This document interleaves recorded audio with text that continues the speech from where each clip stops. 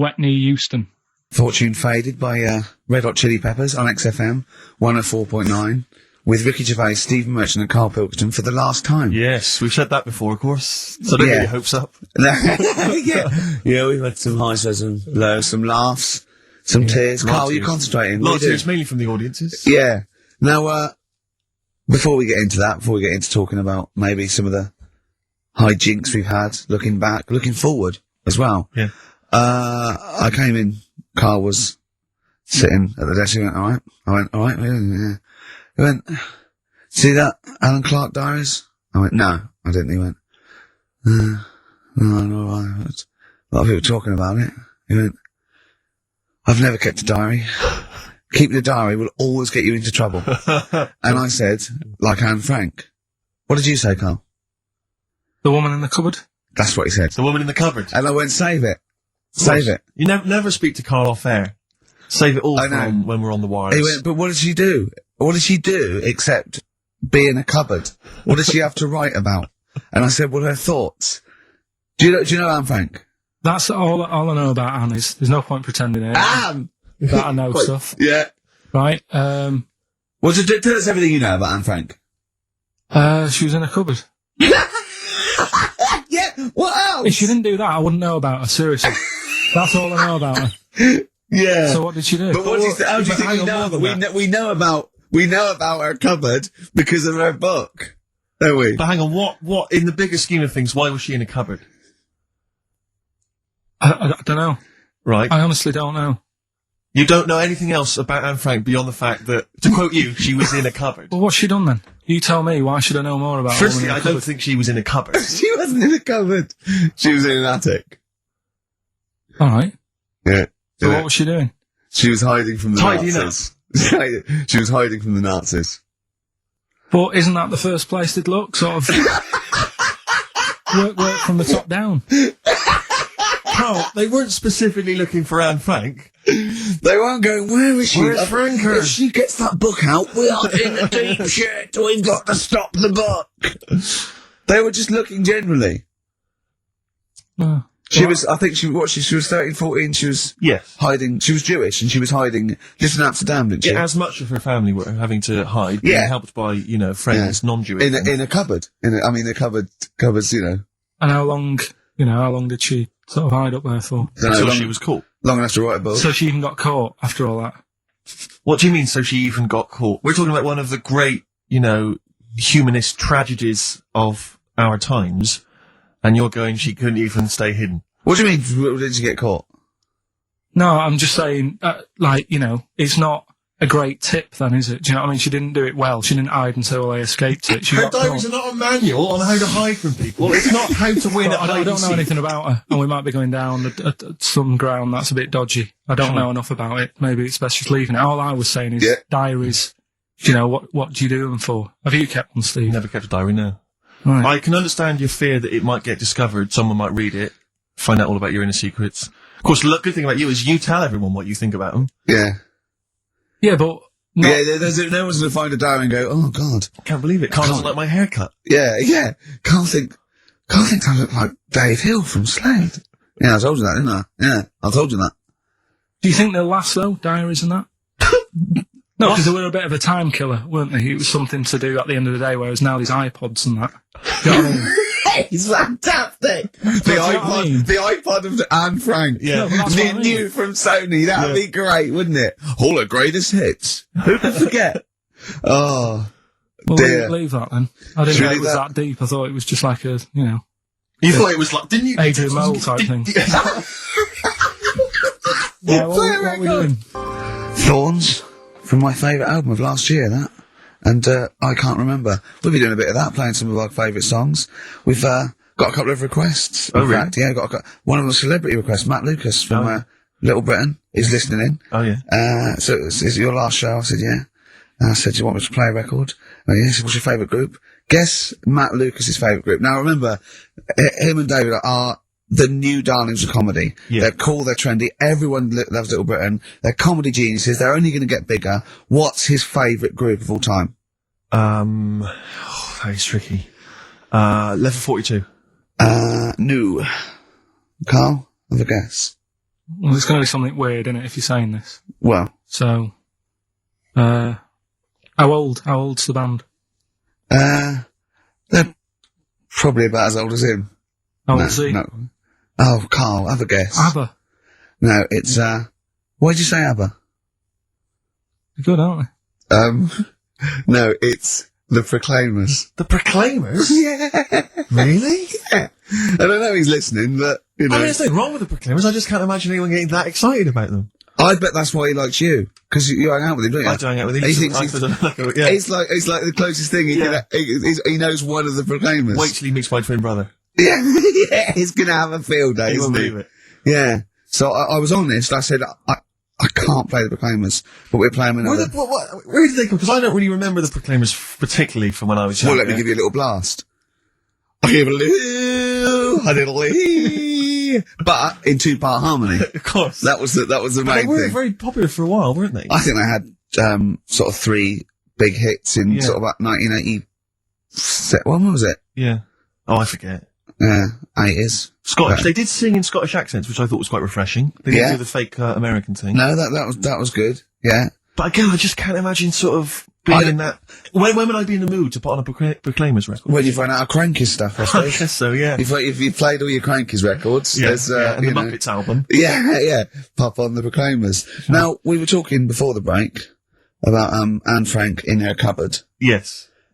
Now, I'm still a little bit concerned that Carl's not quite got his head around Anne Frank's diary. Yeah. It's not like a children's book. It's not like The Lion, Anne Frank and the Wardrobe. No. She doesn't go into a fantasy land when she goes into the attic. I'm just glad that old Mother Hubbard didn't help the Nazis. Sure. Because that's the first place she'd have looked. Yeah. Isn't it? The Nazis go, we've got on with her, but she thinks she knows where she is. Yeah. She'd have gone straight there. I think with Hubbard, it's like, if I just briefly, you mentioned Hubbard. No, Hubbard goes to the cupboard to get, I can't remember exactly. Her poor dog a bone. She goes to get the dog a bone. But when she got there, the cupboard was bare. The poor dog had none. Is there more to that than because that's all I remember. Is there further verses? Does she finally get a bone? Does she go on an adventure? Oh, what, you mean the second verse is, then she looked in the fridge and realised that's where she kept the bones, and so the dog was laughing. Exactly. No, there isn't another verse. That's all of it. I think so. I went to the cupboard to get a bottle of bone. When she got there, the cupboard was bare, and so the poor dog had none. No, I think that's the end of it. I think it's a moral. I think it's a moral that, What's the moral? Well, if you got a dog, keep some bones in the cupboard. Right. Because I always, even as a kid, I remember thinking that it's quite a tragic sort of picture they paint. I imagine maybe she's lost short, isn't it? It is short. It's over, isn't it? It's that's amazing. But I was wondering whether perhaps she's had a nervous breakdown. Maybe her husband's died recently. She's just not got any food. She doesn't know. She doesn't really know what's going on. The dog's, yapping away. Eventually, she kind of wakes out of this kind of depressed stupor. She goes to the cupboard. There's nothing there. It's just a really depressing, morbid sort of tale. I don't know if maybe it's originated from something in history. I know that Jack and Jill went up the hill and they fell down again. That's a story about illicit lovers. That was apparently based on that. And obviously, Ring a Ring of Roses. It dates back to plague times. So I don't know about Hubbard. Humpty Dumpty, not so sure about this. Well, this is something I remember as a kid thinking, at what point was it decided that Humpty Dumpty was a giant Eggman?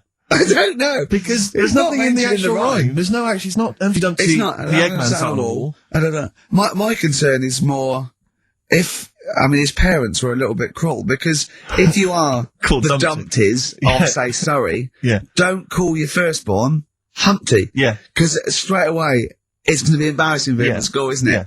I don't know what I'm just saying, I'm trying to go all the things together.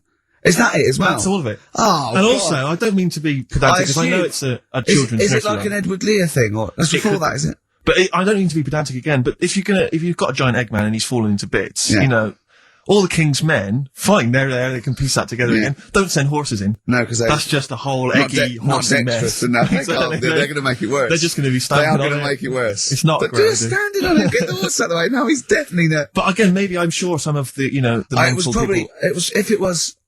is it pre-Lewis Carroll or? If it's Lewis Carroll, it just came with the illustration. I guess so. He gave it to someone to illustrate. Illustrate Humpty Dumpty. He goes, we've made him an egg. Yeah, a sort of egg with eyes and a face. Yeah. I suppose because the moral of that is if you're fragile, if you're an enormous egg, Mr. Dumpty, I'll get down from the wall. I'll be fine. Yeah. Because I'll tell you what, there'll be no medical way to happen. Yeah. Frankly. I don't know, Carl. What was your favourite nursery rhyme when you were growing up? Didn't really do that much reading as a kid. You're joking. You surprised me. You're joking. What's the one with loads of people in a bed? What's that one? Oh, there was one in the bed and the little one said roll over. Yeah. No, because that's not really even got a story to it, is it? That's But just... hold on though, I'll stop you there. It doesn't even say people. It says there was 10 in the bed and the little one, little what? They could be anything. I don't know what they are. Roll over, and they all rolled over and one fell out. There was 9 in the bed and the little one said, roll over. Now, where is the little one in the bed? I don't know, but worse than that, what has he got over the other 9? That he can demand they roll out the bed. And why is no one getting back in? Yeah, they're just lying on the floor. We're here now. Yeah. I don't know. How does that end as well? Where's that going? It goes on, there was one in the bed, and the little one said, again, he just says, presumably he's telling himself to roll over. Yeah. There was one in the bed, and there was a roller. So he rolled over, and one fell out, that's him. That's him. There was none in the bed, and the little one said, roll over. So now he's calling the shots, presumably laying on the pile of other... They're just still rolling around. I don't know, Carl. We got to look into this. If anyone knows why Dumpty was an egg, if Hubbard that eventually found a dog a bone, and what was the little one doing? What did the little one think he was doing, for God's sake? When I saw my dad last year, he was telling me about a fella who's got some clothes you can see through.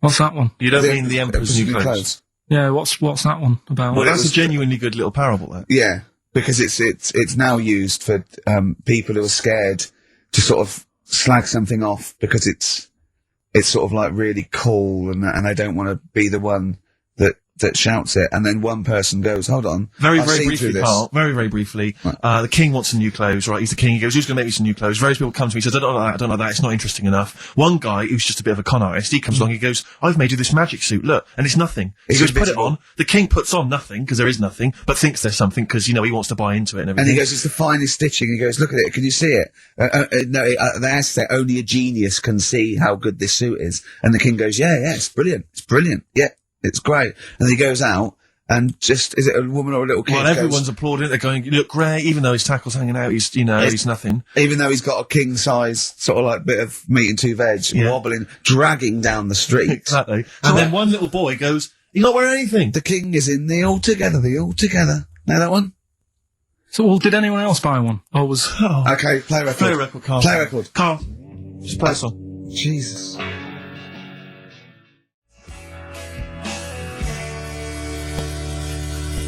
Travis, writing to reach you on XFM 104.9, alright? A couple of emails here, try and respond to our requests for nursery rhyme related information. Oh, go on. Nikki Williams says that she was at infant school and she had a nursery rhyme book, and in the book, and this may just be the illustrations, but apparently the 10 in the bed in there were small baby monkeys, which you'll be loving, Carl. But again, I suspect that might just be the illustration. Yeah. I remember I had a book of nursery rhymes when I was little, and my brother, it was older than me. I was about 5, so he was about 16. I remember him and his mate just absolutely cracking up because it said, up Jack got and home did trot as fast as he could caper. He went to bed and bandaged his knob, N-O-B, with vinegar and brown paper. I've since found out that knob is like the old English for head, but I didn't know why they were laughing. Of course. They were just cracking up. This was, whenever one of my mates' brothers came around, he said, where's your nursery rhyme book? And he'd read it to him. Yeah. And it was just the funniest thing in the world. The brown paper and vinegar was a popular method, because didn't Jack and Jill use that? They used something similar. No, that was Jack and Jill. That was Jack and Jill. Yeah, that's Jack when he broke his crown, which obviously, that means his head as well, doesn't it? Yeah. Yeah. So he's fractured his skull on a sort of like an outcrop of rock. Yeah. And then, does that still use the brown paper and vinegar? I don't think it is. I don't know, maybe Manchester they're still using that, I'm not sure. Yeah. Tracy and John Burton say that they reckon Humpty Dumpty was actually a cannon that used to sit on the walls of the castle in Colchester where they live. That makes sense. Yeah. That would make a lot more sense. Sat on a wall, had a great fall, the king's couldn't put hands together in. So he had they broke the cannon, or it meant it exploded. Maybe the cannon fell apart. Because people used to get blown up by cannons just doing it wrong, didn't they? Sure. Which is hoist by your own petard. Right. Where that comes from. Right. Coming back and blowing up in your face. So that makes slightly more sense, because you would want to send for the King's Men then. Yeah, and the horses. I think the horses just came along anyway. That was quicker. Sure. The quick King's Men, it took them about 3 minutes, with the horses there in about a minute. Yeah. So, but I mean, if it blew up, there's nothing I could do. Yeah. So we got to the bottom of that. See, the educational, Carl. See, this is real education. Mm. You know what I mean? It's got a bit heavy though, doesn't it? What? Humpty Dumpty? Yeah, it has got a little bit heavy. Let's dumb it down a little bit. What do you want to do? Mary, quite contrary? We're doing Rockbusters in a bit. Hang on a minute. What? Before you even get to Rockbusters, oh, man alive, there are loads more verses to Old Mother Hubbard. Are there? I'm going to digest these while we play the ads, and I'll see if there's any salient information I can give you afterwards. Brilliant. Delays. Long time coming on XFM 104.9. With Ricky Gervais, Stephen Merchant and Karl Pilkington for the last time. XFM 104.9. Sad. We've established that Hubbard went to the cupboard, Rick. Yeah. Get the dog a bone. The cupboard was empty. Yeah. As we all know. So the dog didn't have any. End of story. So the dog didn't have any. Well, no. Wait. Go on. It turns out there's what appears to be something like 15 other verses. Not really. Unbelievable. I'm not going to go through all of them, Rick. Right. Any information? Well, basically, I can tell you straight away that the dog initially had none. Yeah. She went to the baker's to buy him some bread. When she came back, the poor dog was dead. Right, you're pretty upset about that. Yeah. She went to the joiners to buy him a coffin. When she came back, the poor dog was laughing. I don't know what he's up to. Right. She took a clean dish to get him some tripe, but when she came back, he was smoking a pipe. I mean... so the dog was winding her up then at the beginning, being dead. I mean, he's pushing his luck. Especially if she's already depressed. But, do you know, if I was that dog, right, and I live with Old Mother Hubbard... Right, all that faffing around, I'd be going, I know there's no bones in the cupboard. Exactly. Right? What do you mean you're going to get me some bread? I'm a dog. Yeah. I'm not interested in bread. Get me some hamburgers. Yeah. So, I think I'd start winding her up. She went to the Owl House to get him some beer. When she came back, the dog sat in a chair. See, I'd have said the dog had turned queer. Yeah. Make it rhyme beliefs and also get a little, he's smoking a pipe. He's having a laugh. I'm beginning to wonder He's bent. I'm beginning to wonder if this is based on fact, though, in any way, because she went to the grocer's to buy him some fruit. When she came back, he was playing the flute. He's gay. It is the flute. It's not, now this, I didn't even know there was a goat involved. No. She went to the tailor's to buy him a coat. When she came back, he was riding the goat. Yeah, there you go. Dirty little, what? She went to the Hatter's to buy him a hat. When she came back, he was feeding the cat. I can't believe it. So I'm thinking the pipe's a crack pipe. Hang on a minute. I think the gay thing's beginning to stand up. Go on. She went to the barber's to buy him a wig. When she came back, he was having a frig. He was dancing a jig. He's dancing a jig. You're dancing a jig. He's dancing a jig, smoking a pipe, shagging a goat. This is a bit of left field one. Though she went to the cobbler's to buy him some shoes. Why does he need shoes? I bet they're high heels. Wait a second though. She went to the cobbler's to buy him some shoes. When she came back, you're never going to believe this. He was reading the news. Brilliant! She went to the seamstress to buy him some linen. Again, don't know why. When she came back, the dog was a-spinning. Yeah. She went to the hosier's to buy him some hose. When she came back, he was dressed in his clothes. Yeah. Why did she want to? But this is the big payoff that we've been building to. Right. The dame made a curtsy. The dog made a bow. The dame said, "Your servant." The dog said, "Bow wow." Right. I mean, okay. I'm going to probably do a few more verses during the next song. During the course of the show? Yeah. Listen, before we move on, I should just say that we've had various people saying what was in the bed and what was the final line of the bed thing. Why do they care? It's extraordinary, isn't it? We've talked about politics in the past, great music, we played great songs. Yeah, we've got Monkey News coming up talking about politics. But Danny's said that apparently it ends with one in the bed, little one said good night. Because he was all happy, he had the bed to himself, and there's nine of his mates piled on the floor. Rick, but Ava counters that by saying, actually, one in the bed, the little one said, come back, because he felt lonely. So, we're never going to get to I don't know, Rick. This is the same as the Kennedy thing. There's loads of different opinions. Conspiracy theories. I know, we don't know what's going on. But Jimmy Webb, big go. Jimmy Webb, Galveston. Fantastic version on XFM 104.9. You know what, Steve? I know. People are going to miss the talk about little Chinese fellas, little gay fellas, little monkey fellas, and all that. Yeah. But I think they're going to miss some great tunes as well. I'd hope so. She went to the jeweller's to buy him a clock, but when she got back, what was he sucking? A Jock Ice. A Jock Ice, fine. So fine, respectable. Yeah. I sort of feel like, one thing we've never done, Rick, is we've never pandered to people. But as it's the last show, we've got to give the audience what they want. Rockbusters? Well, yeah, and I was going to say things they don't want as well. And, well, just basically to keep a smile on Carl's face. Yeah. I say a smile, a sort of not quite a scowl. Yeah, he never really smiles. So, it's just really as a chance for him to have a go. It's like, you indulge an annoying child. The only time Carl laughs is for no apparent reason. Yeah. What do you think, like? What do you mean? Well, sometimes you'll go, and I know you'll be thinking of what a monkey could do. Yeah, it's like people who've had electroshock therapy. Yeah! Oh, it's such a tied down biting on something. Yeah. Biting on a big leather pad.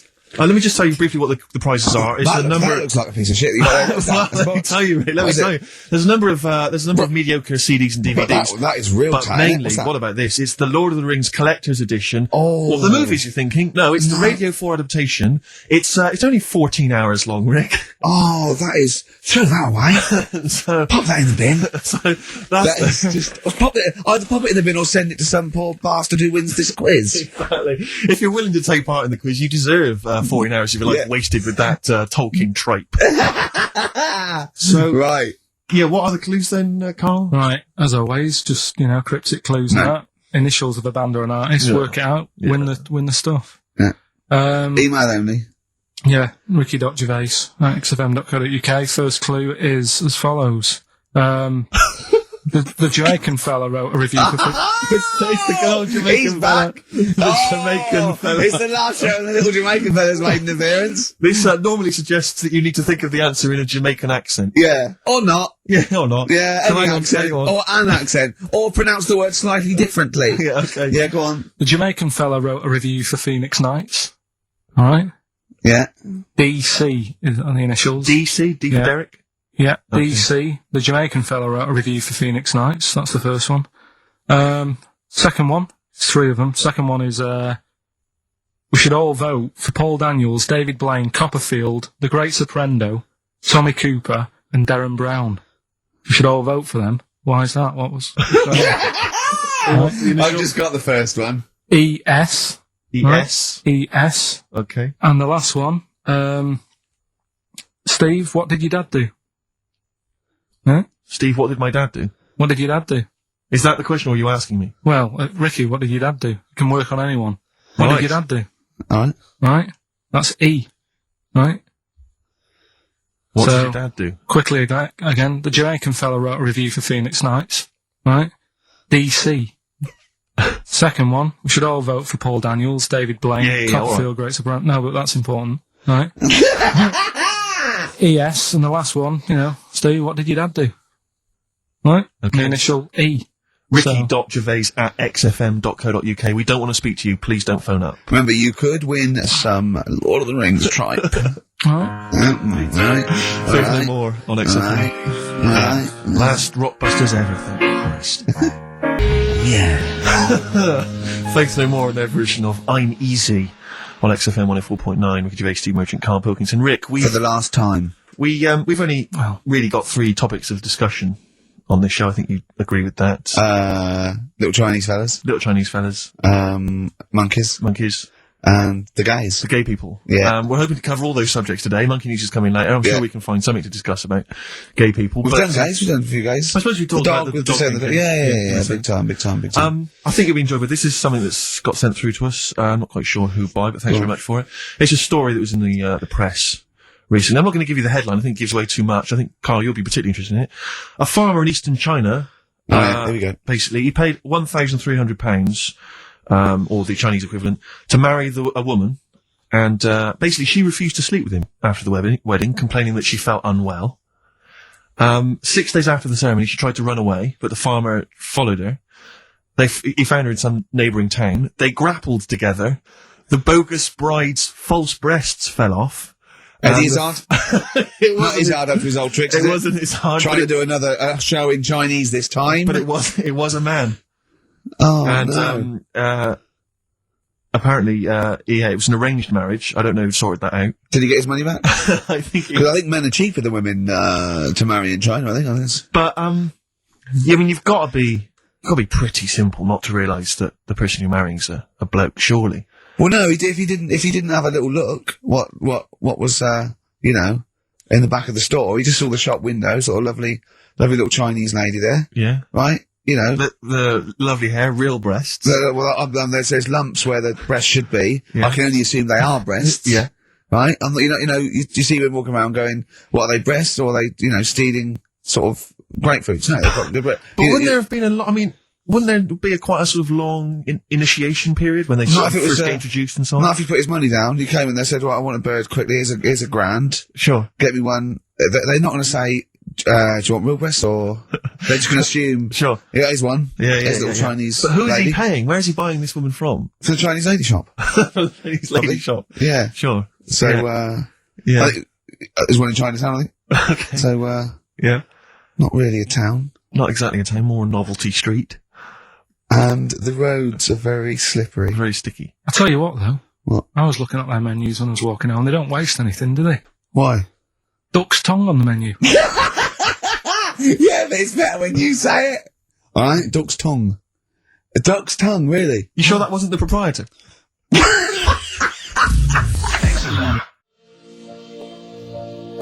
Coldplay, warning sign on XFM, 104.9. Carl, look at that. What is it? What is it? Your nipple. Right, okay. What am I doing to it? You're messing with it. Yeah, and what's happening to it? It's gone up a bit. Yeah! Would you kiss it for 100 quid? No. 100 quid. Would you just kiss No, it? I wouldn't. Why? 100 What are quid? we doing this for? I think I read the same feature on Wogan, I'm not sure. Seriously, Carl, I'm intrigued to know, how much would you have to just pay kiss to it. kiss Ricky's nipple? Not suck it or lick it or anything like that. Just, like that, just on the nipple. £5,000. £5,000 to kiss my nipple? Well, if you do it for 5, you do it for 1. £1,000 cash to kiss my nipple. I'm not doing it. You're joking? £1,000 to kiss my nipple? Come on, it's the last show. No, I'm not doing it. 2,000. If you had the money there, and if you had it there now, I might do it. For what? I'm not doing it. 500 quid. No, it's not taking it down. What's happening to £2,000. £2,000. So you've gone down from 5 to 2 straight away. Look. Steve, what's going on? I seriously think I'd like to see you kiss his nipple for It's not going to £2,000. happen, is it? So If Steve wants it and I want it, that's 2 to 1. It's not going to I happen. thought it was a democracy, this You're show. not educating Ricky or what? Email in if you'd like to see, or rather hear, Carl bother. kiss Ricky's nipple for Don't bother, because it's £2,000. not going to happen. Come on, Carl. Right. It's not like it's Jono's nipple. No. It's next. Okay. Would you kiss this for Right, 25 okay, quid? wrong. But then what were you doing? What are you doing educating Ricky? Do you want to set that Why up? were you looking, by the way? Why were you looking at that? You didn't have to look at that. We're doing... Go on. Right, this is when I teach Ricky stuff. Just give him some headlines to sort of tease him into what's gone on this week that you might want to know about. Yeah, go on. Right. Is that important? Yeah. Right, Okay. you got that. Headline one. That'd be something to do with ants. So, Where there's a way, where there's a will, there's a way. right, okay, that'd be sort of about sucking mints. Hook, line, and good thinkers. God. Right, Okay. so which of these are you choosing? I'll have is that important? What you want to do it now? I was just going to leave Yeah, it. go let's on, do let's one give more. it this one now, yeah, come on. It's right. Christmas Eve, open one, come on. I don't like anteaters. Why? Okay, so I should just point out to people that as far as Carl is convinced, the stories that he's about to relate are absolutely 100% true. Yeah. You be the judge of whether He's you seen think them on the that's internet, of course they're true. Go on. Anteaters, yeah. Why didn't you like them? I've told you before, I just don't sort of... It annoys me that an animal's named after what it eats. You don't need Yeah, it. but it didn't choose it, did it? Yeah, but if there's nothing else that it can be called, it's like, oh, what's it do? I don't know. What's it eating? It's eating ants, right? Let's call it an anteater. It's not good enough. But why are you annoyed at it, though, for someone else calling it being Because lazy? it obviously doesn't do anything else. Do you know what I mean? But what do you want to call the chartered surveyor? Whatever, just a proper name. What's the proper name? Well, I'm just saying, But tell me an animal that's a proper name to you. a beaver is pretty good. Why is that a proper name? It doesn't matter anyway. I don't understand what they're Alright, about. you and anteaters have got issues. Right, okay. Sometimes I genuinely don't understand what his thought processes are. Go on. Right, okay. An ant, you don't like anteaters because they just eat ants and that's what they're named after. Go on. Right. Do you know that an anteater Yeah. can stick its tongue in and out 160 times in a minute. No, didn't know that. Right? Okay. Okay. Oh, it's rubbish. Thanks. No, but do you think that's good? Because I don't did know it what last that- night. What do you mean? So I call Norris McWhirter? What do you mean, do I think that's good? What, compared to what? You see, I read it and thought, so what? So it's interesting. Well, we think it's so what as well. So you still put it down as something interesting to tell me? No, but it's the fact that that is meant to be amazing. I did Who's it claiming it's 148. amazing? I did 148 last night in a minute, right? That's a record! Oh, well, hold on. There's my nipple. How many could you do if it meant you had to touch my nipple at the end? £2,000. Ash, Burn Baby Burn on XFM 104.9. We do talk twaddle. Oh, God. I mean, I don't know why we haven't got we haven't got any complaints, have we? No listeners. We've had one. No one listening. No, it must be that, because Kilroy, he's probably got a big show, and it's all over the place. Yeah. But, mind you, I'd be annoyed if he'd have said that about me. Yeah. But he's got to be careful who he annoys, because he will end up having to move in with Salman Rushdie. Do you know what I mean? Is Salman, is he still on the run? No, he's out. They I've forgive him, seen him twice. I think he's out all the time now. I bet his flat's a pigsty. Sure. It was not neat when he was living with 400 CIA people and a couple of... You policemen. remember he went into hiding, I think it was mid-80s, I can't remember exactly. Yeah, that's all right. He went into hiding, he was in there, he was hiding, basically, surrounded by security guards, confined to his flat for about 10 years or something. I'd have thought so, yeah. Have you ever seen a picture of his missus? Yeah, are you annoyed? Well, I mean, man alive, she's like I think she's like a former Miss India or something. Stunning. Yeah. Have you seen a picture of him? I mean, he might be a great man and a talented writer and an intellectual fella, but Jesus. Do something with the beard. Well, but he's busy, isn't he? What? He's busy writing How stuff. did he pull her? When he was just basically in there? In his flat? I don't know. Internet. Possibly. Just got to know him, and then she kept saying, send a picture. He goes, no, I'm not sending a picture, come round. Yeah. Read some of the books, they're brilliant. They're brilliant. She goes, well, now I'm in love with you. Let's have a look. All right, well, I'm in love with you now, so... Yeah. You know, he's going, got my own place. Place, yeah. I got a few staff. Yeah, There's a few other people hanging around. Exactly. Don't worry about it. Yeah. I'm in a lot. I'll tell you something else that'll annoy you. Yeah. Stephen Hawking, not only married, but dumped her for his, nurse. Extraordinary, isn't it? So he's pulling birds left, right and centre. Well, it's true that I mean, not so much now, but years ago I was not the ladies' man. But you I are am now. really. You weren't sort of sophisticated. You No, weren't, no, exactly. You weren't the James Bond type that you've, I wasn't Well, the James Bond of TV comedy. because the way I remember Carl, when you first met him about 3 years ago, what did you think? Just a bit odd.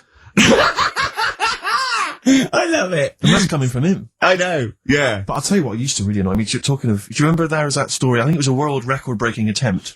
There was a bloke, I think it was up in a car park, in a pub car park, in sort of Leeds or something. No, Mansfield. It was the car park in Mansfield, and he broke the record for being buried alive. Being buried alive. I mean, and he was literally in a casket, like not David Blaine, out in the lovely sunshine with loads of Jonathan Ross waving to you. Yeah. No, none of that. Paul McCartney calling you. Stuff. Yeah, you know what I mean?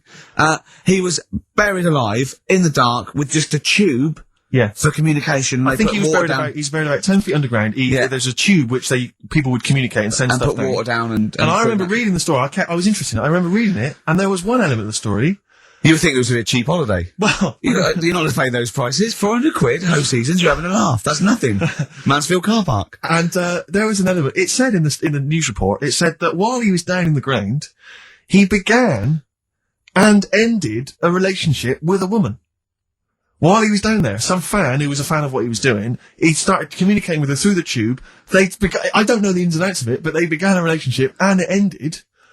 And I have to say, I remember thinking, when you read that there's a man. How did it end? Well, why did she go that this isn't working? That's twice you've stood me up. Yeah. Well, I can't get out, can I? But I remember thinking at the time, I was not the sort of the ladies' man that I am now. I remember at the time reading it and thinking, there's a bloke, he's pulling women 10 feet underground through a tube. Through a tube. I'm out and about. Yeah. With some of the most expensive hair products on the market. I've got to sit down and ask myself some very serious questions. Oh dear. Extraordinary. I don't know if he did the world record attempt. I don't know if he broke it. I don't know how that happened, but, good luck to him. What do you mean a hole though? Like what? a proper thing, or is he moving about? How big is it? No, it was just, I think it was just buried alive in a casket. I don't know. Just down there. Probably laying on his back, maybe. Just waiting for little bits of water. But could he get out if he wanted to? Well, yeah, he could say, can you get me out? He couldn't just leave and then come back. There was people... So someone's there, then? No, they buried him and said, well, we better go back in a couple of weeks, see how he's doing. What do you mean someone's there? Of course there's someone there. Norris McWhirter, for one, I'd imagine, going, 3 days. Just a few more to go. And why? Is it Norris or... Who's alive, Ross or Norris? I think it's Norris. Right, yeah. What's that? It annoys me a bit, all this sort of, you know, getting in a hole and in a box and all that, and people going, oh, that's good. I mean, if he was doing something when he was down there, making something or whatever, you go, that's quite clever, but I don't understand all the fuss about, I don't know, people are just making a fuss about things that aren't that clever these days. It's just, you know what I mean? I don't reckon he beat Anne Frank's record. No, I think she's got the record. I know, yeah, she did something, she wrote a book. So you must think that she's pretty good then. Yeah, but at least she did something. Yeah, I know, yeah. That's what I'm saying. That's what I mean. There's some fuss about a woman who's going up Everest on a bike, right? Someone's walked it. That's harder than going on a bike. No, it's not. Of course it is. Of course it's not. Of course it is. Not Walking's uphill. better than... Riding about on a bike's better than walking everywhere. Even not uphill. Well... No? Don't agree with me. Why do people get off their bike and walk it up a hill? They don't always. I see people... No, but why do they? When people are going up a hill on a bike, but they get off and push the bike... Just saying. No, why is that? Doesn't matter. Do you think it's because it's harder? They go, I'll tell you what, this would be a lot easier on the bike, but I'll tell you what, I want a bit of a challenge. I'll get off and walk up this hill. You dopey. Go along then. Clap for her and that. You know what I mean? When someone's doing a London Marathon in a car, you can go and clap them, because that's just the same as far as I'm concerned. It's not hard. Play record. So Alive, Ryan Adams on XFM, 104.9, Ricky Gervais, Steve Merchant, Karl Pilkington, for the last time. Well, you might do some other stuff later. Oh yeah, I mean, yeah, for a little while at least. Well, we won't be around for, foreseeable future. Better things to do, bigger fish to fry. Well, you got your music show that you'll do, that should be good. Yeah. Yeah. As if the other radio stations are more interested. I think we've just got enough energy left for the last 35 minutes. Yeah. We've given them a lot, Steve. We've given them a lot. We've come in here week in, week out, every Saturday. Never late. We've always given them, 30%. Really great for that. 30% of energy. Yeah. How did that start? People going, you've got to give 110%. Yeah. It's just my heart sinks. And I go, 100%. I say, you've got to give 110%. I can't. I'll give, I'll tell you what, I probably won't even give 100 because you never know, but I'll give as close to 100 as I can stand. Yeah. And that's all I'm saying that to a drill sergeant. Yeah. I'll tell you what, I'm going to give nearly 100. And that's, that's more than most, I think you'll find. Maybe if you appear on Celebrity Fact Club. Well, I don't think I need to, do I? Well. Carl, do you think I need to go on that? When you had your nipple out. It was pointing downwards, was it? A little bit. Even though it was erect, it was pointing toward my knees. Can I just point out that we've had more requests for Carl to kiss your nipple than we have answers to Rockbusters? Ain't gonna happen. Well, it's a live show, Carl. You've got to give the punters what they want. In the webcam, and just a little peck on the nip. A little Carl, peck. that is just out of order. The show must go on. You've got to give people what they want. I'm doing it. Why? Why not? What's wrong with lips on nipple? What's up with lips on nipple? You hear about stuff like this, and then I might enjoy it, and the next thing it's like, Suzanne, can you leave? Because, you know what I mean? I like fellas. So that happens, innit? That's like an episode of Kilroy. Oh, God. Oh, and I'll tell you this. Pilkington, are you thinking? I'm thinking exactly the same as you're thinking. I was reading the paper today. The show's been axed. It's axed. But they're keeping the show on at the same time. It's going to have a different name, different host. Hello. Pilkington. Come on. Hello, welcome to Pilkington. Oh, Carl, what would you do? If we give you a subject, will you just run through what you might say about it, or what questions you asked? What sort of stuff? Okay, sort of like, Steve's 15, I'm 15, and my dad wants to have a sex change. So I'll play the dad, right? I'm Jeff. I'm Jeff from Luton. I'm a 54-year-old plumber. And I've decided, and this is my son, Paul. Paul. Paul, you sure to be Paul? Yeah, I can't to be Paul. Okay. Yeah. So ask me some questions. So what's going on? Well, I'm not happy with this body. I've always felt that I was a woman trapped in a man's body. Have you? Yeah. Oh. Yeah, and, I just feel, I think I'd be happier, as a woman. And, you know, it's for him to accept it, really, because I'd have accepted anything that he wanted to do, or, you know, and it doesn't change anything. No, I know, but I mean, it won't change anything. You know, I still love you and I'll still be your father. I can't believe I agreed to come on national TV. I'm going to get saying that at me at school. Oh, really? Man alive. Well, you know, you got to go through lots of stuff, but I mean, don't think of me any different. What does Mum think of all this? Well, Mum she doesn't want it really, but I mean, I'm not going to throw away the knob and bollocks. I'm going to keep that for her in case you ever wants to use that. But I just don't want them attached to me. I'm going to have them off. I'm going to have some lovely pair of tits put on and a nice little minge down there. But I'm not bent. Mm-hmm. I still fancy my wife and that, and, you know. Okay. Well, thanks for coming in today. Yeah, brilliant! That's your audition for Pilkington. Well, what can I say? I'm not a doctor, right?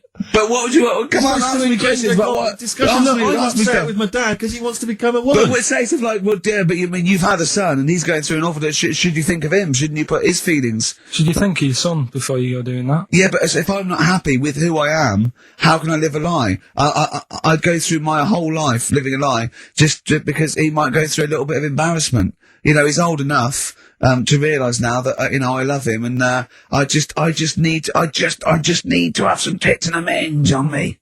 Well, thanks for coming in. Oh, Christ Almighty! What Play a record! I'm not Rockbusters answer. Let's do Rockbusters answers. Rubbish. I don't want the gig anyway.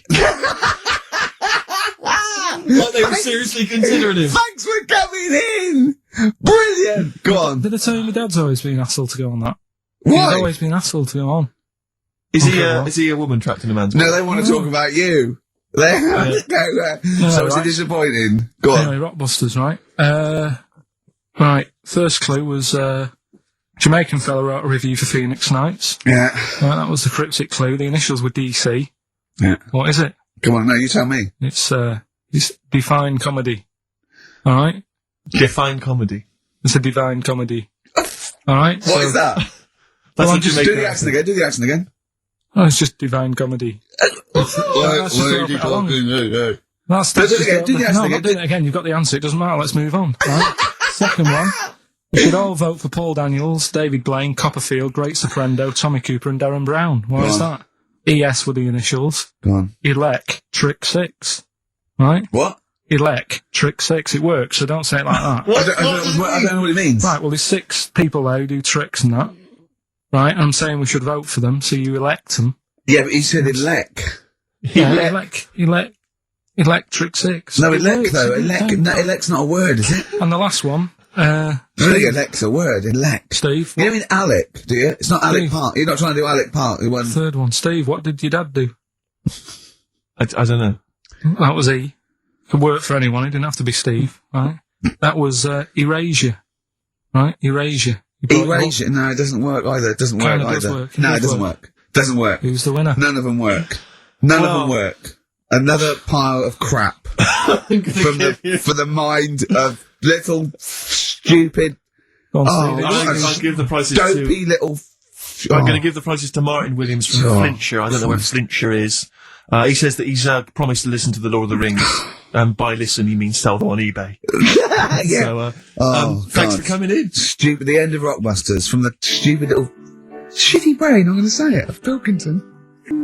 Possibly my favourite song of all time, After the Gold Rush by Neil Young, and that's for Carl's lookalike Boyd, who's actually on Justin Collins' show after us. About 5. He's not really a lookalike. He is. Yeah. He's got a bald head. More like Gandhi. He's in a toga, he does. A little bit. I don't think Gandhi wore a toga. No. So what are you, What did he do? Oh, dear. Well, he just sat around, to be honest, Carl. Didn't want to get involved. Didn't do much. Just said, don't have a go, just be careful. Yeah. Don't go mental, don't start fighting, just all calm down a little bit. He's the one in the pub that goes, okay, stop this, stop mucking around. We were educating Ricky earlier, Carl. I wonder if we should resume that as the clock is ticking away. Alright, you got 2 bits of info that you could be leaving the building with today, right? You've got where there's a will, there's a way. Yeah, I have that one. They've brought out this drug or sort of tablet or something. Yeah, he's looked into it then. Yeah, go on. Carefully researched. Yeah, brilliant. Which means like an 8-year-old woman can have a kid. What do you think of that? No, it doesn't. What are you talking about?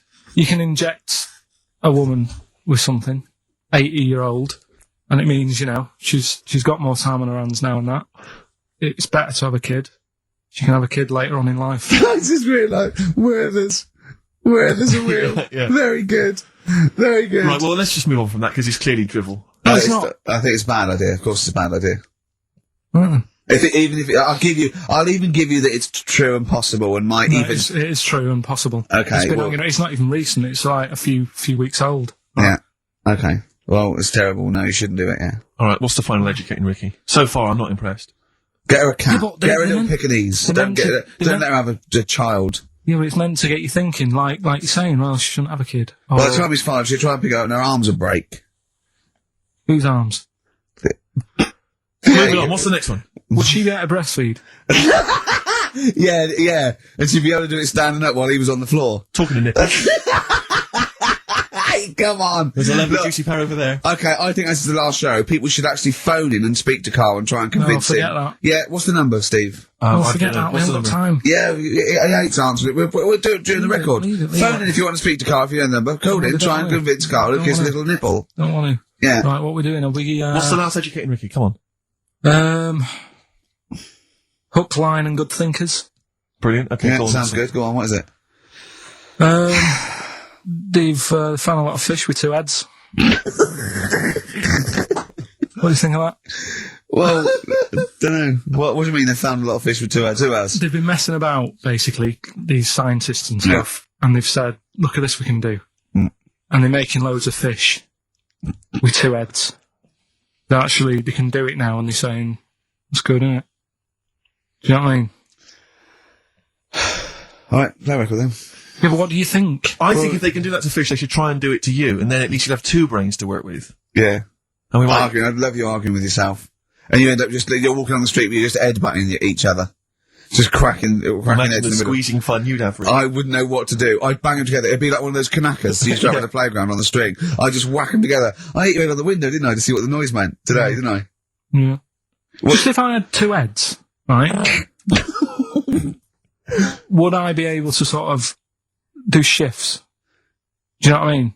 Say if this is a start or something, they're trying it out with fish and that with 2 heads. You'd be 2 different people. You can't think like you're one.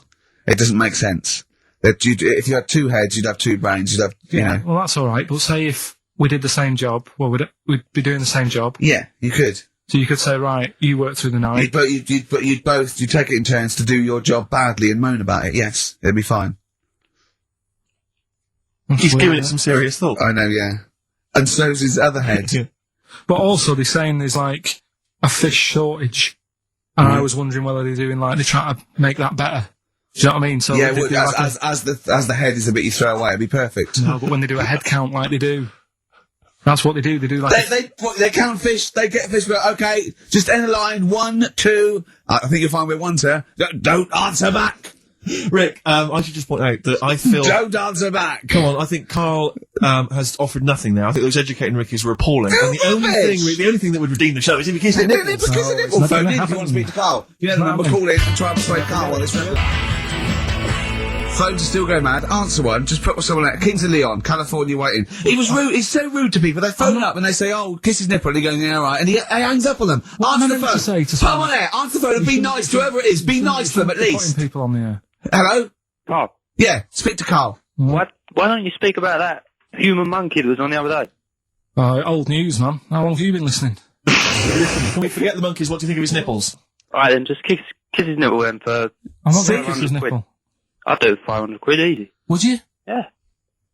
But why? Why do you want me to do it anyway? What are you getting out of that? Oh, come on, mate. 500 quid. It's worth it. Yeah, but... He's got the money. You probably get more out of him if you want. It's not about the money, really. I can think of Suzanne. Suzanne, you come on 500 quid and go, there you go. Just kissed his nipple, 250 quid each. She gives me more. hard. Well, I'm not. It's not happening. Right? It's not happening. Did you just cut him off then? Well, there's another fella there. Who's that? My name's Linda. Right. All right, Linda. You all right? What would make your day, Linda? If Carl actually gave it a lick, not just a kick. Forget it.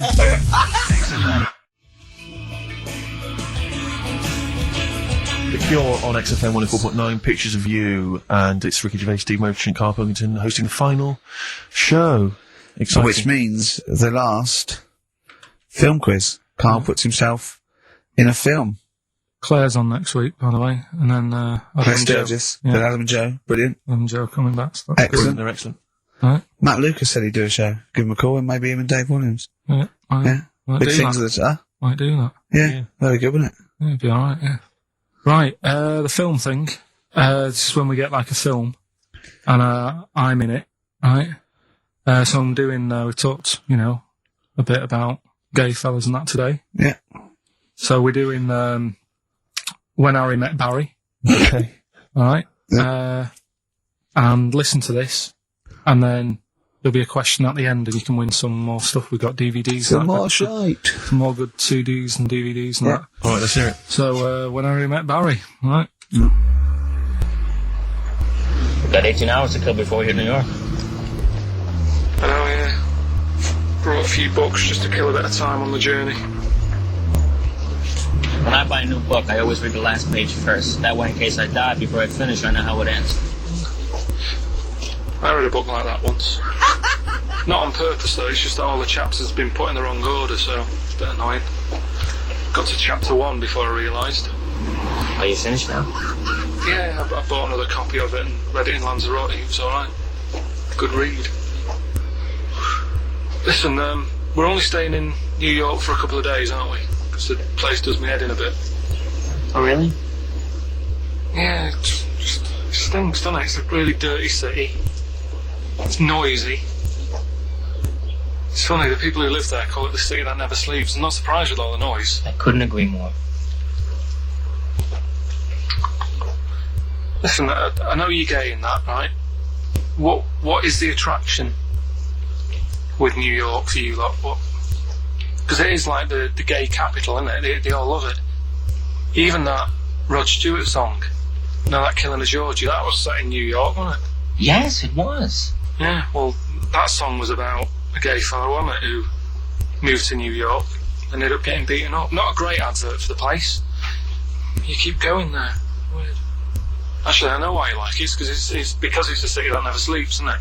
You lot like going out late. You sort of run your life at a different timetable to everyone else. Are you finished now? Oh, I'm not being funny. I'm just saying. Just don't think you should live your life like that. Why not? Don't start getting angry. I think I'm entitled to throw a little anger your way. Especially when I'm being told how to live my life. Yeah, you're right. It is your life. And that's what I'm saying. Don't be dragging me into it. What? Well, you know I'm not gay, so why did you buy me a butt plug for my birthday? I'm not going to use it. What do you want me to do about it? I take it back, okay? I take it back. Right. Want to spend the night in a motel? No. Why not? Because you're gay and I'm straight, that's why. Why aren't you seeing anyone? Well, I'm seeing Suzanne again. We only split up for a few weeks when she had that funny haircut that made her look like David out of Slade. It's grown again now. She looked weird, didn't she? Well, but forget that. Anyway, don't want to share a bed with you again, not after last time. Oh, jeez, what are we supposed to do? Oh, this isn't normal, mate. Pull over. All right, Forget it. all right. Don't you... I don't want to talk about How it. is it Pull possible? over. Just pull over here. Fine, what's this? There's nothing. Get a B&B. And by that, I mean bed and breakfast. Not bum and bollocks, as you call it, Get right? one thing straight. Not interested. See ya. Oh dear. Excellent. Oh, little Karl Pilkington. When Harry Met Barry, it's a classic film. What's the what? What song was it talking about? That, Yeah, we About know. New York What song? and stuff. Yeah, we got song, yeah. Okay, artist will do. Or the song title, whatever. yeah, okay. Email only ricky.gervais@xfm.co.uk. We can squeeze in a tune, and then I hope... Oh, Monkey final News. Oh, Oh, what tune have we got? How long is it? 3 minutes. It's a nice one, though. Brilliant. Bit of Amy Man. Fantastic. Alright. Red Lions, Amy Mann. We'll be playing now some of our favourite tunes, and after Monkey News, Justin E. Collins, we're going to leave you with one of our mutual favourite tracks of all time. We won't say what it is yet. So it is. It's a little surprise. Then Justin E. Collins is in with Little Boyd Hilton, Carl's twin brother. the answer to Carl's quiz question. Carl, what was the question? It was, what was the song that I was talking about in that, Harry Met Barry. Yeah. With Billy Crystal, The Killing of Georgie. Yeah, Of course, Rod the song by Stewart, Rod good Stewart. song. And Stephen Farron from Essex wins another, DVDs and stuff. Tat. Right. Alright, well, this is the final one. Play the jingle. Oh, chimpanzee, that monkey news, ya. Right, well, this monkey news story, right, it's about, this fella, a couple of fellas in Texas, Yeah. sort of running a farm. Yeah. Right. They're definitely fellas. Well, how tall are they? No, Can we the fellas just let Okay, they aren't human beings. These two are human beings. Time's against us. They're right? running this farm and that. And, anyway, so they're outside getting the cattle. And he turns round, right? It's just that cow's... Couple of monkeys walking about. So he knows what's going on, right? So anyway, so it's in Texas. They don't know what to do with the monkeys. There isn't a zoo. It's fairly barren there, isn't it? You know what I mean? Not much going about. So the other fella who runs the farm with him said, look, we need a bit of an hand.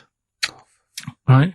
So, said, let's teach them some stuff. And the monkeys were happy with that because they were lost anyway, right? So they had Nothing to do. They were bumming around. They were looking for work. They'd hired a motorhome. They'd got out of their way. Maybe it's like the Hulk. They were like Bruce Banner wandering around going, I need some work. You won't get angry, will you? So anyway, right? So they taught these monkeys how to ride a horse, right? So they've both got a... Sorry, you're sure Charlton Heston's not going to pop up? You're sure you weren't watching a video last night and thought it was a documentary? They've both got a horse each, right? They've been given like a little lasso and all that business. Oh, don't talk shit, Carl. So anyway, it's going well, and it carried on for about 2 years, this, right? It's like, you know, rounding up the cattle every night and all that. Yeah. So, the two fellas are chatting going, it's worked out well, hasn't it? All right. Well, if there's a hostile takeover and they sort of like buy up 51% of the shares or So something. they said, for this to continue, the monkeys are getting old a bit now. We need a little woman monkey in here to sort of get some kids going for like the future farm people. Forward right? planning, yeah. So they get a little woman monkey. They decided to only hire monkeys from out Why not? It's working. Why mess with something when it's not broke, right? So they get the little woman monkey in. They have kids and all that business, right? But the problem was, right, when they first got the woman monkey in, it was like, well, which one's going to have the woman? Right? So they started sort of fighting a bit and what have you. But because they'd seen the owners of the farm with like Don't guns tell and me stuff, the baby monkeys didn't want to go into the family business, went off to be a lawyer. they had a bit of a shoot-off. Shut up! They got two monkeys, right? And Don't stop! because they'd seen the owners with guns and what have you. No, that sounds So they had a bit of a shoot-off. Yeah. That's how they sorted it out. And who won?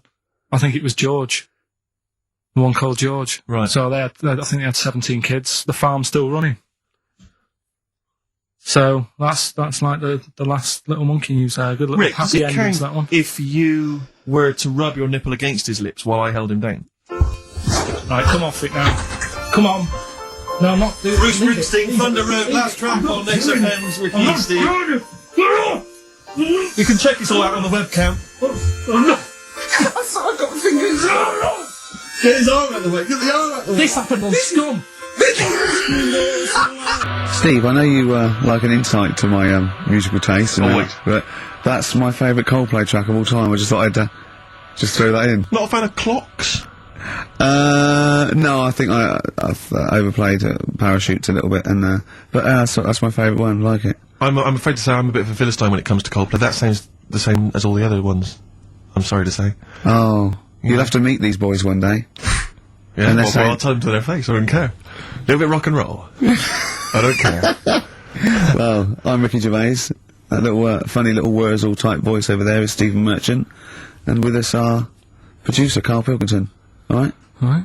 Whenever we say producer, of course, that is in inverted commas. Yeah. Done with the fingers. Well, he didn't have it. I wanted to play some off my iPod today to record it because they didn't have it here. It's a great track called Anthony and the Johnsons. He didn't even have the lead. He went, right, it's difficult. And he went, is it any good? I went, yeah, it's really good. He went, well, why haven't we got it here already then? Oh, that's the paradigm, is it? If XFM hasn't got it, it's no good. Four Non-Blondes doing well, is it? That's still in the cupboard, is it? Unbelievable.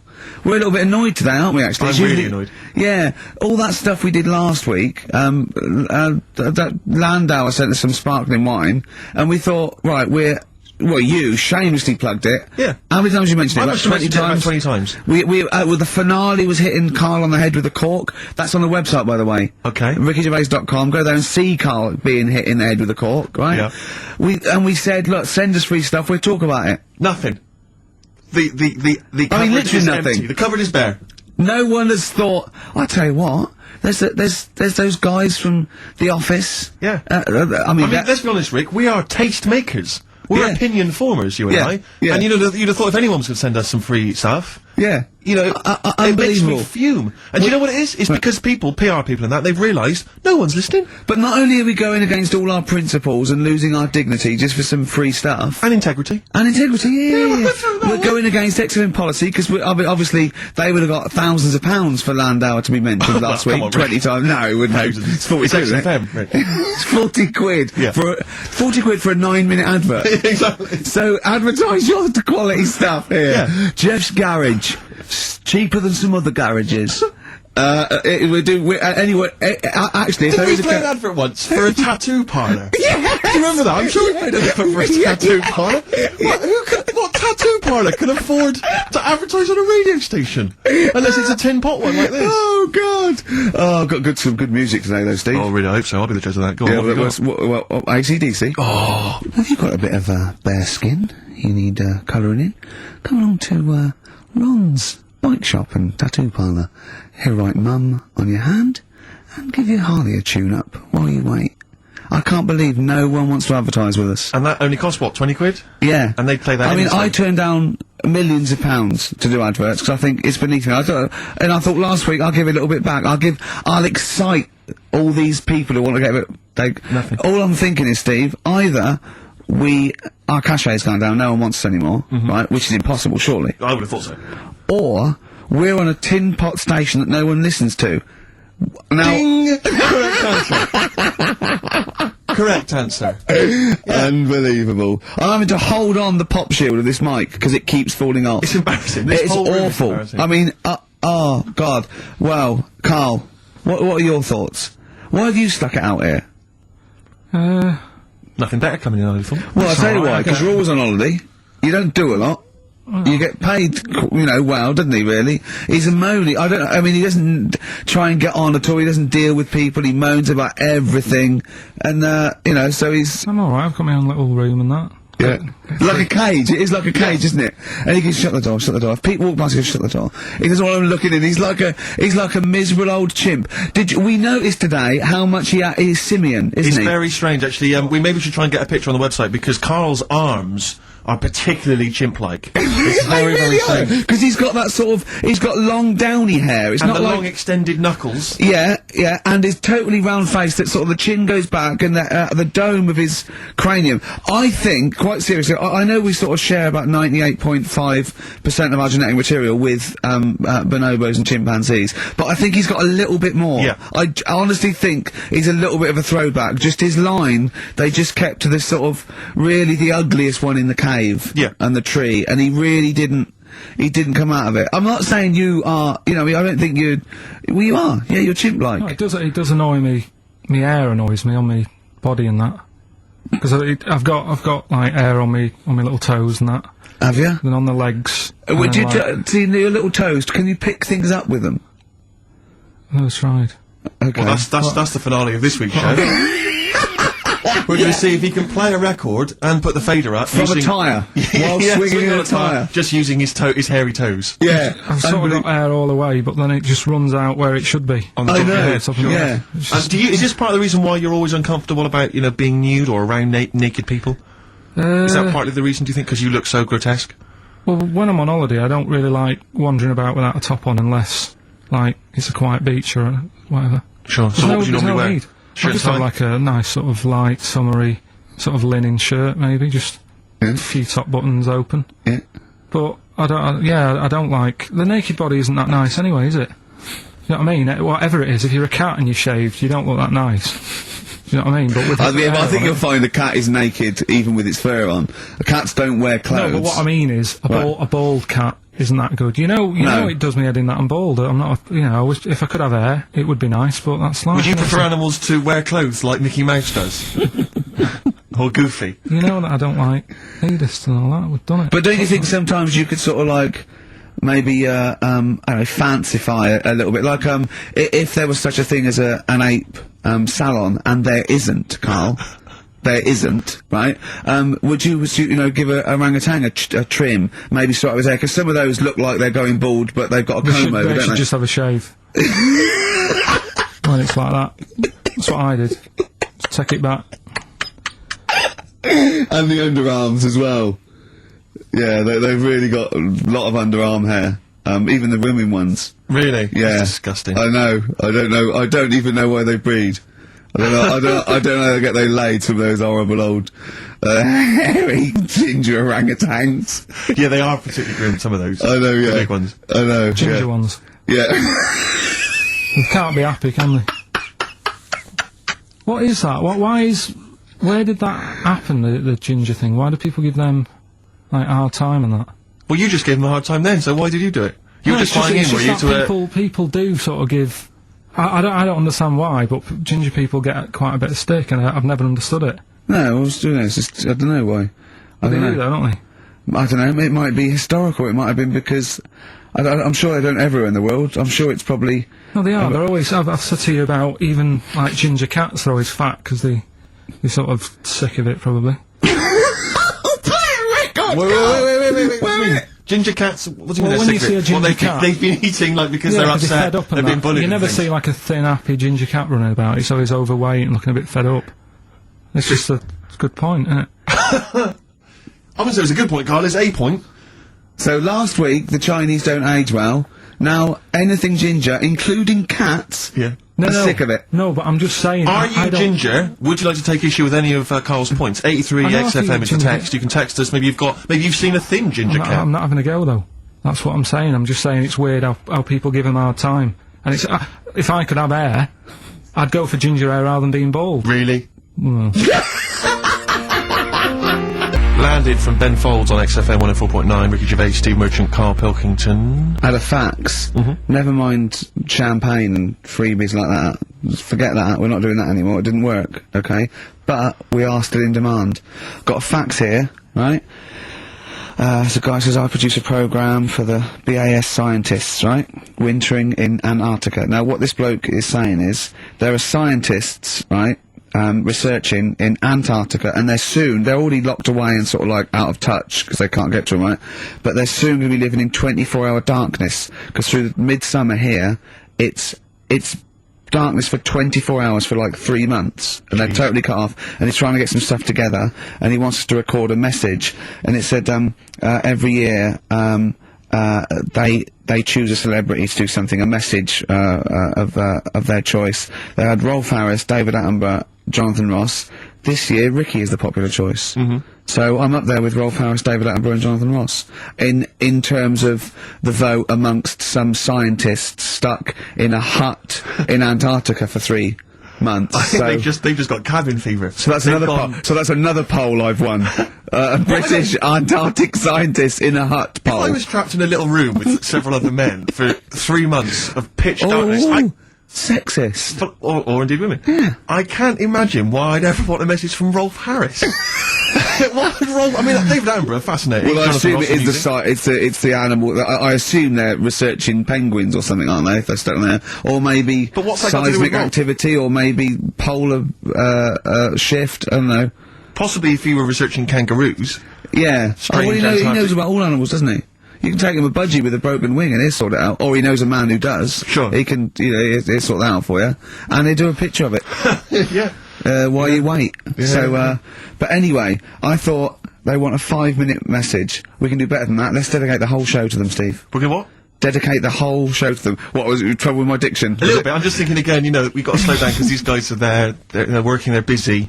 They're used to, speaking eloquent Yeah, English. exactly. They're used to talking to intelligent, educated people. Yeah. So Karl should be something of a surprise to them. I imagine they'll just flood back early and come back to study him. So, this is, this show is dedicated to all you I know nothing about them. I don't know how many there are.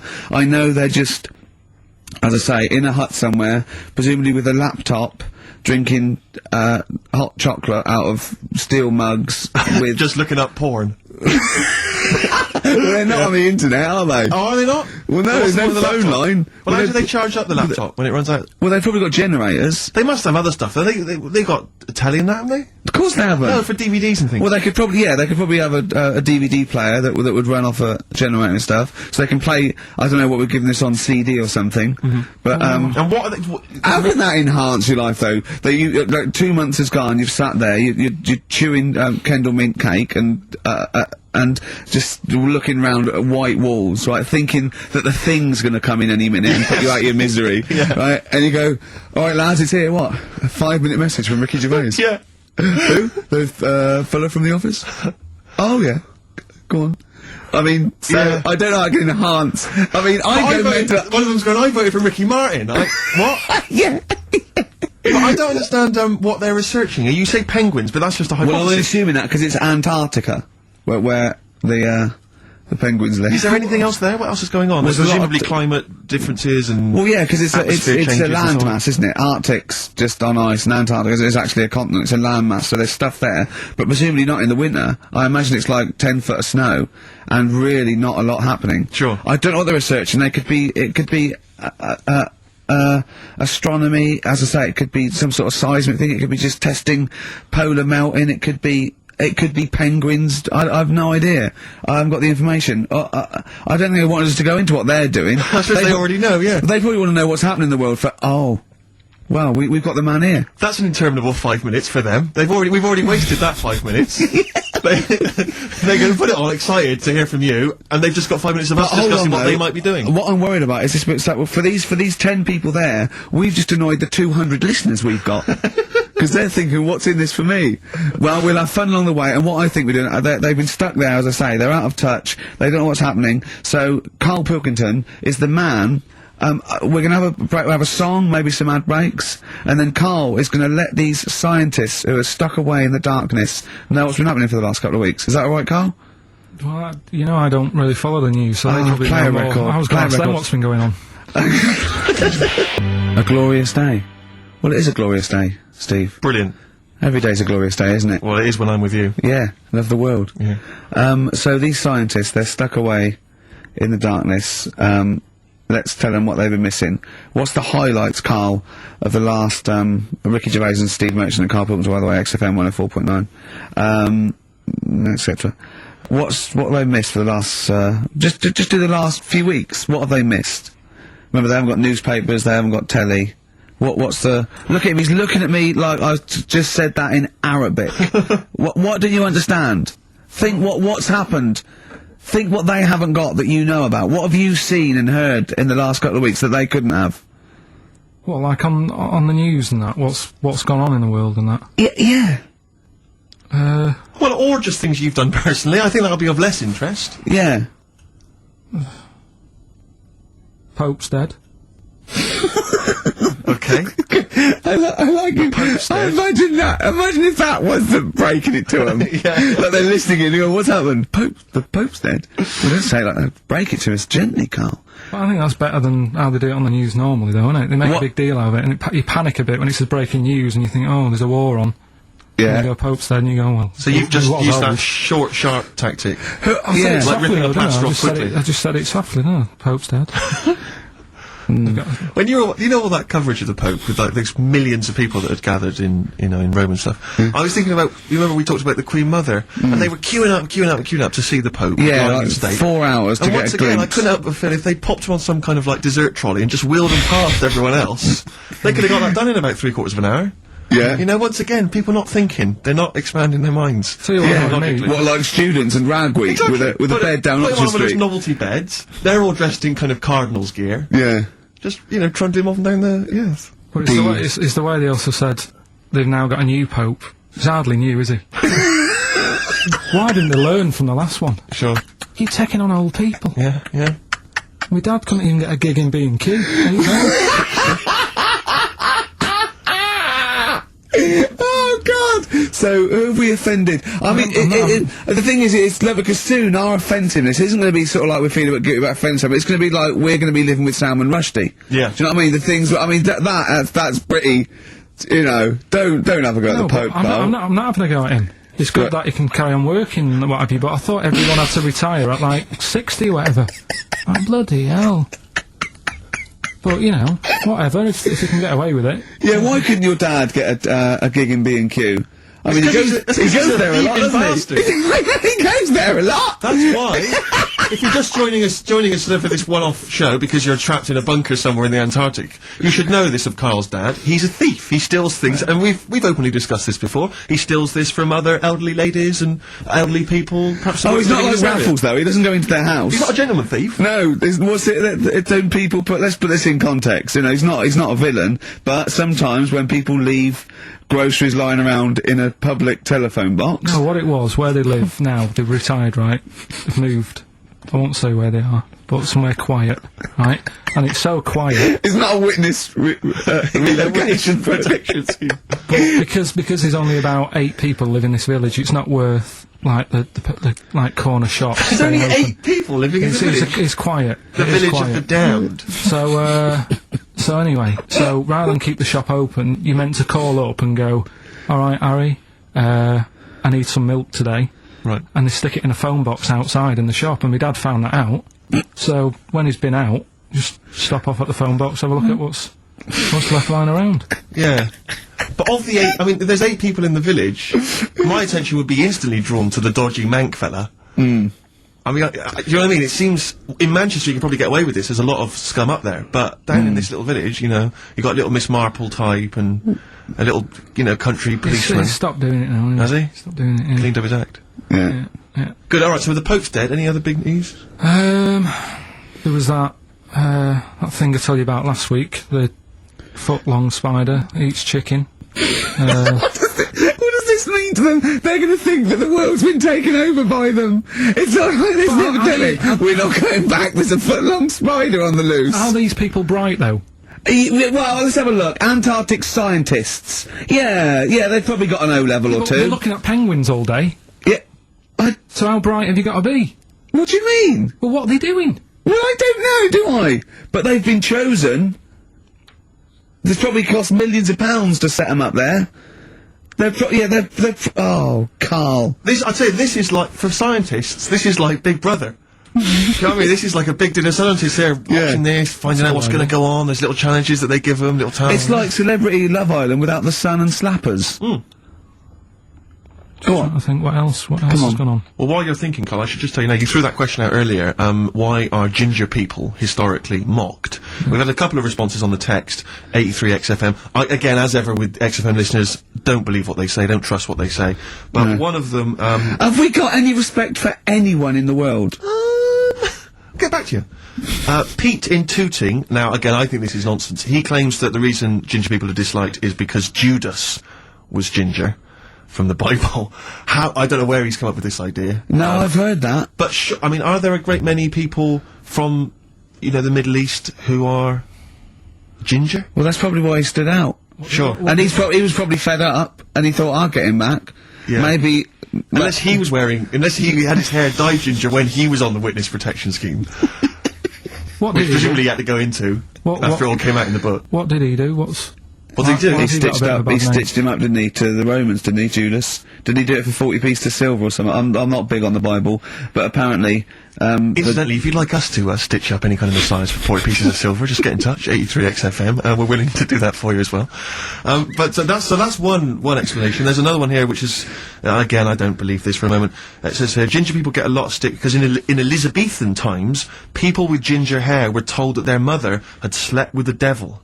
And that was why their hair was ginger. So there's 2 options. Maybe if you've got some more, you can any more spurious thoughts, then get in touch. 83XFM. But yeah, I don't know. So, there might be truth to both of those. I mean, the point is that if either of those are true, they were already being picked on. If you know what I mean. Right. That's the point. It's sort of like maybe that's not the total root of it. Well, the Judas thing might be the root of it. The first big ginger to do something a little bit. So if he was bald, then old bald people would be like, yeah, get a hard time on that. Yeah. Well, we do mock you behind your back anyway, Karl. That's going on. Don't worry. So play a record and think of something that's happened to tell these poor scientists what's going on in the world. All you've come up with so far is the Pope's dead and there's a big spider. What is that? That eats chicken. The Pogues, Rainy Night in Soho. I hope there isn't a rainy night in Soho tonight, Rick. You're one of those who agrees with me. So we just had an email here from a guy called James Lee. He says, hi, just writing a bit of info on the scientists in Antarctica. I'm a scientist who's just come back from one of the Antarctic bases called Halley, or Haley. There are 15 people staying there over the Antarctic winter. The scientists are looking mainly at the atmosphere, things like the ozone hole and meteorology. Right. I think there are 6 scientists staying over the winter, as well as a doctor, electrician, mechanic and a carpenter and so on. And so he's saying they do listen, they have the internet, so they maybe could listen to the show on the internet. And if you get the chance, say hi to Francis and the rest of the winter is for me. Sure, no problem. Yeah, thanks, James. But yeah, there they are. That's what they're doing. That's what they're up to. But why are they asking you for a message though? When I mean, have these people got families and that, or are they convicts or? No, what do you mean? Of course they got. They probably do get messages from their family. Well, why are you doing one for one? Is that? I mean, say, do you know, like you see it in like Porridge and stuff like that, where if someone's in prison and no one visits them, yeah, and they sort of look a bit fed up and that. Is this message that you're doing for like people who don't get a letter in the post from? Brilliant. So they put this on the shelf until someone doesn't get one. All right, Hargreaves? Yes, sir, I didn't get a message today, sir. Yeah, I've got a message, Hargreaves. Oh, what, sir? Hargreaves, you have got a message. Really, sir? From Ricky Gervais. Really, sir? And then they give it... Don't talk, please. There are scientists listening. Try to keep the talking shit down to a minimum today. Well, what's annoying me is, right, they're saying they're stuck over there for months, but it seems to me like they're wasting a lot of time. Right? Why? Well, you're saying they probably watch DVDs. They're saying they've got internet access. Yeah. Yeah? Well, I'm wrong. Listening to messages. Yeah. Get the job done and go home. Well, that's so. Well, then we don't have to tell them anything then, because they listen to the internet. If they've got the internet, then yeah, it's a waste of time. Good point. Play records. Well, hang on. Before that, here's a good point. You've had long time to research what's been going on in the world. We've just had an email here from Nicholas who says, "Why haven't you told them about the recent pig Olympics that just went on in China?" You've missed that one, Carl. Once again. Who won? Morrissey, XFM 104.9. I'm Ricky Gervais with me, Steve Merchant and Karl Pilkington. Well, Karl, you failed miserably. The scientists stuck away. Right, one more chance. What's happened in the last couple of weeks? Just one more chance to... What have you seen in the last couple of weeks? Well, like I say, I don't really watch the news and that, so... Right. I can't, tell them about that. But in a way, I think they're better off not knowing... I think that's the only good thing about being out there, isn't it? Not knowing about the bad stuff going on. Yeah. So... I can't help them there. They don't need to look at the weather, do they? No, not enough. No. But, tell you about the Pope and that. Yeah, pretty extensive. What about the EU Constitution and the no votes?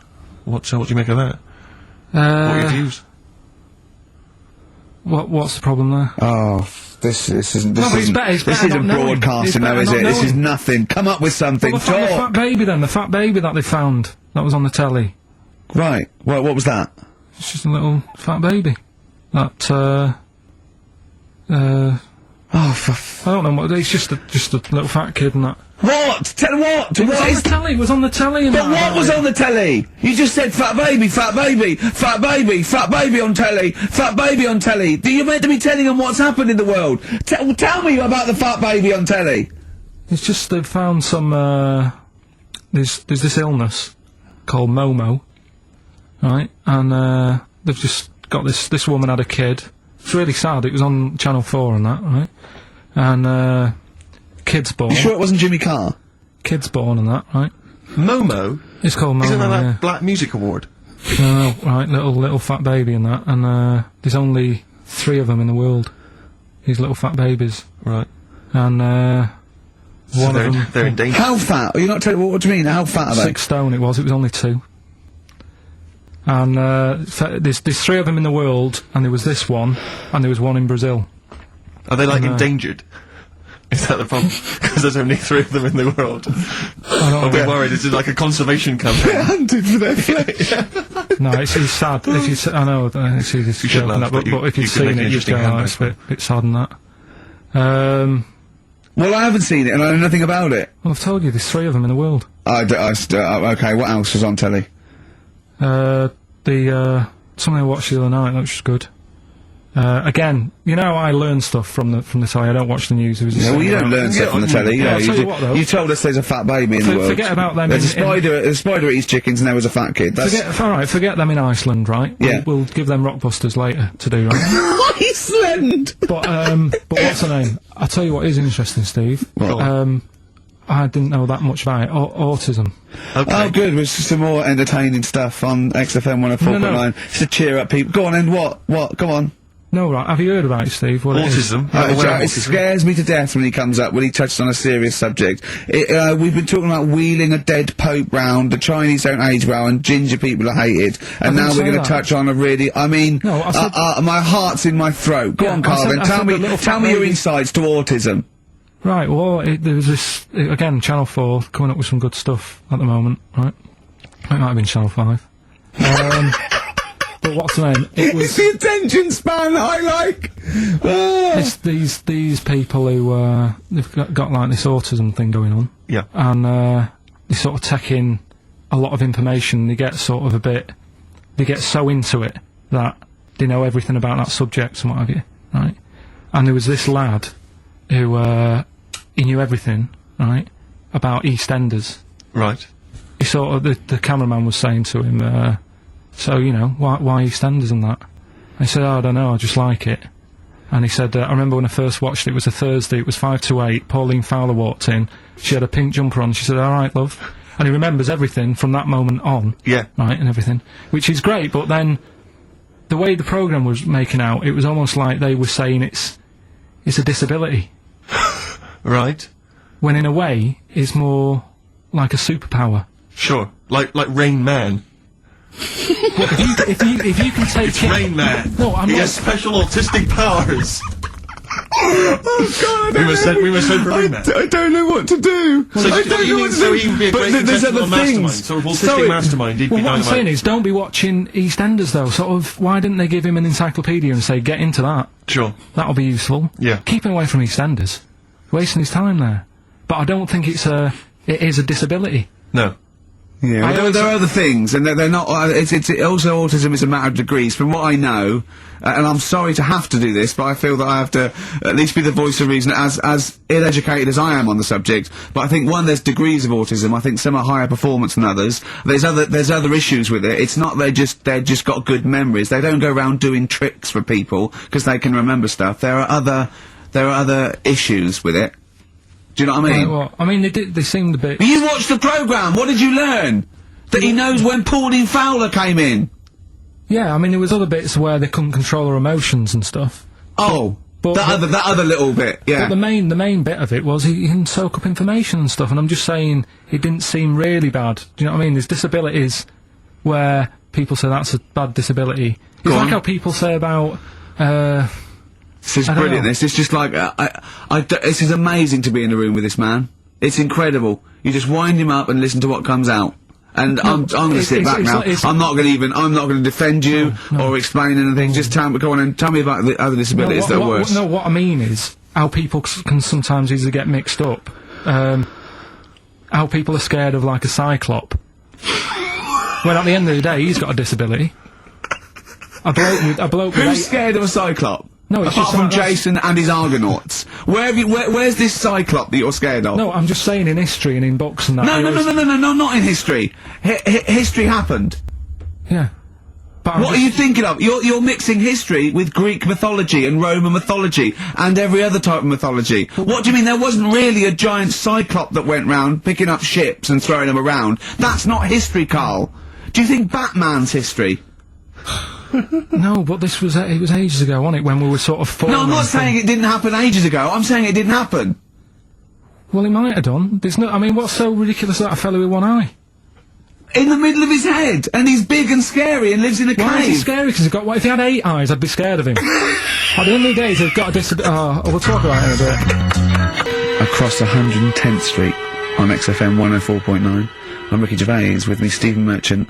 And over there, Karl Pilkington. Can I just remind people that... A man so stupid, it isn't actually offensive. I just want to put that out there. Yeah. Okay, good. Now, just wanted to remind people that they can get in touch on the text 83XFM. You'll need that text number shortly because we're going to be playing Rockbusters very soon. Gav has texted in, and he says quite simply, "What's happened to the webcam? All I can see is a bald monkey." Well, you're absolutely right. We'll try and get that sorted out for you. But we're rockbustering now. We'll do it now. Should we do it now? Set it up now. Okay, great. Yeah.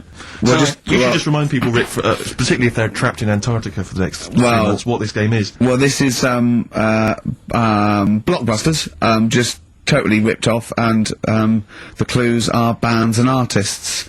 Carl says they're cryptic clues. They're not cryptic clues. They're more like, what word am I thinking of? They're tenuous. Some of them don't work at all. So it's really, are you in tune with a shaved monkey? I mean, it's nearly embarrassing to get the clue. I pride myself on that I don't really get them. And I'm sort of proud of that, because you shouldn't. Yeah. But anyway, I think I've given it a big sell. Yeah. Now, you do win TAT today, but the big prize is going forward to be in the draw in 5 weeks' time, when there's a signed Homer that I got Matt Groening to draw.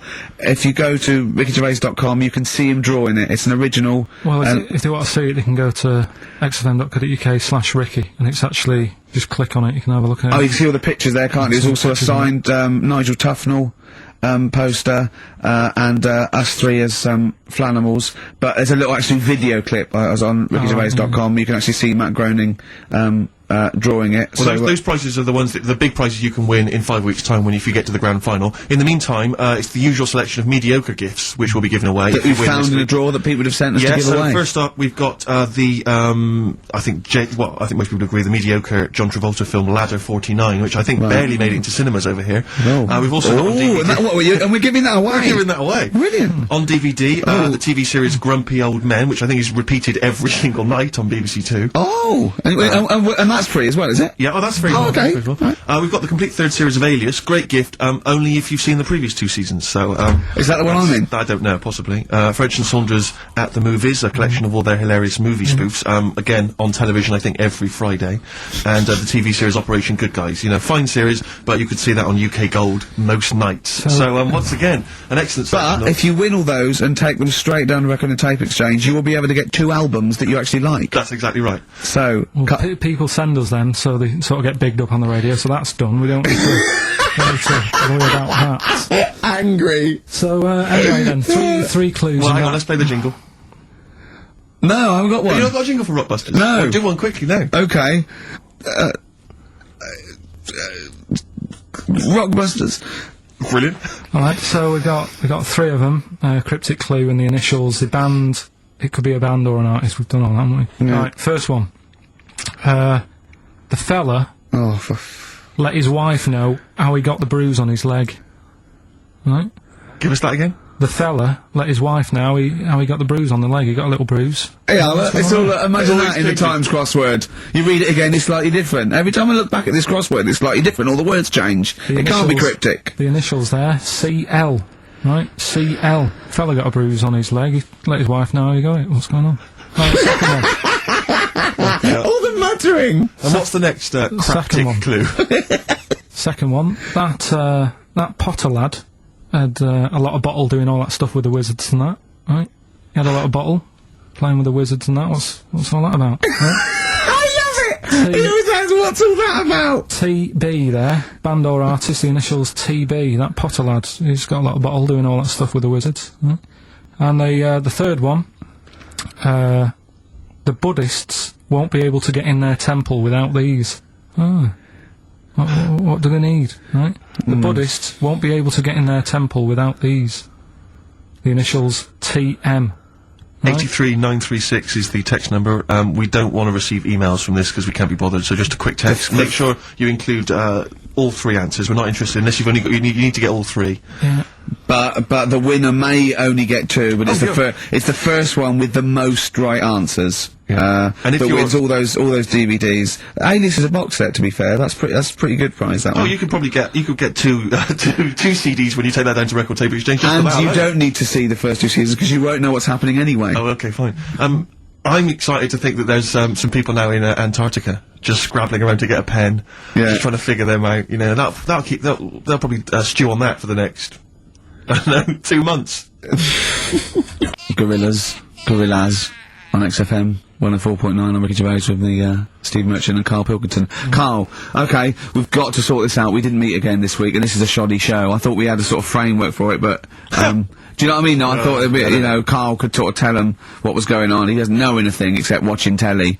Late night telly on strange channels, like he gets all his information about the news on Anna Nova, and I mean, I even tried to help him because Monkey News last week was awful. It wasn't Monkey News. It wasn't Monkey News. It was I can't remember it. I've been away on holiday. Brilliant. Yeah, and the Monkey News stops. I phoned him up. There was a front cover of the I think it was the Telegraph one day this week, and it was an ironic story. It was a fluff piece, but it was a funny story. It was about a monkey in a zoo that had a ruck with its father because it's adolescent. It was like the equivalent of like 16 to 18, and it had a fight with its father, and it escaped. It ran away, and it was like, an interesting story. Yeah. I phoned Karl up and said, "This is Monkey News. A monkey has escaped from its cage after an argument with its father." And he said, "What was the argument about?"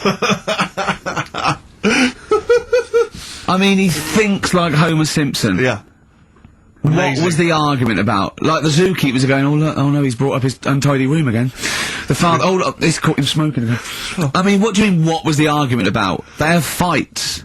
They have fights, and then it ran away. His dad wanted him to go to college, but he just wants to quit and get a job. Yeah, and he fancied a monkey in the other cage, and the father was saying, "She's not good enough for you." Oh. So what we've got was some it Monkey about? News today? Yeah, I got a little bit of Monkey News. You got a little bit of Monkey News, right? You've redeemed yourself right. then this week. We've got some stuff there and that. What else has been going on? What are we going to talk about now? Sort of head's gone now. Your head's got gone. Monkey News. Yeah. And, Why is why is it, it seems like, since we've come back on air, you have become dimmer. I mean, it is extraordinary. It's like BSC has kicked in. Or and did you we really just are. forget? We just forgot. Maybe what? it's been a long time we've forgotten just how stupid he is. Yeah. It's proper, do you mean it's the silences? He forgets we're on the radio. There's just I know, dead air. it's unbelielievable, and it's our name on this. They put up but as I said before, he is no offence, he's not a bright lad or educated or anything like that. But some things he says does border on the retarded. Oh, yeah, I've been trying to take in too much information though. That's the problem recently.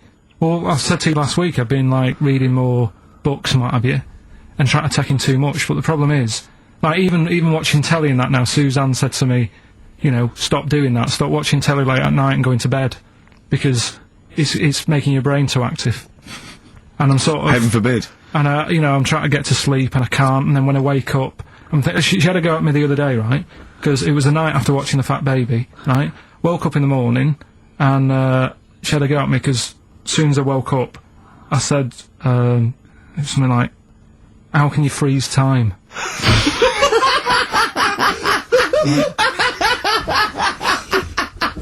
And she says, "Are you going to say good morning or whatever?" I'm gonna burst! Just imagine it, right? It's that the sun comes out through the window. Oh, she's like, Carl's like that, his little head.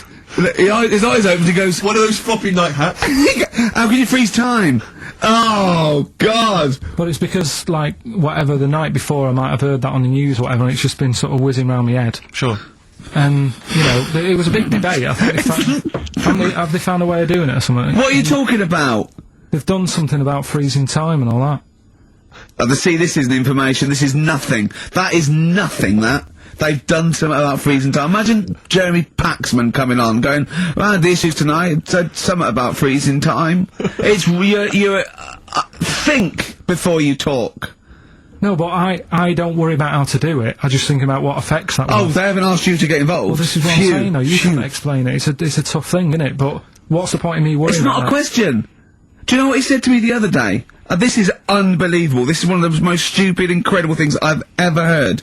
He was talking, and he suddenly stopped, and he was thinking about it, and he went, "Oh," I don't know what, he went, "You'd never see a black ghost." Extraordinary. True, though, isn't it? I've never seen a ghost, full stop. There are no ghosts. There aren't ghosts. No, but I mean when you just see them in, like, magazines and that. Play a record! Hope there's someone on XFM 104.9. I'm Ricky Gervais with me, Steve Merchant, and Karl Pilkington. Well, Karl, More revelation. We were talking about it last week, but Karl brought it up again just now. Didn't want to go to the doctors. Didn't want to have a full sort of body checkup that may save his life because he saw on the website they do a test where they have to insert a finger in his ass. Well, don't tell me about it. Why? Don't put it on the website. Just put, we look at your heart. Yeah. We check your blood pressure out. Yeah. And then they could just do it quickly. Could just sort of say, right. How do they do it quickly? No, but what I'm saying is, it's worse, isn't it? Going in there, knowing that, I mean, they've got it on the website. So you're on the journey on the bus thinking, in about 20 minutes I'm going to have a finger up my arm. But they're doctors. Yeah, but just They're not doing it for a laugh. They're not filming it with a two-way screen. They're not putting on boxing gloves so it hurts more. They're up. Oh, it's prostate's all right. Out again. Out again. I'm just saying, in the day, the sort of. Do you think they're in the pub going, here he comes? It's Pilkington. I had my finger up his arse today. Do they allow ladies to do that? Do they allow female doctors to do it? Of course they do. They're doctors. That's worse. Though. You're sounding like him. No, I'm just interested in, because, you know, do they allow female doctors to do the finger up the arse thing? Well, of course they do. They're doctors. Forget the female and male. They are doctors. Right, do you know any female doctors to do that? But what I mean is, isn't it a bit like if you're being searched at an airport, you know, and you're a woman, they send in a woman person to search you. They don't send in a bloke to do it. Is that the same thing? Yeah, they probably trust someone who's gone through 6 years medical college not to be taking the piss as opposed to a fat security guard who couldn't get anything else. Do you know what I mean? You're talking about there's doctors all the time coming out in the papers, oh, they gave them this so they could look at their boobs or whatever, or, you know, it's all you're always hearing stuff about dodgy doctors. But what I'm saying is, the reason why they do that at security, because there's lots of security people, and they can, you know, for your own, you know, for your own modesty, there's a female one to search females and a male one to search males, and that's fine. But there's not like 4 or 5 GPs to choose from, and you go in there and you go, is it your arse and testicles? Do you want a bloke or you know, you accept got it. Long fingernails. They don't have long fingers. What do you think this female GP looks like? She's sitting behind the desk like Cruella de Vil with cleavage and long red false nails going, hello love, bend over. This may hurt a little bit. There's gloves and Vaseline. I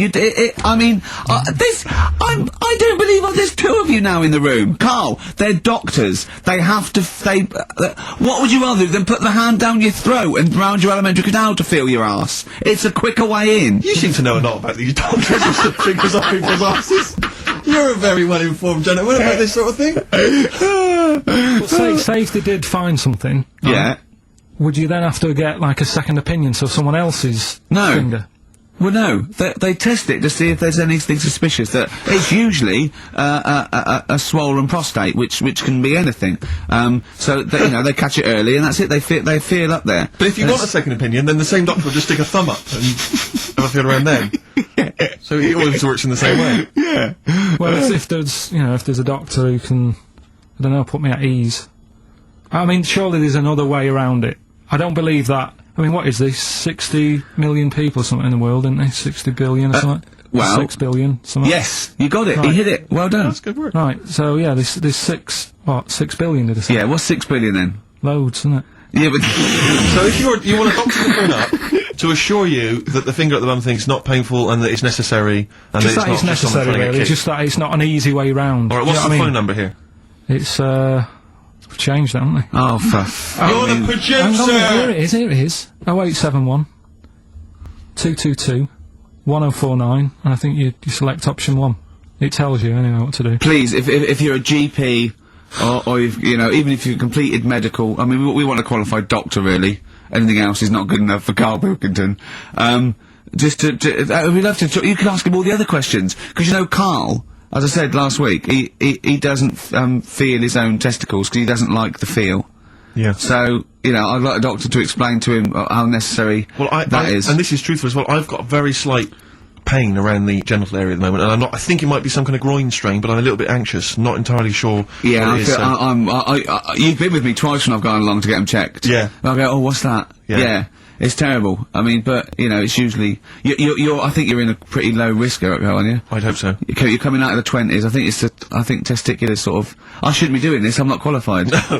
All they said was to me sort of like it's 20s and 50s. Mine- So we're into it. Mine sort of felt like they dropped a bit the other week when I was on holiday. I don't know if that's like when you're relaxing, or I was wearing shorts a lot. How far? If it's 2 foot, it's too far. I was having problems walking.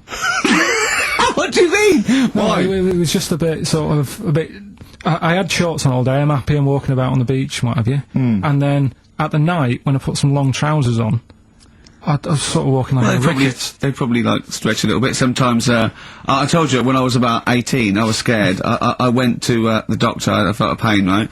And, because I was doing biology, I thought I'd show off this doctor. I said, I've got a pain, I think it feels like it starts in the epididymis and goes up through the urethra, either.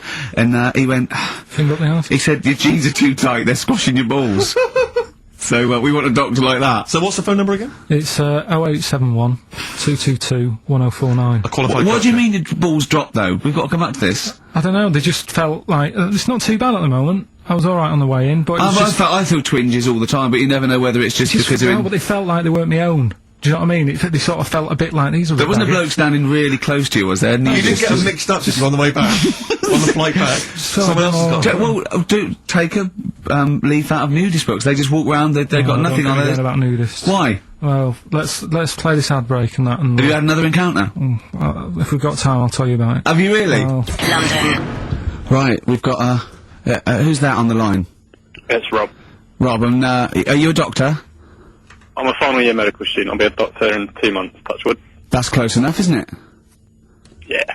Excellent. So, where do you study? Do you want to give more details, or do you want to remain anonymous as you're calling into... I study at Barts Hospital. Alright, great. So, why do GPs sometimes put their finger up a man's anus? To see what's there. You know, if you've got hemorrhoids, if you've got an enlarged prostate, you know, it's either that or they stick up a big tube and have a look up with a light. What? And it's easier to do that. Now, are you dumbing this down for us, or are you going to fail your medical exams by saying stick up a big tube with a light? I'm dumbing it down. Okay, come on then. We're all intelligent people here, and Karl. So you tell us what's that called? It's called a sigmoidoscope. Right. Nice. That was a clever test, wasn't it, Rick? 12 inch long. Yeah. 12 inch long tube I can put up there. So, Karl, would you prefer that or a finger? Well, so do they sort of do the finger first, and then, I mean, at what point do they say, hang on, we need a light here? I mean... It's normally if there's something wrong. But, so if I go then, say if I go to this well-man clinic, right, and they go, yeah, the art's good and that, yeah, finger, there you go, and then they go, hang on, I'm gonna go and get me light and tube. I could start worrying then because they've sort of found something. And they're not likely to go straight in with the tube. They'll probably send you off some tests first. But Karl, there's nothing. But you go to these places to put your mind at rest and to know where you are with your health. I mean, it's not that you go along. That's what most people worry about. They think that because I'll go along and they'll find something. Well, one, that's illogical. It doesn't heighten the fact they find something because you go along. And two, if they do find something, it's a good job you went along. I mean, I'm a hypocrite because I don't go to the doctor, but I've had that Karl, done. You should be concerned if, when they shine the little light in your ear, it comes out the other side of your ear. No, the other ear comes right out the other side. That's when you should be worried. But Rob, right, you said then, if they find something, they send me off for some tests. Why can't I just have the test without that and cut out the middleman? Do you know what I mean? Because you're wasting lots of money. There's hundreds of tests they could do, and they could do every test, and they could all come back with nothing, or they could do the finger up there and send you for the 3 tests you need to find out what's wrong with you. But in this day and age, with all the technology and that, and like brainy doctors and all that, the only way to find out is sticking a finger up there. What are you worried about, Karl? Is it fundamentally that this doctor who's has done 6 years medical training, is it embarrassing to have a man's finger up your ass? I just don't understand how you can get round to that without... But what don't you like? Is it fundamentally you don't like anything up your ass, or is it the fact that it's a man's finger up there? I don't like going to the doctors. It makes me nervous, because I think if anyone searches you long enough, they're going to find a fault with you, right? And especially if they're going that far into you. They're going to find something. And... Probably not.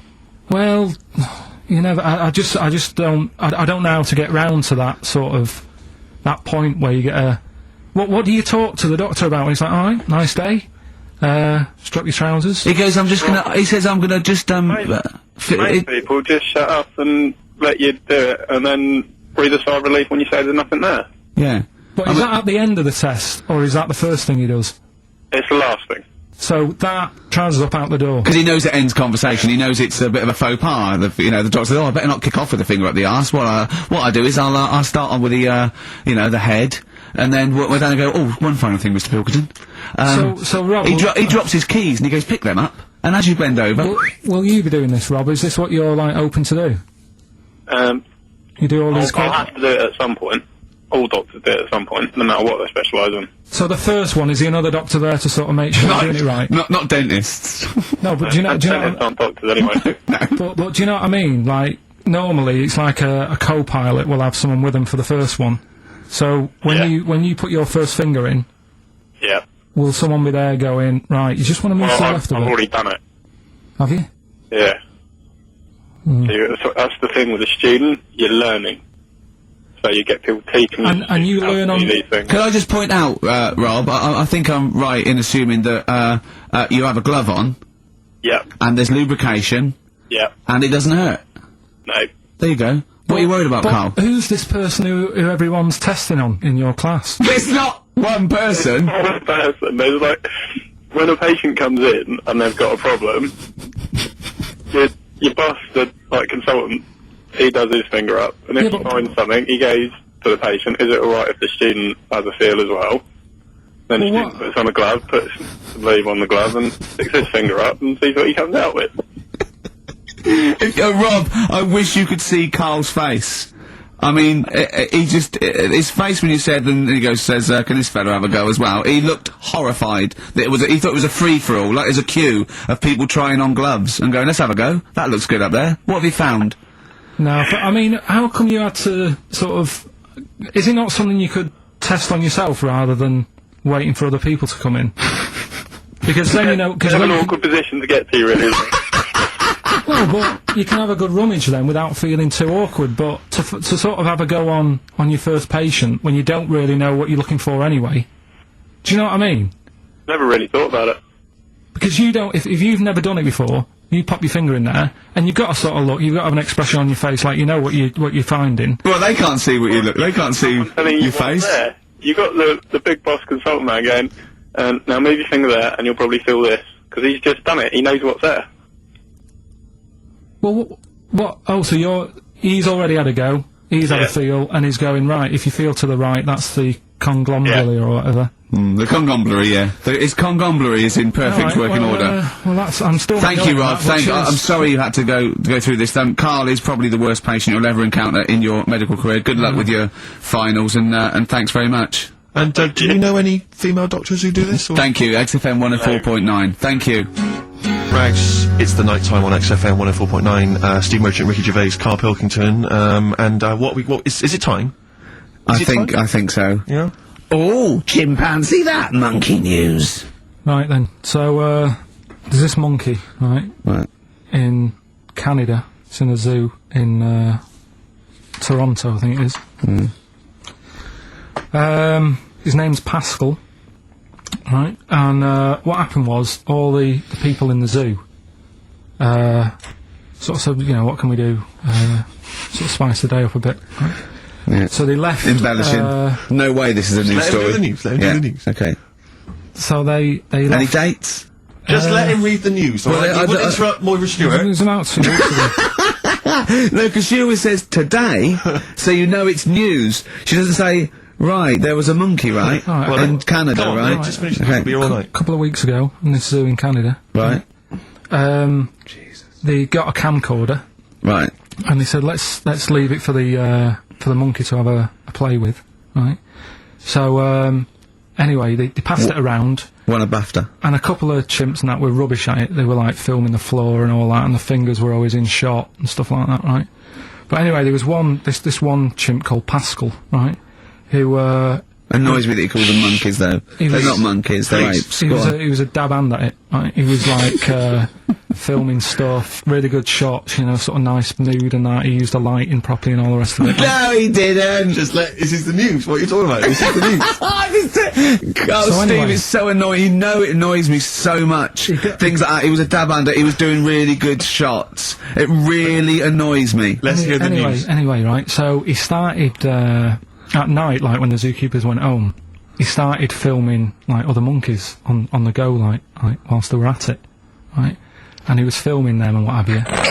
The Ron Jeremy of the zoo. You know it's going to end up on the web.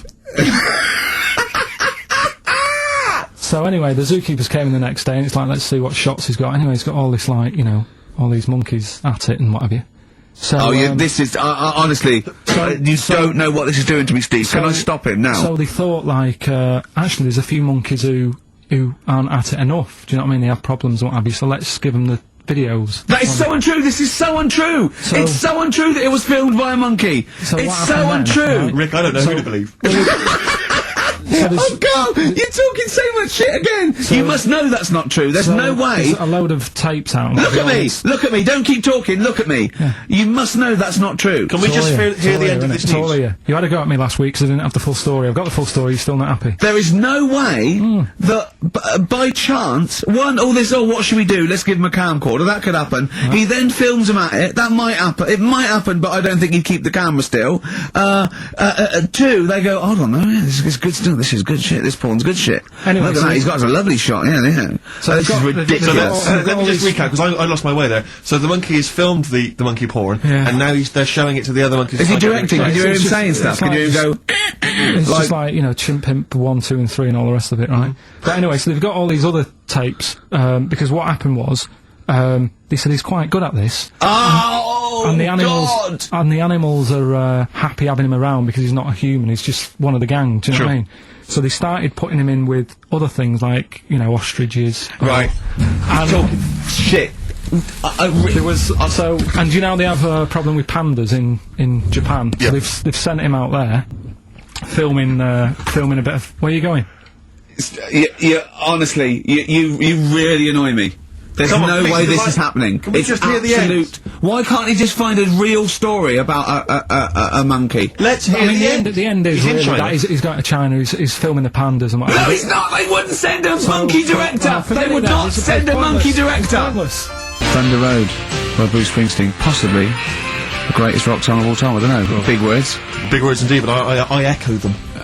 Well, we're running out of time, we've got to get on with the show. It's near the end. I hope you've enjoyed it. I hope the scientists stuck in a big, I don't know, hut in the middle of nowhere in pitch darkness, 10 of them. I imagine they've been fascinated, Rick, by the finger up the arse discussion. We had Chinese don't age well, gingers, all that. The big fat kid. Well, actually, they're probably secure in the knowledge that if they want to kill some time and it's dark, there's anything better than stick your finger up someone else's arse. Exactly. So enjoy that. But they've been hanging on for Rockbusters clues, I imagine. Here's the answer. So give us the clue again quickly. Alright, so the first one was the fella let his wife know how he got the bruise on his legs. Go on. Right, that was Courtney Love. Yeah, Courtney Love. So that's Courtney Love. So that's the first one, CL. So that one's fine. The second one, that Potter. What am I doing? Letting that one go? Just let it go. Am I just letting that go? Annoyingly, we haven't got time to take issue with it, Rick. Okay. That Potter lad, he's got a lot of bottle, hasn't he, doing all that stuff with the wizards and that. Go on. That's Brave Harry, the Bravery, current sort of XFM band, the Brave Harry, that works as well. No, it doesn't. And the last one. No, it doesn't. No, it doesn't work. The Buddhists. It doesn't work. Won't be able to get in their temple without Doesn't these. work. Brave Harry.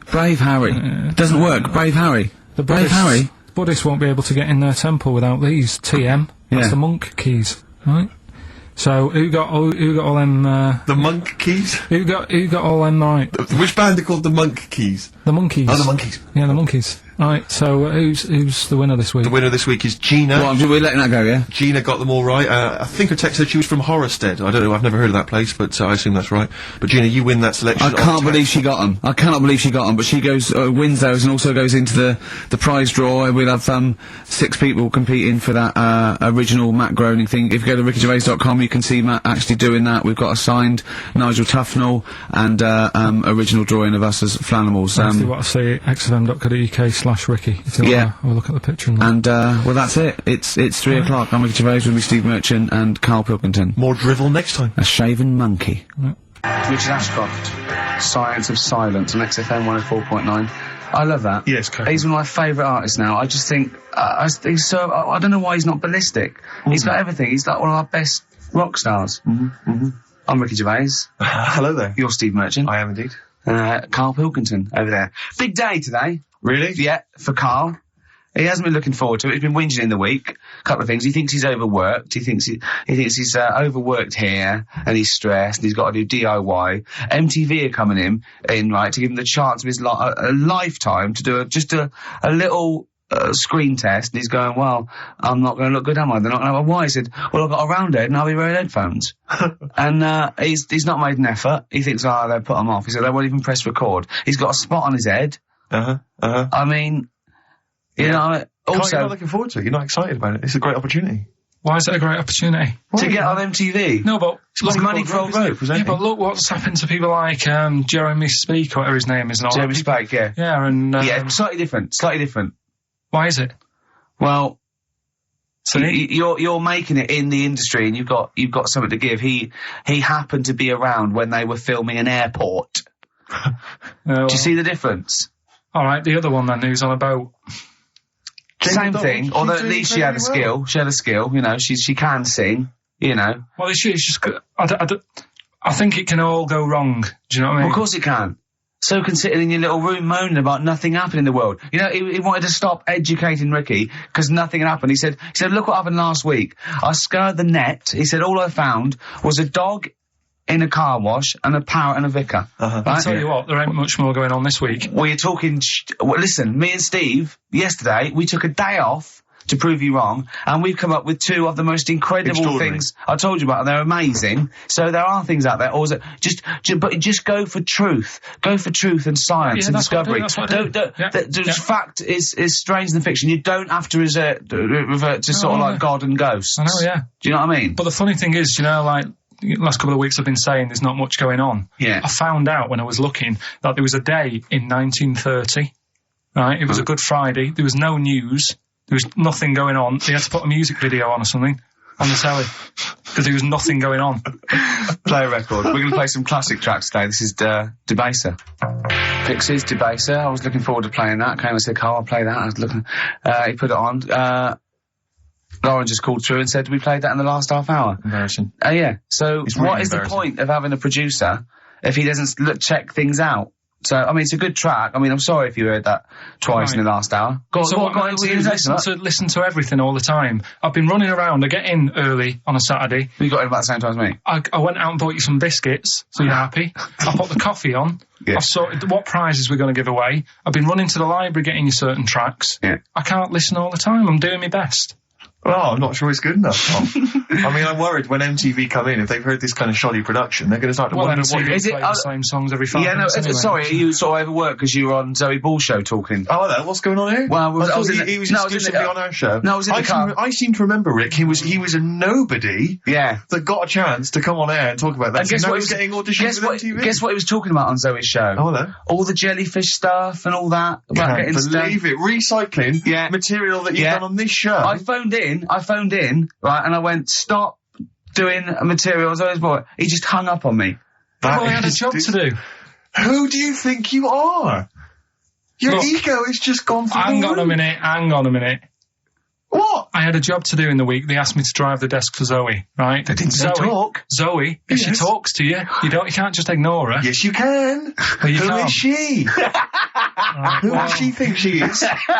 You made a promise to us, a pact, that you were our kind of monkey. Yeah, what can I do? If someone takes time off, I've got to do it. It's my job. Yeah, but you don't it's have not to your talk. job. You don't have to use You're the head of production. We've given you this special gig. This is like taking you out weekends. Yeah, exactly. You know, if we find out you're getting too much excitement in the week, we'll have to just calm it down. Yeah. Get another little... Well, that's it now anyway. It was only last week. Do you know, I feel like kind of solid. I feel betrayed. It's like you were having an affair behind our back. Yeah. And you rumbled it. He was doing all the stuff. He was doing all this like, oh yeah, jellyfish and this, jellyfish Yeah, because she was asking. And I thought it was a good way of promoting this show, actually. Oh, did you mention the show?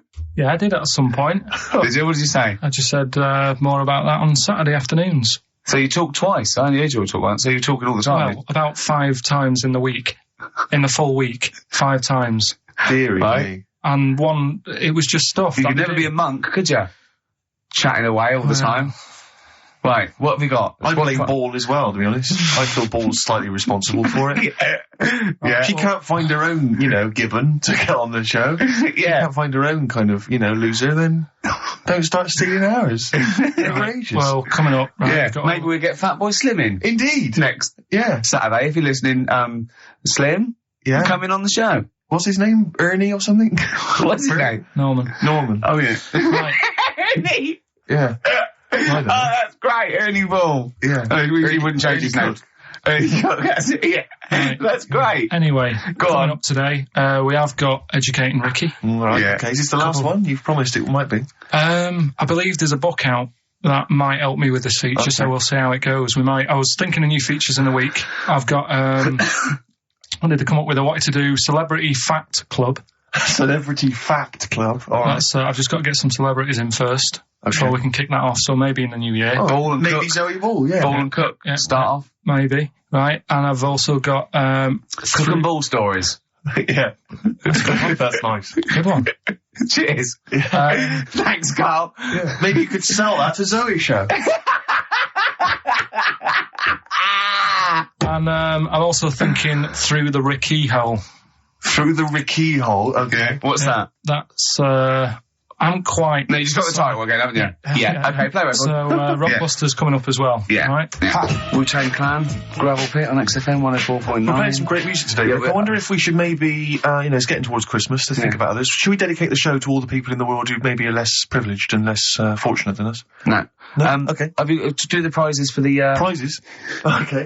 All right, so screw those who are less fortunate, is what TV's Ricky Gervais thinks. Rick, I know you're a big fan of the likes of Bryan Adams, Robert Palmer, Alien, Ant Farm, and obviously ZZ Top. Yeah.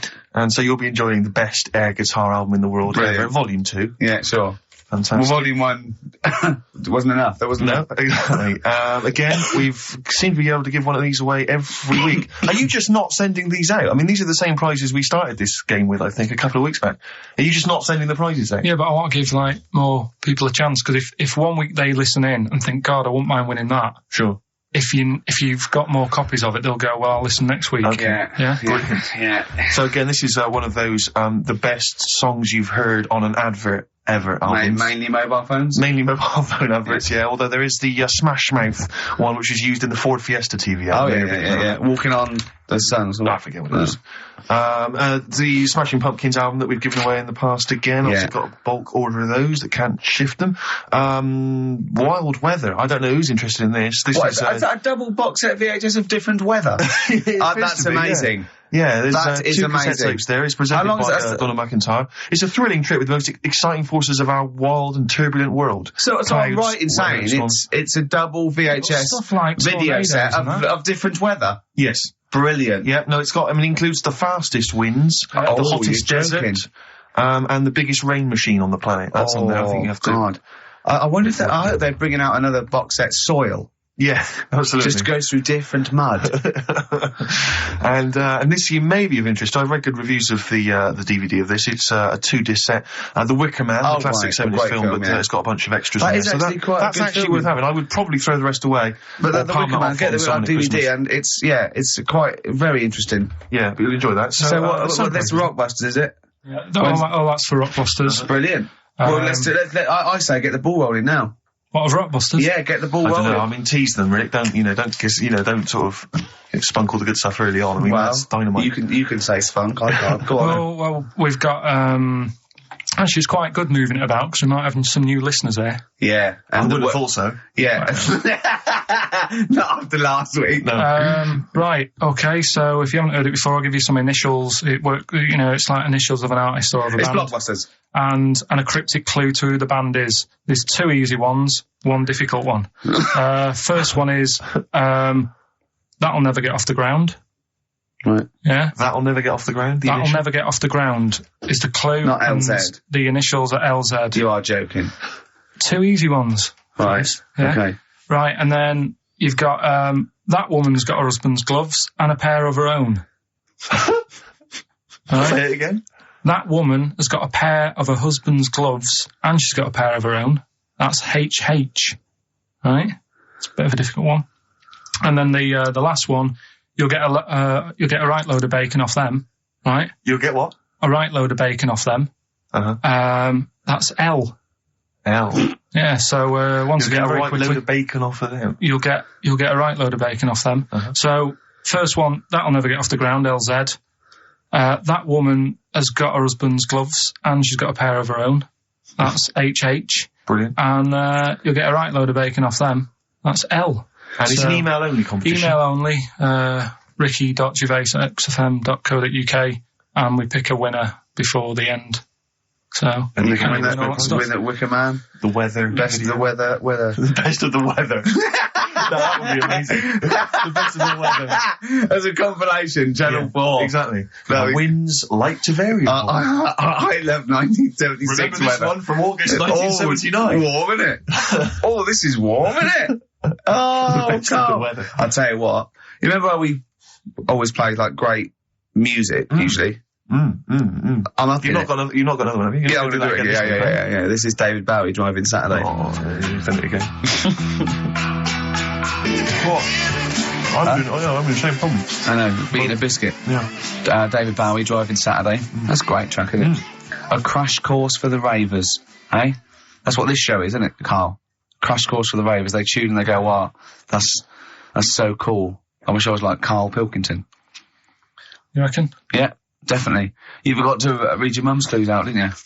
Yeah, These are just for fun only. This is Carl's mum. She listened 1 week and now she sends him a little example of Rockbusters every week. She's got, what did she send? This group would go well with your Christmas dinner. Cranberries? Yeah. They make a few good cupboards. They make a few good cupboards. Yeah. The Carpenters. Carpenters. I was thinking of EMF. What else? I was thinking B&Q. The B&Qs. This group thinks of lots of things. This group thinks of lots of things. Yeah. Go on. Imagination. I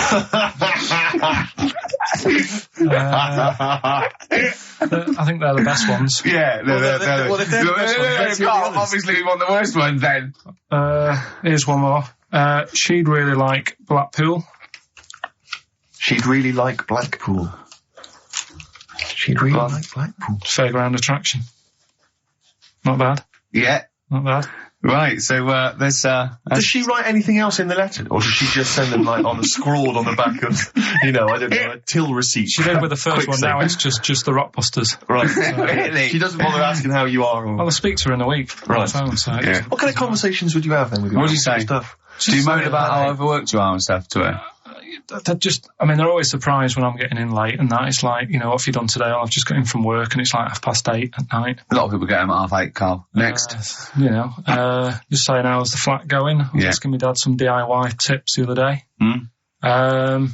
Usual sort of stuff you talk with your mum and dad, really. Yeah. Talking about the bisons with them. I was watching, did you watch The Mammals in the week? Oh, David Attenborough. No. I was thinking, actually, right, all this MTV stuff, if there's one reason why I'd like to do it, is I was watching Attenborough, the Mammals programme. I reckon I could do something like that. Right. And just have like me, instead of Attenborough, like a young sort of fresh person, watching like certain animals and saying, do we need these? Do you know what I mean? Yeah. Oh, God! God! What's going to be death on earth? Well, That's amazing! Do we need these? No, because there's loads of stuff. And the audience at home would vote. Would there be something like a telephone like a vote? vote out system. Oh, The thing is like, it's something interesting that Attenborough was saying the other night on, Do we need these? on Jonathan Ross's show, on his Telly show, right? He was saying, he said you could take all the humans off the earth and it would carry on. But take, like, some animals off it, mammals and that, you got problems on your hands. I thought that was quite interesting. Yeah. So it's like, the question is, do we need these? Is that part of the big thing? Right. Like jellyfish. Yeah. We've talked about jellyfish. Yeah. Yeah. So which mammals in particular were You talked about that watching that Zoe you Ball thought- show, haven't you? Hey? Which mammals were you thinking we don't need when you watched the show the other night? Any in particular that you thought they don't need them? They're not of interest. Well, I like whales, but I don't know what they do. And they're taking up quite a lot of room. Sure. But stuff like, Yeah. but like, jellyfish, I looked into because, Yeah, you know, well, I was think talking you about don't- them, and they were saying they've got no eyes, no heart. There's something like 97% water. Yeah. They're blind, and they do about 33 miles a day. Right. So it's like, do we need them? Could we clear them out? Yeah. Yeah. Well, a big net. That would be the program. What? Right, we'll get rid of them. Next week we'll be looking at Rhinos. I think it's genius. Honestly, I think it's genius. And like going along sort of like picking up sea anemones and going and just lobbing them into the sea. Well, what do you think about MTV doing that? And then I just, in between the bits, Play music video? I play music That related relates to to it. fish, so I could play like Fish, Yeah. like Rock Guy, or the Rock- Animals, Rock lobster. yeah, or what else could This we get could in run there? and run. What other songs have got animals in them? The Well, Monkeys, could play the Monkeys. Yeah, there's about 1 million, so let's not start this. No, Yeah. but do you know what Yeah. I mean? So do we need this? So MTV Carpet. flies you around the world And to the you- most incredible exotic locations. You sort of climb up a tree or whatever next to, I don't know what lives up a tree, some kind of rare parrot. You say, look Sloth. at that, it's colourful, Sloth. it's Oh, interesting. you like sloths, don't you? No, they just live up trees, but I'd say, do we need them? Why? Well, what do they do? What do you mean? What do they do? What do you want from an animal? Carpentry. What do you want? I don't like scorpions, right? Right. But then I found out they look after those monkey things. They're not monkeys, they're Whatever. lizards. Well, all right, yeah, them lizards. They look after the lizards. So there's a reason. But do you need the lizard? Could be your Well, next yeah, question. because the local people made shoes out of them. But not when the scorpion protected them, they didn't. All right, we don't need them then. So, and so ultimately, would anyone decide? I mean, do the animals kind of get a chance to mount a case for their survival? I mean, is there maybe someone that comes into their corner and sort of defends them? I'd have like a David Attenborough type character who says, Right. well, they do this, and I'll go, yeah, but do we need that doing? Yeah. Yeah. Okay. Yeah. So what does an animal need to do in order for you to feel that it sort of gets a chance of life? I mean, like a pet, like an animal, like a dog maybe, or a cat, I mean, they give a certain affection to its owner. Is that a valid reason to survive? Not particularly for you. Not really. No, okay. I mean, saying that though, blind people use dogs, so they are useful. So dogs are useful. Farmers Same use birds, they often dogs. save people, don't they, in Yeah. snowy weather? Cats. I'd have to think about it. Okay. Keep the mice down. Yeah, but you got rent-a-kill. Okay. So what I'm saying is something that will affect the world. Right. I think you'll find everything does. Except Carl. I'm not sure what effect he's having on the world. I tell you what, though, Steve. Right? Did you watch the mammals? I did see the mammals. They had bison on it. Right. The weirdest looking things you've ever seen. Yeah. They've really Again, you're on dangerous ground here, but Carl. they've really got it's like, decide what you want to look like. It's just a mismatch of stuff. It's got a really big airy head. Yeah. And like you. Sort of bald at the back. Right. Sort of It sounds like thinner. someone you went to school with. Was there two of them? Oh, brilliant. From the album Original Pirate Material, it's obviously The Streets, and an album track from that, It's Too Late. Fantastic, isn't it? Yeah. I know everyone's raving about it being, one of the albums of the year, but it is, I think. It's great. That's brilliant. I love the backing as well. It's just so good. The lyrics, the things you go, they're my favourite band of the year. Next week then, we'll do all our favourite songs of the year, shall we? No, I think it's got to be 2 weeks' time, hasn't Oh, it? 2 weeks, is it? Yeah, We're I'm doing the away Christmas. next week as well. What do you mean you're away next week? What are you doing? Zoe Ball show? I'm going up north again. Why? So Claire's going to be here with you. Okay. Yeah, at least What are you doing up north? she does her job. Just Suzanne's dad's birthday. So I bet he's a party animal. I've heard that they really kick off, don't they? Is it? Yeah. When, so you going to be raving? can't concentrate now. Oh, well, he's all stressed because the lady from MTV's here. She's going to film his little face. So the things he said in the week, he was so worried. He's got worried about the spot on his head. That won't come out. Just you got your best side. On that side, that's all right. Oh, yeah. The camera's out. Look, he's getting nervous now. Okay, Carl. Ignore the camera. Okay, just ignore the camera. Okay. Now, me and Steve have done our research for you, and we've got 2 amazing things to tell you. What should I tell him first, about the baby or the... Well, they're crabs? both equally fascinating, so you choose. I'll tell you the crab thing first, right? Steve actually saw this thing in The Guardian in the week, about our research thing, and then we looked into it on Friday, and it is incredible. Right, listen to this. There's a thing in a bay in, New England, right, where it's like the biggest, they make silicon chips and stuff for computers, right? And because of the data protection thing, after they've done them, because they have to destroy the plates, right, where the information's sort of put onto them, but there's still flakes of silicon. They sort of grind it down straight away, and some of the flakes got into the bay, okay, but some of the information's still on it's like granules of silicon. Anyway, gets in the water, and silicon is rather like a carbon derivative. I reckon if there'd been life on another planet that wasn't carbon-based, it'd be silicon-based. Because that's simple sugars and it's just COH and that, and it can work with silicon, right? Anyway, the crabs have been taken up, it's in the water, and they looked out on the beach, and over years the crabs have started sort of putting themselves in formations, like geometric format, and they couldn't work out why they were doing this. And when they put them in the experiment, they sort of like chopped them up, and they found they'd taken on silicon. And it had sort of got into their brain, and they were downloading information. They picked up little things, because it's just chemical, electrical impulses that got information off the silicon chip, and they were interfacing it. But this is the amazing thing.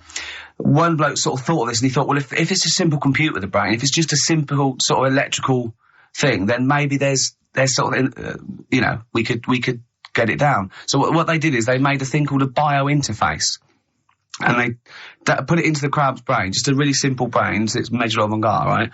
And it got impulses from it, and they were getting, like, computer readers, just flashes of, like, symbols and geometric things on this screen to read the crab's brain, and it was stuff like, fragments of a...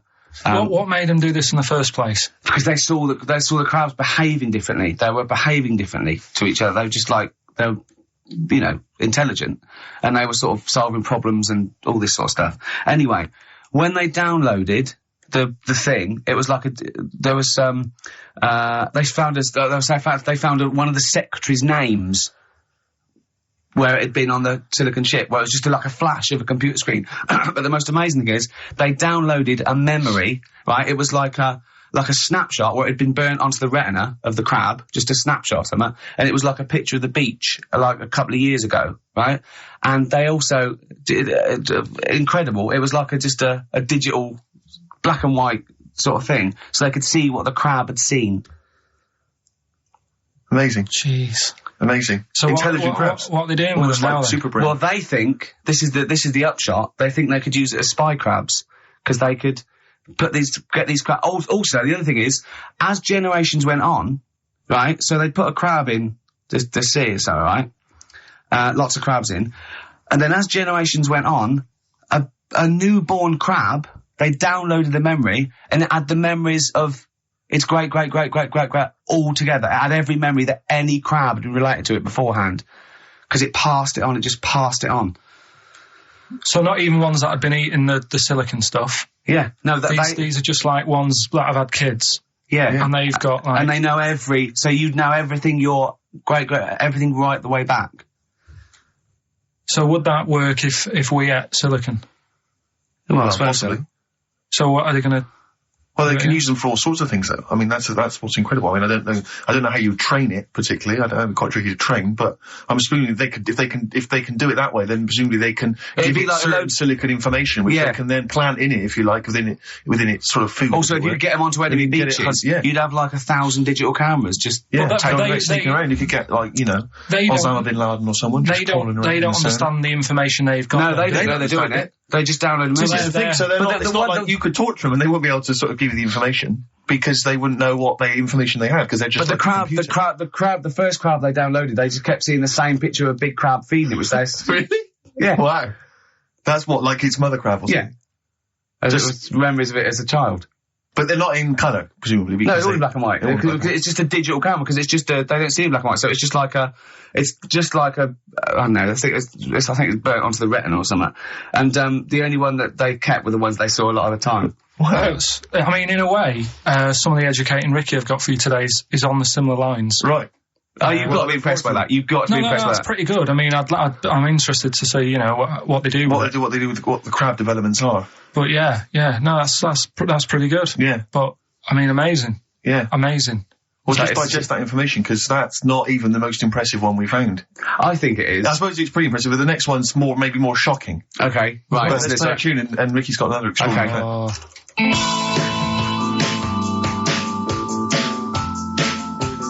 The Cure, Love Song, classic on XFM. So that's the crabs that you can download their memories. But what about other animals that are in the sea, in that same sea, eating the stuff? Have they tested them yet? I don't know. I think they just took it on because their biology, something to do with, I presume they could take up minerals and, I don't know why. I don't know. But anyway, next one, it's just on the horizons, a bodybuilder, yeah? This is freaky. Married another bodybuilder, right? And they're pregnant. And, they had these tests and the baby was very large, but it was causing it pain, right? In the thing, right? And it's almost bizarre and after the female woke up pregnant after 7 months and the baby was walking around. No, it forced its way out of the vagina. Oh, no way. Yeah, it forced its way out. It almost had super strength. And it was pulling her along by the umbilical cord, and they had to, and it was a stone. Extraordinary. That's freaky. I mean, you talk about freaky stuff. That's made up. What? It wasn't pulling her along. It was pulling, she could feel it. Exactly. And it was, do you know what I mean? Like, just went, and just sort of squeezed its way got out, because it was ready, because all the hormones. Because it thought it was ready. Oh, God. Imagine that. Just waking up and finding that in the bottom of the bed.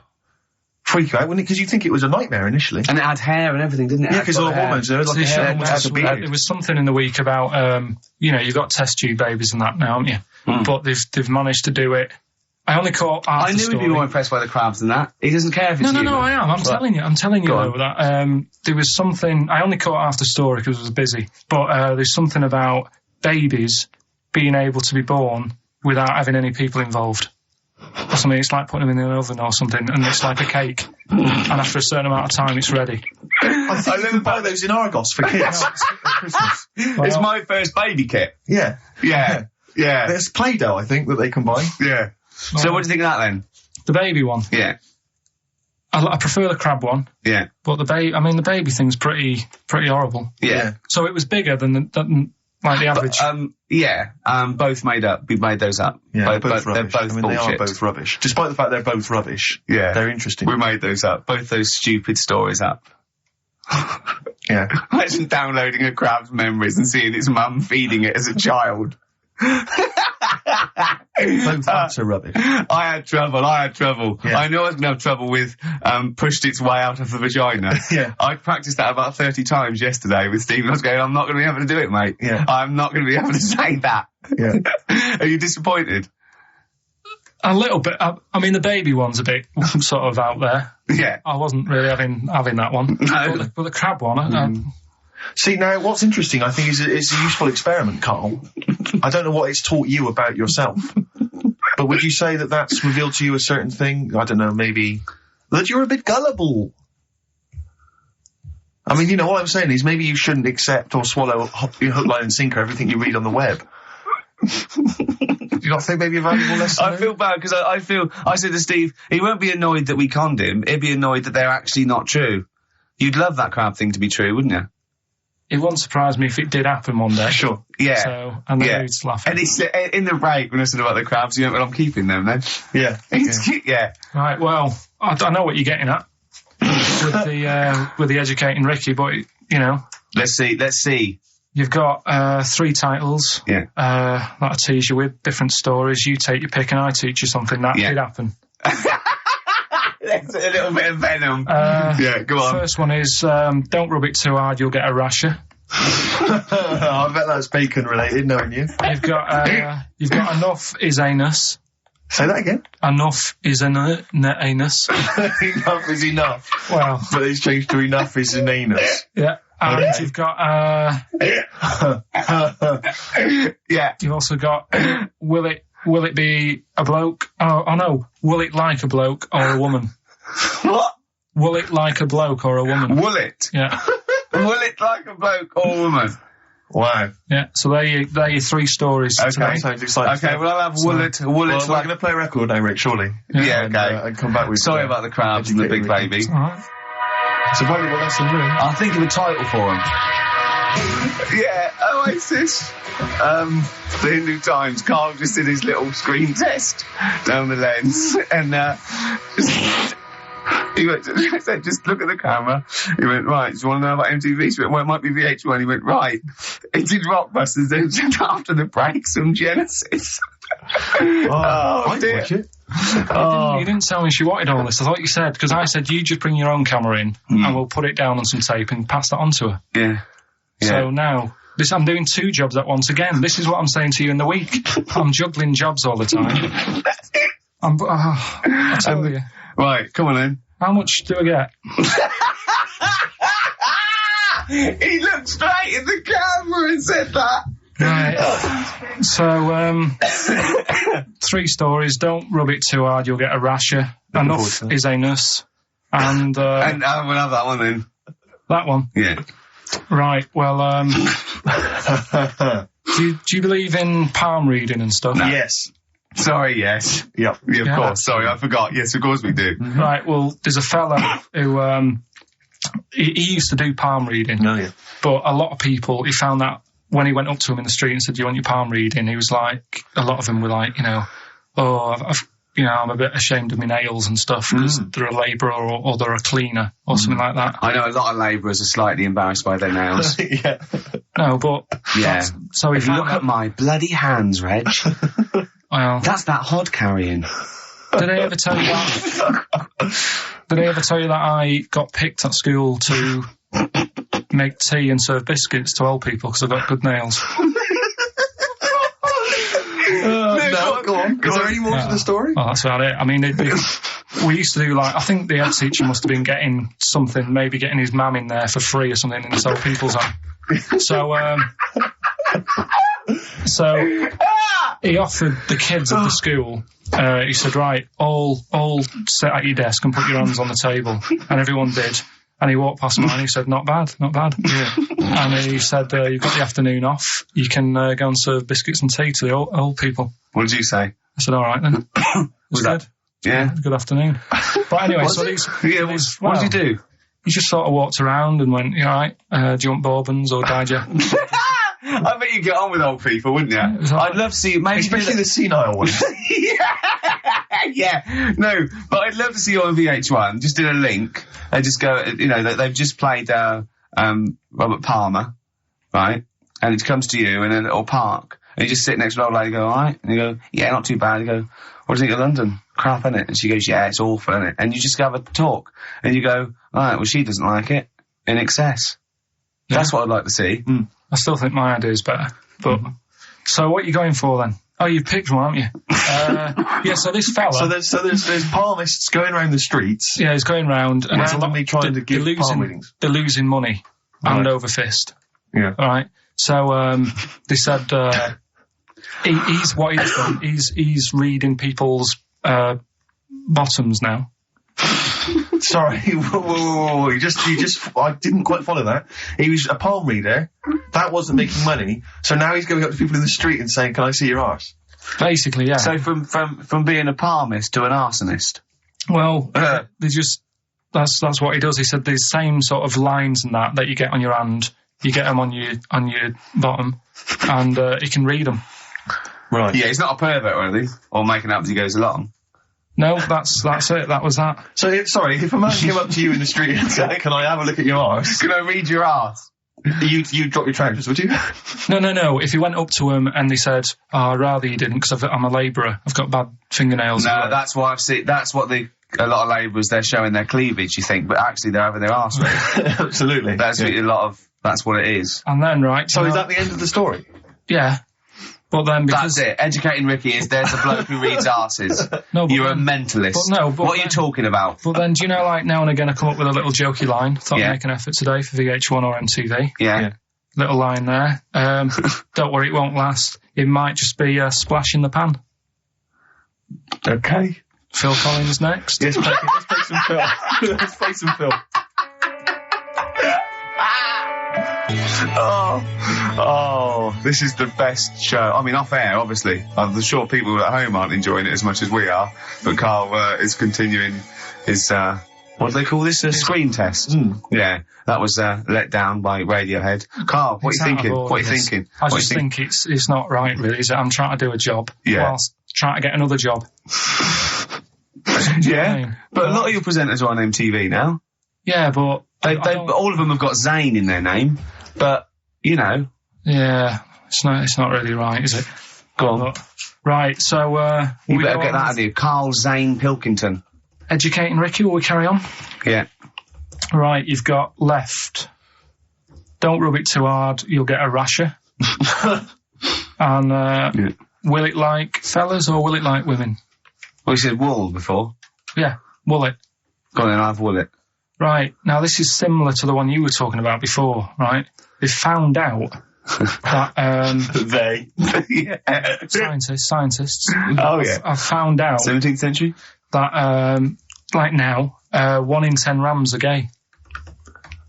1 in 10 rams are gay? Yeah. Yeah. So that was like, wool it. That's how I could get that in. They got a load of gay and straight rams. Right. They worked out which were which first. They said, right, that bunch there is a gay bunch. They looked better. They just had more pride in their appearance. And the other ones, you know, the straight ones. And then they gave them to this scientist and said, right, go on, do what you got to do. And they took the brains out of all of them. Just to check. And they did tests on the brain, and it worked out that they've got something smaller in the brain. The gay ones have got something in the brain that makes it smaller. And they said, right, well, that's probably how it's going to work on males, on like males and females and like humans. So you took from this that gays have smaller brains than straight people? No, there's something in the brain. Right, So if someone's saying, you know, oh, I'm a gay, or they're not sure or whatever, they will now be able to find out. So you can go to the doctor and to find out if you're straight or gay. Is there any gay in my brain? Let's have a look. Do. You've got a little bit of a gay in you. Yes, a little bit of gay in there. Yes, you've got the, you've got a little bent cell there. Well, that's why they did it anyway. I don't understand how they could differentiate which were straight and which were gay to begin with, before they then gave it to the scientist. Wasn't that what the scientists figured out? How could they tell? There's one theory that it's genetically determined. There is one. There is a theory that's genetically determined, but I don't think it's as easy as pulling a sheep's brain apart and finding a little pink sort of like blob in there, and going, right, we've taken the guy out. Now he's going to go and shag some ewes. I don't think it's that straightforward. Although homosexuality does occur at a similar sort of rate in animals, I think. Yeah. So you knew that, didn't you? So that's that one. I mean, I just like the idea of the farmer figuring out which is straight and gay. Well, that one's wearing quite a camp-looking neckerchief. So I'm thinking maybe it's gay. Is that? Yeah. I love the fact they can. That was a big fan of Sophie Ellis-Bextor. Yeah. They put on ABBA and see which ones dance. Exactly, That's how they... Which one, put on like Barbra Streisand and see which ones sing along. That is rubbish. What did I find out? Did you just say that is rubbish? No, I found out other stuff in the week that didn't make the top 3. Wow. We haven't even had to... This must be mediocre stuff. This must be really bad. Yeah. Or it might be dubious. Go on. There's a woman in Ireland who has been with a fella for 11 years. Yeah. She always saying to him, you know, when are we going to get married and that? And he's like, oh, we don't need to. You know, we're happy and that. You know, like I am with Suzanne, it's like, there's no point, really. Unless you have a kid, I don't think you need to, do you? Right. So, he was like, we'll do it in time and all that. Anyway, he comes home from work one day. He says, oh, go on then, we'll get married. She was so shocked, her hair fell out. Oh, did you get that? Wow. So that's extraordinary. And what did he say? Oh, I'm not marrying you, Baldy. Yeah. Well, she was so shocked her hair fell out. Yeah. I love the idea of it just going to the ground. Fell out. Yeah.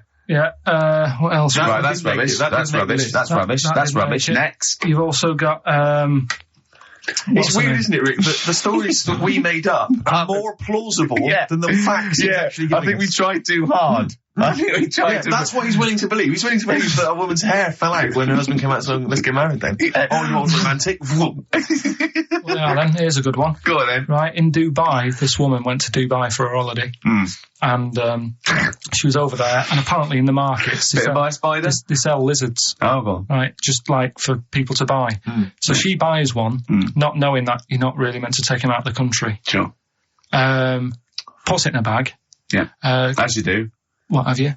And then she gets to the airport when she's going home. She's thinking, I can't really leave it in my bag. So she puts it on her head. On her head? Wears it as a hat. She wore the lizard as a hat? Yeah. People on the plane were just like, yeah, everything's fine. You know, they're doing the cross checks and that. Yeah. Have you got your seatbelt on? Yeah. There's a woman there with a lizard hat. Everything's going well. She gets off the plane at Manchester Airport. Lizard sticks its tongue out. Yeah. The air hostess says, what are you doing with that? She goes, I've had it. The lizard said, I just found her in Dubai. They said, I've had this with me all journey. And they said, well, you shouldn't have done. And they took it off her. Yeah, I think that is true, actually. Yeah. Yeah. So what about that? Yeah, good, yeah. Yeah. That educated me. Right, what, any more? Well, what's that taught you? That's taught you, be careful when smuggling lizards back as some kind of hat. Yeah, just say, lizard, keep your tongue in, you twat. Not at the customs officer. Yeah. And, what else? Anyone didn't quite make it? Anything to declare? I've got a lizard on my head. We've got an old saying one if you want that. Go on then. Are these ones that didn't make the list? These are ones that didn't make it. Oh, right. Because I always get more in than I need to, just in case. Just think if someone's just tuned in now. Is Anders listening? Well, I'll tell you, Dickie Anderson. I've got an email from Richard Anderson, Dickie Anderson. Go on. The Dick Machine, which... the big dick, which... now, this is interesting. I think we're wearing him down. Ricky, I think your show might be improving. Go on. That sense of despair and loneliness I normally feel when listening to your show doesn't seem so bad today. He's desensitised to it. Yeah, exactly. Always given up. Always just given up. Yeah. I mean, you listen to this long enough and your standards will drop. Let's play a tune. Let's come back with some more Carl's... I don't want to use the word facts. No, he's got more screen testing now. The camera's ready for you. Yeah. Feeder. Just the way I'm feeling. That's my favourite Feeder track ever. It's bugging me. It's just like a ride track from about 10 or 15 years ago. So if you know, put me out my misery, email in. It's just like a ride track from about 1990. And I can't, it's just the beginning. Drive me mental. Ricky.gervais@xfm.co.uk. Yeah, well, half hour to go. You've done your screen test. Yeah. Reluctantly. I think you had just such the wrong attitude. Well, it doesn't matter, does it? I've told you before, if things are meant to be, right, they'll happen. That's how I've got through my life, right? I'm 29 now. Yeah. Never 30, ain't you? Well, yeah, 30, but the camera's still on. Right? So...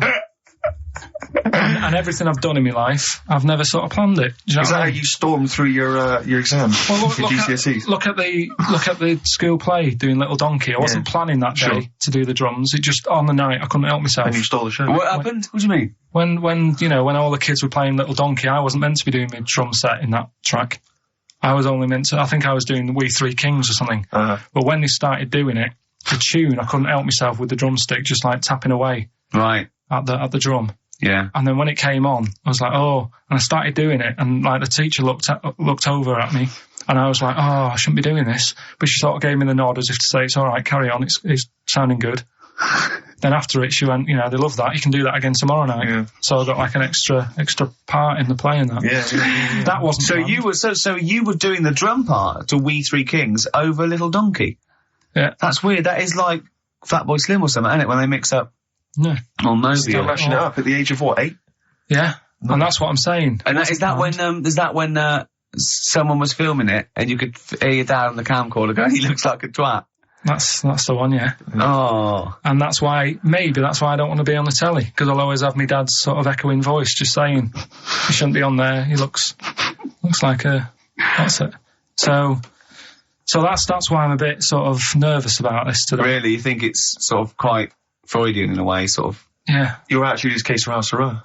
Well, plus I haven't got the look. I'm not pretending, right, that I should be on the telly. What's wrong with your look for VH1? It's not right. It's not right. Jono was on VH1. Was he? Yes. So I'm going up against Jono? No. So he's gone now, he's moved on. Yeah, there you go, you see, another one who they gave a chance to, and then he was like, I can do that. It's built up, right? They built him up, you can do that as a job, and then they knocked him down. And he probably started eating. Well, I don't think you should have knocked Jono down. He started eating! And look at him now. Yeah. Right, so that's what I'm saying. So if it's meant to be, right, whoever's going to watch this tape, thanks for the offer and that. But, time will tell. Very wise. So, there you go. And I tell you what, actually, right, it's a bit funny because we're looking on the web in the week at different sayings. And, do you know the saying? A round head does not an MTV presenter make. Yeah, no. What's that saying? Spark in the pan or something? Eh? Flash in the pan? Flash in the pan. Yeah. Do you know that saying? Yeah. That's a bit like what could happen to me, innit? Do you know what I mean? There I am trying to do my normal job, right? And then you bring me in here on a Saturday. Next thing, everyone's after me. Yeah. And then it doesn't work out, and I'm dropped. Yeah. And that saying flash in a pan, do you know how it came about? No. Do you know like how years ago they used to dig for gold? Gold. Yeah. Yeah. And they had like a little pan. Yeah. And they'd put the soil in, and they'd rub the soil. Yeah, and it shone in the sun. Now and again, it shone in the sun, and they get all excited, and we're like, oh, brilliant, some gold. And then they realised it was just the sun flashing in the pan. Yeah. And that's, do you know what I mean? Yeah, yeah. So again, that's a bit weird. I saw that saying in the week. Almost like a little thing saying, don't be getting carried away. Omen? So, well, makes you wonder. But anyway. Not really. So, tell you things that make you wonder. You saw Darren Brown. What did he do? No, extraordinary. Yeah, I told him, but I said, you should a lot of people don't realise who Darren Brown is, and he's, I think, the best illusionist in the country. We went to, Jonathan Ross's house, for his birthday. I didn't. No, me and Jane, and we went there, right, and there was lots of people there, and, Darren Brown was there. Jonathan got Darren Brown to do, and it was incredible. He did all these tricks, right? I mean, incredible. It was just amazing.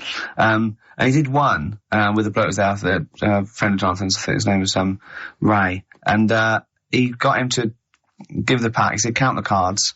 And he counted out 52 cards. Yeah. But he went, think of any card in that pack. He didn't touch it yet. He's counted 52. It was in his hand. He said, think of any card. He said, what was it? He said, 3 of spades somewhere. He went, find it in the pack. Couldn't find it. He said, count the cards. There was 51. Right, and he couldn't find the card, and he had no idea. And we forgot about it. He went, it's gone wrong, and he forgot about it. And he kept, so he was going, I wonder where that card is, and he kept looking at it. I found out that about a week ago, Ray went into hospital with appendicitis. Yeah? And the surgeon was really so there was something crumpled up. There was a thing. And it was a card. It was the card that was in his thing causing appendicitis. And when he came out of surgery, there was a card from Darren Brown saying, was that your card? That's amazing, don't you think? I mean, that's like incredible. Thing and then a crab went, I know what it is. It's a 5 of spades. It's another wind-up. Yeah, well, see, I'm not going to believe anything anymore. But that's so good! You've learned a lesson! Yeah, but say if all this goes wrong now, right? Cry wolf and all that. Yeah. Imagine I get dropped by MTV. You haven't been asked yet. Yeah, well, whatever. Right, they short on firemen because they're always going on strike. I answer the phone, it's you saying my house is on fire.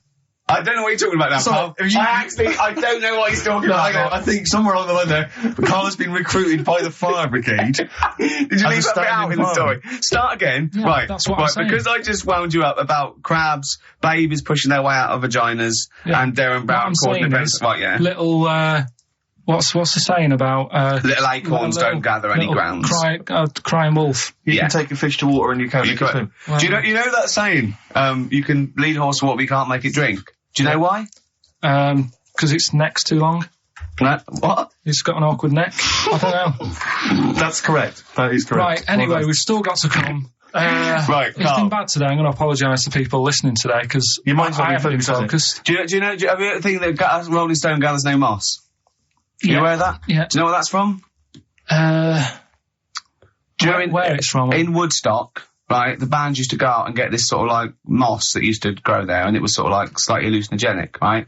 And they used to come back and they used to all go out, everyone was out there, mamas and papas were doing it, the Doors, they all came back. But Mick Jagger and Keith Richards would never do it. But they'd smoke other people's. Yeah. A Rolling Stone never gathers his own moss. That was what it... seriously, Carl? Right, that's so the we've truth. still got to come. Rockbusters. Have you heard the saying, a fish in time saves 9? The clues were... Have you heard that? That'll never get off the ground. LZ. You've got... Have you heard that saying, out of the frying pan into the saucepan? You've also got... Carl. I'm trying to hold it together now. Well, yeah. No, we're trying to teach you something, Carl. Yeah, but you're not. Why? Because at least my stuff that I tell you, if you go into a pub and told someone... What? There was a blind girl, she hit her head, she could see. What's that? Well, just don't get down if your eyes are bad. Right, we've... No, go round headbutting things. Playing a song. Oh, Carl, come on. The Undertones, Teenage Kicks, that's one of the tracks on the best air guitar album in the world ever, Volume 2, which is one of the prizes on today's Rockbusters. And John Peel's favourite track ever. John Peel's favourite song of all time. And so, Carl, have you got the answers for Rockbusters this week? Yeah, we have, yeah. We've got the first clue. You're upset, Carl. Miserable. I'm a bit fed up today. The weather's... I knew when I was walking in today, though, that I'd be... But that video, there's lots of weather on that video, so they can, whoever wins this can go and see sort of the weather you were talking about. The first one was, that'll never get off the ground. LZ. Yeah. The answer there was Led Zeppelin. So easy. Yeah, but I said that to you. There's always two easy ones and a difficult one. Go on. The third one was, you'll get a load of bacon off them. Go on. That was L. Long Pigs. Right. Yeah. And then the second one was, that woman's got her husband's gloves and a pair of her own. Yeah. HH. Yeah. Yeah. That was Erman's Hermits. So that's the three answers. I'm sure Well, I'd like to give the prize this week. Herman's Hermits.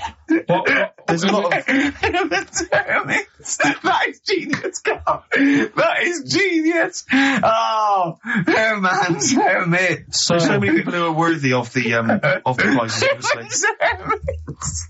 I'd quite like to give the prize this week to Tom McGibbon. Just because I like his name. I don't know if I've pronounced that right, but Tom McGibbon. Yeah. I'd like to give that to him. No, you shouldn't laugh at someone's name. He also lives in Bloxhall Road. I don't know why I'm playing that. Tom McGibbon of Bloxhall Road. I don't know why. Well, you've made a mockery. You've made a monkey out of the man. Poor old Gibbo. Yeah. And he's asking that. He's got a question there. What? Can Carl get rid of slugs? I don't know what that means. I'm almost certain he can. So well done to... if he's been listening, if he was listening a few months ago, he would have known how to. Go on. Because I told you what slugs like. What? Getting in letterboxes. How does that get rid of them? Put some stamps in your garden. They like, they like stamp glue. So, yeah. That's and how does that get rid of them? They'd keep coming back, won't they? Then he goes, I can't believe it. We'd have to climb those boxes now. There's a fella leaving stamps out for us. You've won some prizes and I've sorted you. No, how does that get rid of slugs? Leaving stamps out for them, their favourite food. Because it's like plant a load of lettuces. They love that. Well, it depends where he's got them. I thought he meant he's got them in his house. Okay. So, to put stamps on the outside. They go, there's loads of stamps out here, lads. Let's leave this house. Right, so... Let's get out of this house. We've got one more... Go on. Educating Ricky to... Go on and quick then. And I need educating. Right. Don't rub it too hard, you'll get a rasher. How was he going to outwit Darren Brown? You said something in the break. Oh, I have to say, yeah, Darren Brown, who we bumped into as well, and he did this incredible trick where he puts £40 down on the table. He says, I can tell you which hand you've got a pound coin in, let's say 5 times out of 5, you know, so I have a pound coin in one hand, I put it behind my back, I bring my hands out, and he can tell me every single time which hand it's in by asking questions, by doing various Well, he doesn't ask, but he just goes, no, you might have it in that one, you might do the same again, but then you're an intelligent person, you pray that way, he goes, so it's in that one, and he does it every time. Yeah, it's incredible. It's absolutely majestic. I mentioned this to Carl. Yeah. And, well, Carl, you tell me how you think you could outwit Darren Brown. Because your dad used to do this trick, you told me. My dad used to play this. Yeah. How old were you? Don't know, probably about 10. So you probably weren't as sharp as you were now then? So he used to play it, and the way of telling what hand he's got it in, his hand looks bigger. So that's all you've got to do. That's how he did it then. Yeah. That's So not to catch Darren out. So to catch It was a bit Darren out. different because he did it with golf balls. But To catch Darren out, Carl told me, Rick, He did it with a spud. to catch Darren out, the hand which hasn't got the coin in, just make it slightly bigger. Just make it extend it slightly so it's slightly larger, and that'll catch Darren out. He'll never be able to stop That's that. how he did it. Or just put a pound in each hand and wind him up. Just go, no, you're wrong. You are brilliant, Carl. Yeah. Do this one. Did your dad used to do the one where he takes your nose off of your face and puts it between his fingers? Did you keep going to the doctor? Yeah. Yeah, go on. Right. You know how that's done? You know he's not actually taking your nose It's his off. thumb. Go It on. is his thumb. Last one. Yeah. Don't rub it too hard, you'll get a rasher. It's been a mess today. What do you mean it's been a mess? It's been a mess. What has? This. What? The show? Yeah. How has it been any worse? It's just all over the place. There's no sort of, it's not tight like it normally is. And she'll be going away with this, thinking that's what the show would be like. She listens on to the show. MTV. She knows it's a shambles every week. Go on. Well, don't rub it too hard, you'll get a rasher. Yeah. Do you know the saying, ham it up?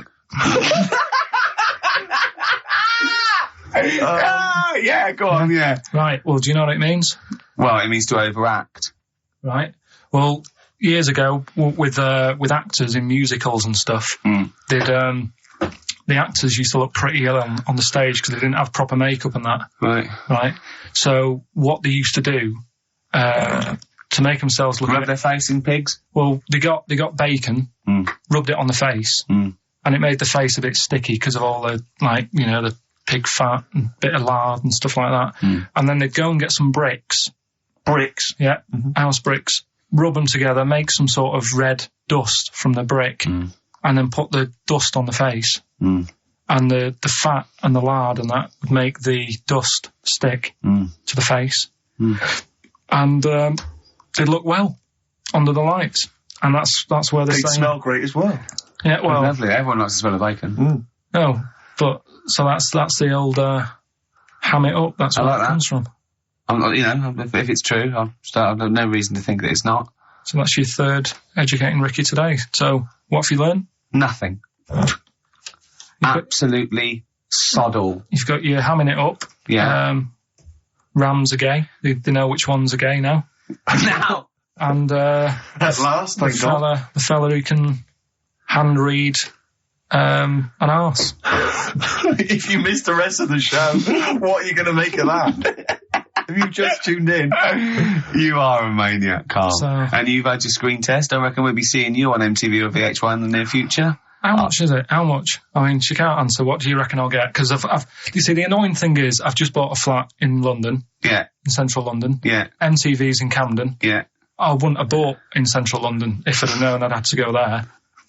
That was to make my life easier so I could walk to work. So now I've got to go out of my way. So I need to cover that. To be truthful, I'm not sure that the MTV gig is a certainty yet. She's pretending she's not sure, but she can't wait to sign me up. Yeah. I reckon you maybe start off with a few little interstitials, just like, what do you think make of that? Or Carl says, a few of them. I reckon you'll make a few grand. Why has it got to be music? Why can't it be? I think that idea on the animals is good. I can do film stuff. I'm talking about films. Elephant Man. Love that. Go on then, do a film review, quickly. Right. Well, today on film review, we're doing classic films. And today we're looking at Elephant Man, John Merrick, one of his better pieces of work. It's a sad film. I've never really been able to watch it all the way through.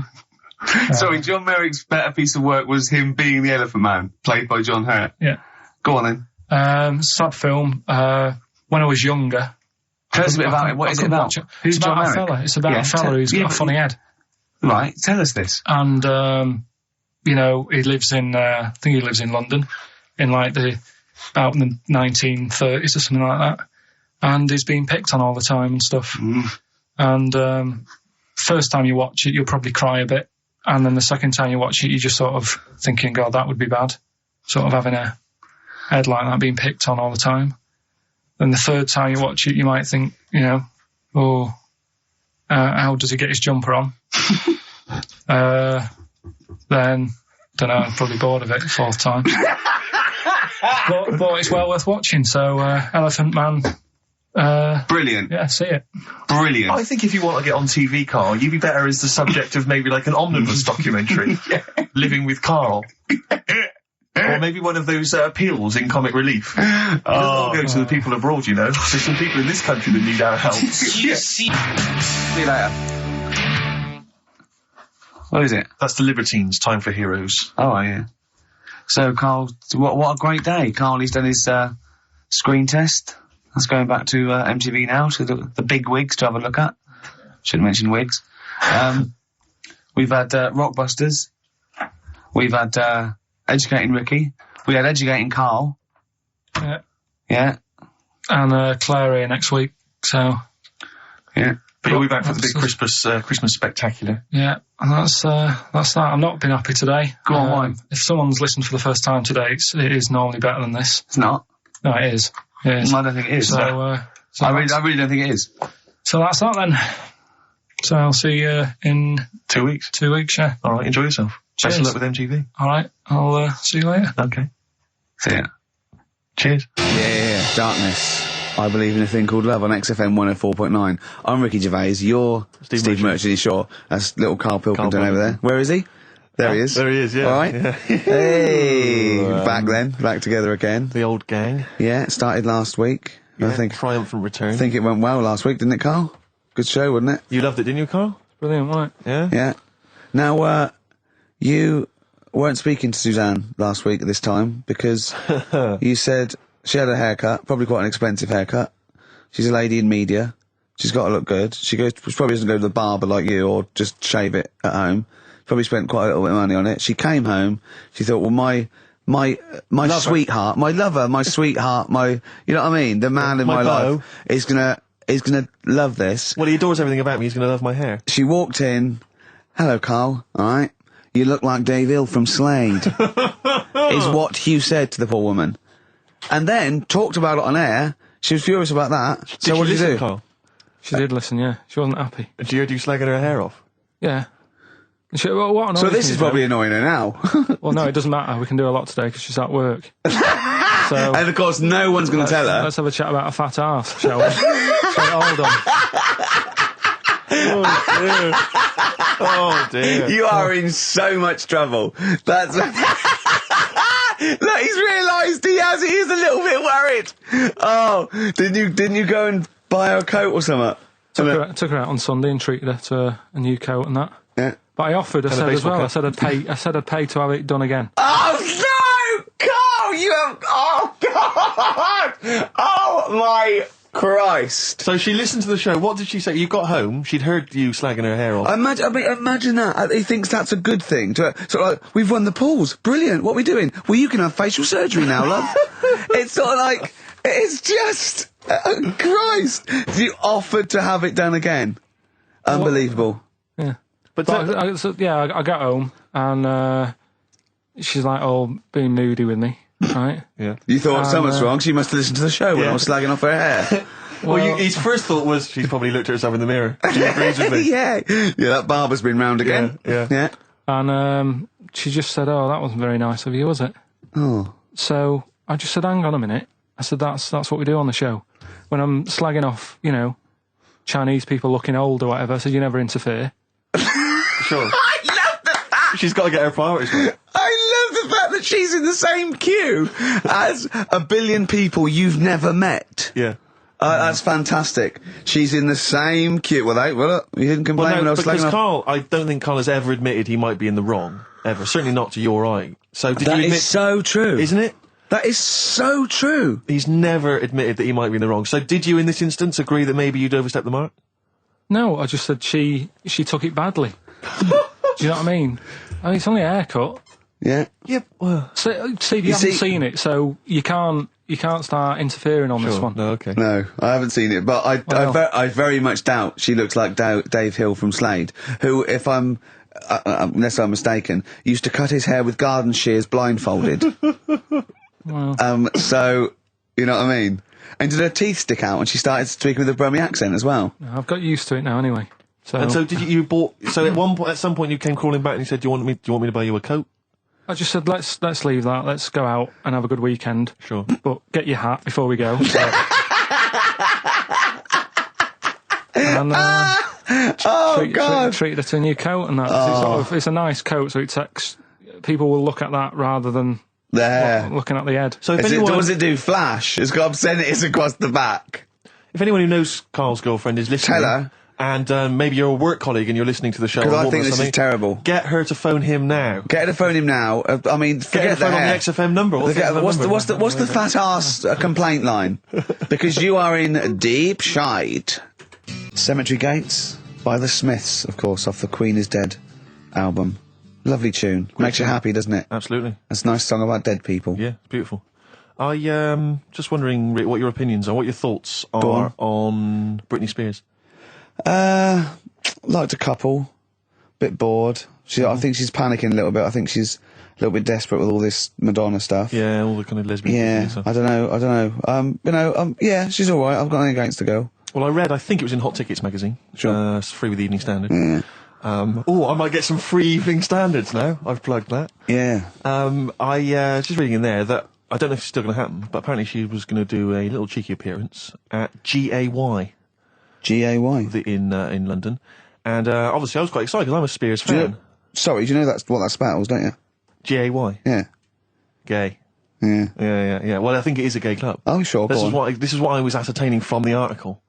Oh, because they've said they've called it what it is. Exactly. Yeah. And apparently she was going to be previewing some of her new album live on stage at GAY. And that's an intimate venue. Normally you'd have to see someone like Spears, probably at Wembley Arena, something like that. I'm thinking I'm a Spears fan. Get up a couple of the gang together. Yeah. Some of the lads. Exactly. Yeah. Cruise down there. Yeah. But then I read on in the article that apparently the doorman at GAY were only going to let in regulars. And the way they were going to ascertain if you were a regular was by asking a series of questions at the door. What, testing if you're really... Now, I don't know if the questions would be about the interior of GAY. Or the interior of someone else. Yeah. Or just general kind of... Like, what, do you reckon you'd have passed the... Well, that's what I was wondering. So you'd have had to pretend to be... GAY to get in to see Spears. Now Can you say gay on the radio? Yeah, I think so. Yeah. But there's irony, isn't it? So you're pretending to be gay to get into a club to see a bird that you like. Yeah. I'll give you a little quick test. Right. Shall I? All right. Sorry, what's your name, mate?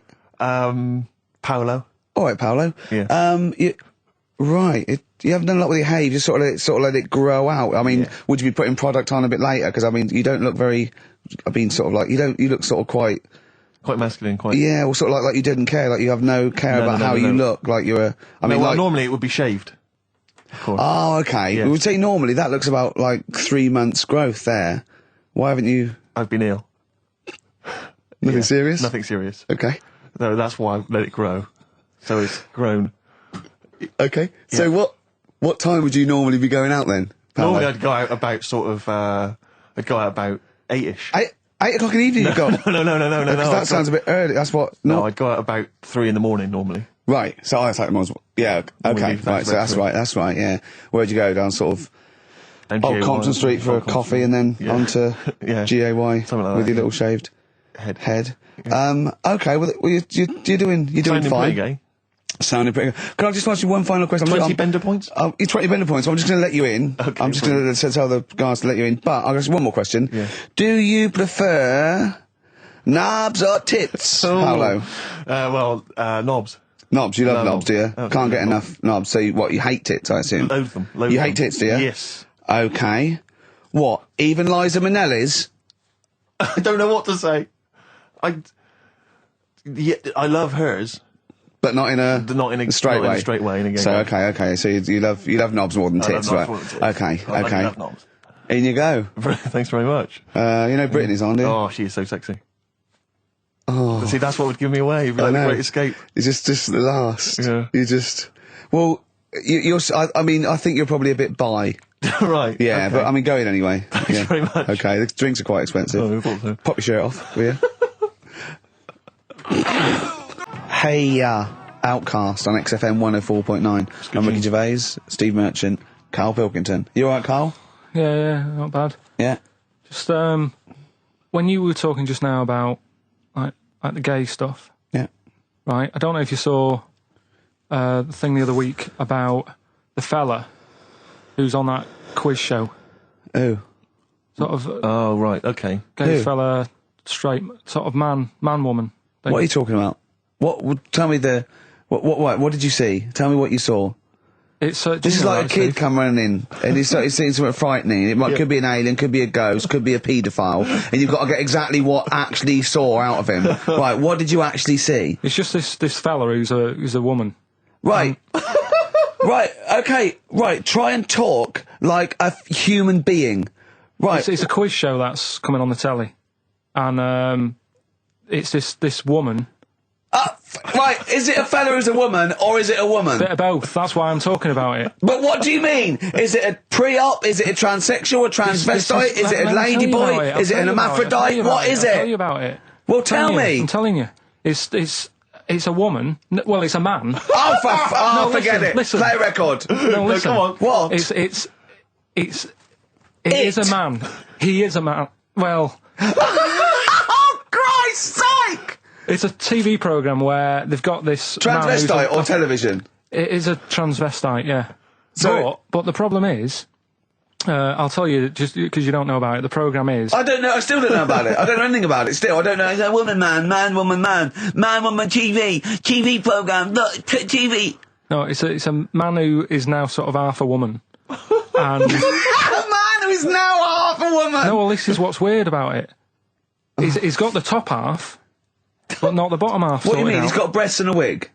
But he's still got his boys downstairs. Why do you do that? His caps and the boys What are do you do still that there for? in his Y fronts. Why But have that? upstairs, he's got a lovely pair of dumplings. Why do that? Well, he's halfway through. But why not get it all done in one go? Maybe he couldn't afford it. Well, wait until you've got all the money. That just looks a mess.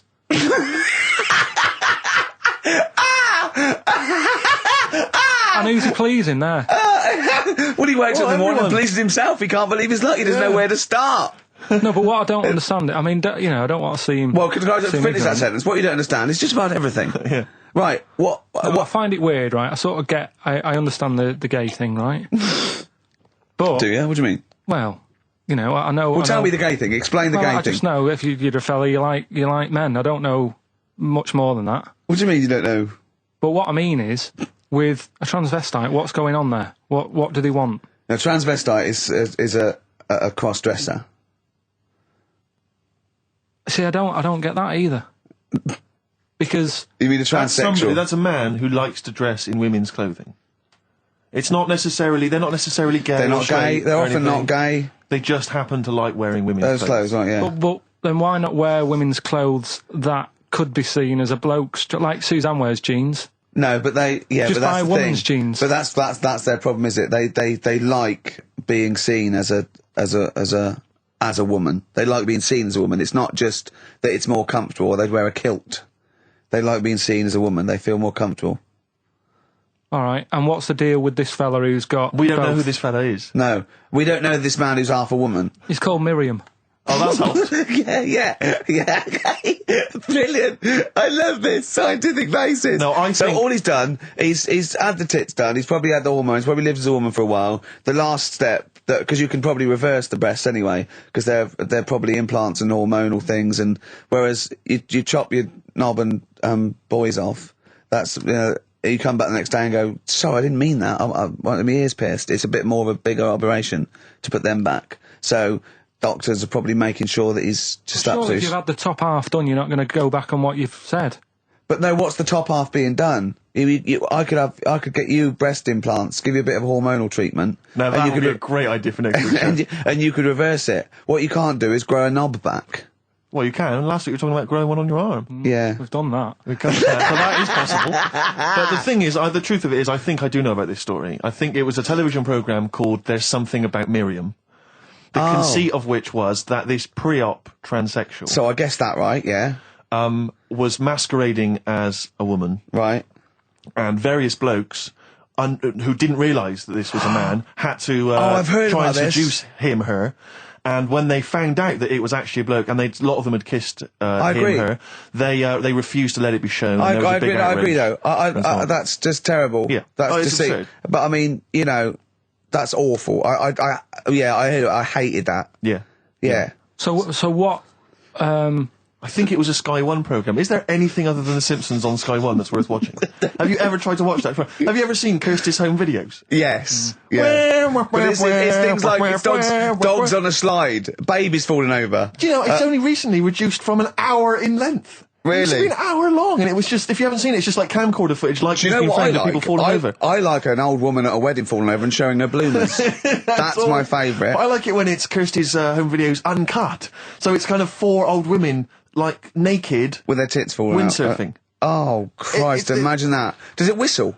Well, I mean, have you ever really sat and watched anything on Sky One? No. That wasn't The Simpsons or Star Trek? I think that's what I watch on. I think that's pretty much what I watch. Wrestling. They have WWF wrestling, cartoons, and just the worst programs. I mean, I've seen a bit of the wrestling. It's hilarious. It's hilarious. It's like a station that's made by a 14-year-old boy. Yeah. Well, I think that's probably what it is, isn't it? Yeah. I mean, that's exactly the demographic. Do you like Sky One, Carl? I haven't got satellite ever, so... Why not? I thought you'd have loved that. No, I would love it. Discovery Channel's all about no. slugs and that and weird stuff like that. I know. Chimps. I was reading about slugs the other day. There's a thing on one of the channels called Monkey Business. Yeah, I watched that. Yeah. Because I was doing that thing, wasn't I, with Richard Bacon. Yeah. Where you watch the telly and that. You're talking riddles. You actually talking riddles and forget a play record. You should be the gatekeeper in some kind of Dungeons and Dragons kind of quiz game. Right, yeah. Let me enter. Right, yeah, but I was doing that thing with Richard Bacon. What can he mean? What can he mean? He is the wise There's one. There's a man Just who's also a woman. Yeah, yeah. The upper half is, but is the bottom. Yeah, play a record. Bit of Clash. Oh, yeah. Come on. Johnny Cash, Hurt on XFM 104.9. That's brilliant, isn't it? Good. I'm Ricky Gervais, Steve Merchant, Karl Pilkington. So, what have we done? We've done gays, transvestites. Have we done knob use yet, or...? It's nice that you can talk about pre-op transsexuals nowadays on the radio. I know. You know, without the fear of complaints or listeners. Listeners, that's the thing. If we had any listeners, we'd get complaints, wouldn't we? We really would. We'd get some serious complaints if anyone cared enough. That's why we haven't gone to a decent station with, you know, a big We would audience. never do, on a real radio station, we could never do this, could we? Why not? Why not? See, I'm not doing this to, like, mess about and offend anyone. I think it's an interesting topic. What? You talking gobbledygook, not really knowing what... Carl, for the first 5 minutes, you couldn't talk. What?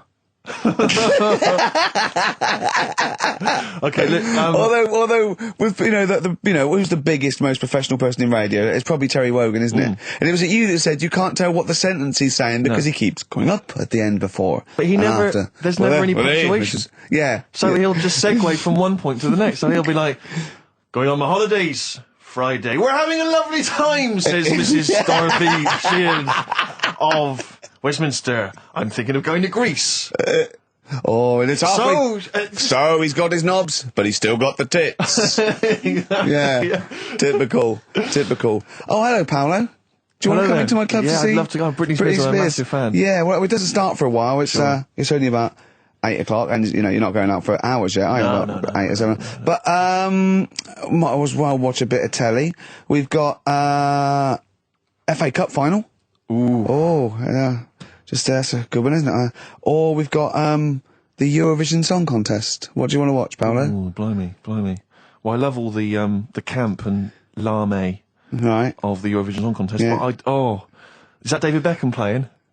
Because I love him. Oh, his I see hair what you've and done. his legs. See what you've done. You see? So you will watch the football, yeah. but you'll be mainly looking at the legs and the tight shorts. So while Beckham's knocking them in, you'll be exactly knocking one. Right. Let's. Did you know? Remember? I never really looked, but when you see old clips of, say, early '80s footballers, the shorts are much tighter, aren't they? I don't know. I don't really know. I don't know. Really looking. I remember Carl was saying when he went and there was 2 strippers, a bloke and a woman, and they whipped off their clothes at the same time, and you looked straight at the boys. Yeah, everybody would. You would have done. Right. You do. You do. You look at his doo-doo. What do you mean? You look at his doo-doo. No, I'm just saying. If you were there, you would have done the same. 2 people on the stage. Yeah. Woman and a man. Yeah. They were getting the clothes off. Yeah. Right?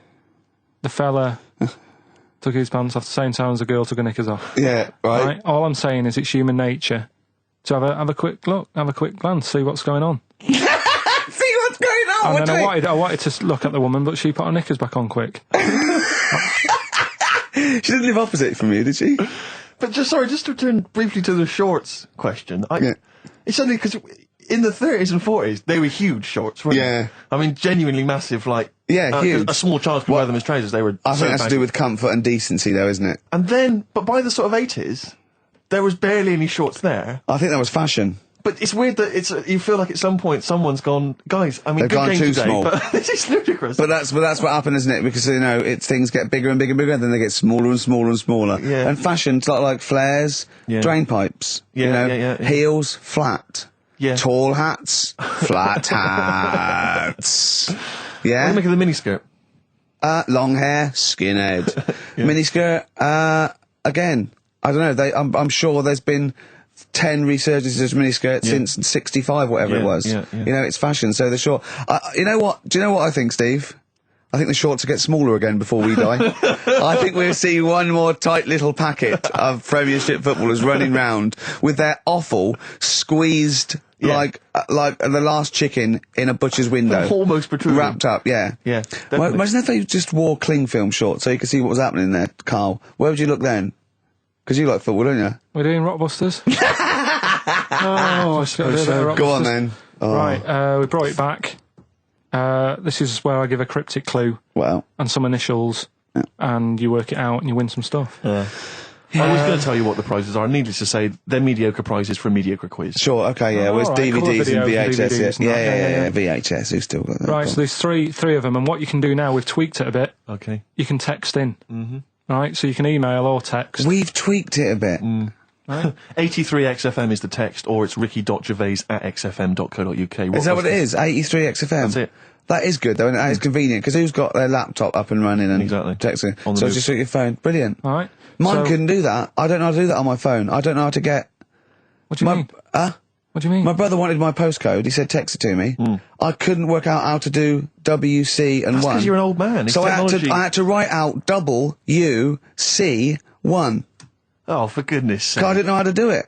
Pathetic. It won't do it for me. Pathetic. It's ridiculous. Go on. Well, it's 83936 if you have that problem. Right? Right, come on, we get on with the quiz. I Right, don't know. There's too many numbers now. Three clues. Here we go. First one is this Teletubby has got lice. Right? This Teletubby has got lice. This Teletubby has got lice. Right. The initial there is P, so it's a band or an artist that starts with P, and the clue is this Teletubby has got lice. Right? Yep. Second one. I'm really already not holding out much hope for this. I know. Working out. Go on. Right. Second one. I've just messed that first one up. Thinking about it. Oh, for Christ. But when I give it out later, I'll sneak it in without, right? Just don't repeat anything I say. You're an idiot. Listen, You play a really record. are No, an man, idiot. no, Play a record. Play a record. got Play a someone. record. You're a fool. Play a No, record. let me just... No, Press the button, press you've the ruined button. it. You're an idiot. Red Vines by Amy Mann. Brilliant, that, isn't it? Very good. On XFM 104.9. Well, Carl mucked up Rockbusters, as usual. I mean, you know what? I like it when he mucks up early because it doesn't waste people's lives for 40 minutes realising he's mucked it up at the end. Yeah. So, obviously, people are already... They know what it is. They know what it is already. They've said, well, it's police, isn't it? You meant to say nits instead of lice. Yeah. You're an idiot. So that one's gone. So what have we got next? Right, so that's just an idea. If you haven't heard it before, that's how my head works. Right, this Teletubby has got nits. So Po. P, so Po is a Teletubby. Yeah. So when he says lice. cryptic, it's not only what the answer is, it's what the question was meant to be. Sure. So Alright, so there's only two, so you got even a better chance of winning than that. Well. So, the second one is, I'm saving that money to buy condoms. Alright? Think about it. easy, too easy. Right? JC. Yeah, right, well that's too, so everyone's got that one. I feel like saying it now. Yeah, but So don't Well, that's say it now. rubbish. Yeah, but you've got to have an easy one in there, otherwise people get bored, don't First they? one was easy. We gave them the answer. Yeah, but hang on. That's the easiest one we've ever had. Police. And the second one is, Yeah. when you're making bread, add a little bit of colour for a change. Alright? When you're initials? making bread, add a little bit of colour, just change things a little bit. What are the initials? D. Just D. Just D. Right? So, what you've got there, I'm saving that money to buy condoms, the initials JC. Yeah, that's easy, yeah. Next. And when you're making some bread, just chuck some colour in there. Sure. You know what I mean? Change it a bit. Like the clue changes every time. The clue changes every time. Unlike the Times crossword, the clue changes every time it's said. 83XFM if you want to text it, or it's ricky.gervais@xfm.co.uk. I'll win some Rubbish. stuff on that. Pointless.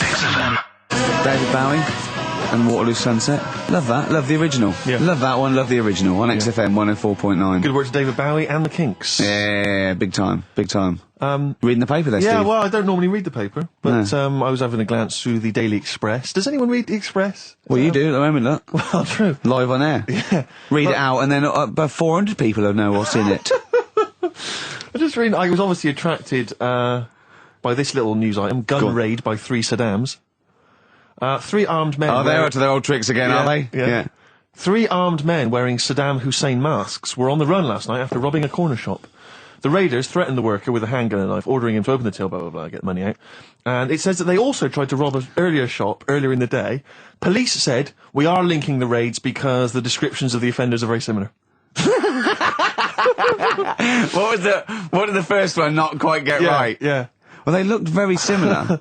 I think it was Gaddafi, 3 Gaddafis. Right, because that's weird, because we've had 3 Saddam Husseins down a shop so down the road. that's what I meant. Is it the same guys? Because I assumed so. I wouldn't have thought. I don't want to, get the Gaddafi almost guys on the Saddam Hussein charge. I'm almost sure it'd be the same way. I didn't know. One's got a moustache, haven't they? And one like they all got a moustache. I don't know. But I mean, there was 3 blokes with masks.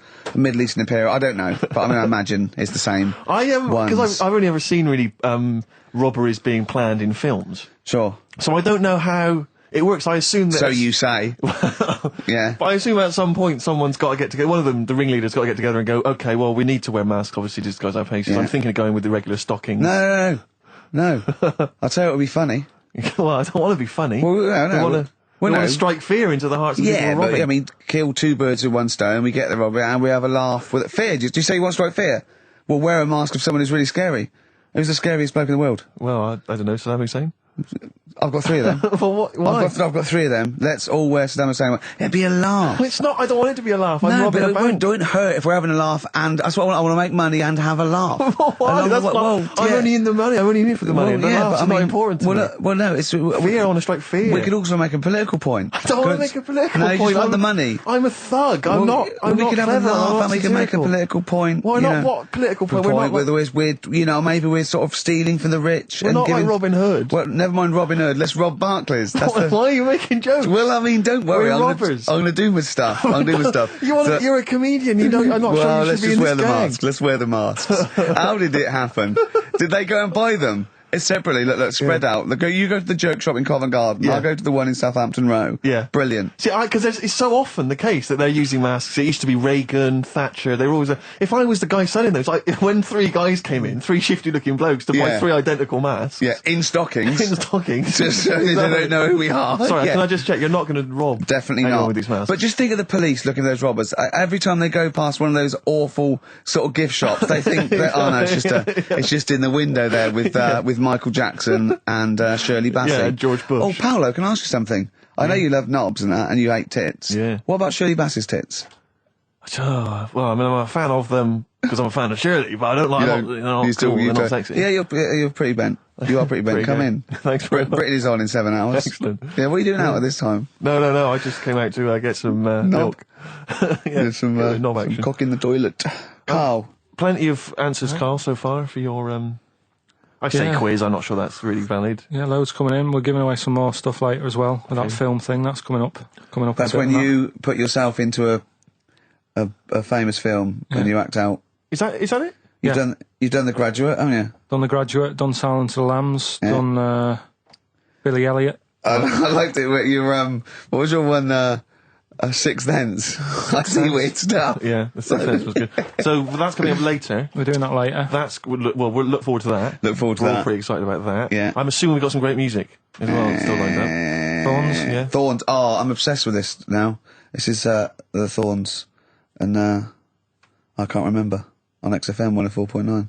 Strokes 12:51 on XFM 104.9. I'm Ricky Gervais, Steve Merchant, and Karl Pilkington. Not done a lot. Maybe you should earn your money as you get to Mondays off for this 2 hours of nonsense. What are you on about? I've done loads of stuff. Slag Suzanne off. Yeah, brilliant. First link. Yeah. talks about trannies.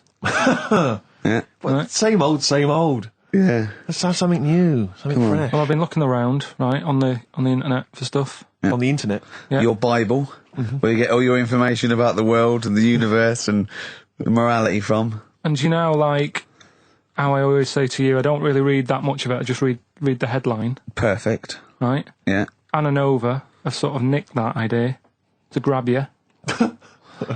Nicked what idea? Well, to sort of get to the meat straight away at the top. Do you know what I mean? The headline to the story and everything. What? Right, these are But stories. the headlines already existed. That was why you thought that was a good idea? Not like this, though. All right. Headline. Well, these are all headlines, right? Vibrating shoes could stop elderly falling. Do you know what I mean? Oh, God. You don't need... Vibrating shoes could stop elderly falling. Yeah, that's the story. You don't need to read on. That's what I'm saying. Well, Right, could you busy. read on anyway? Can't be bothered.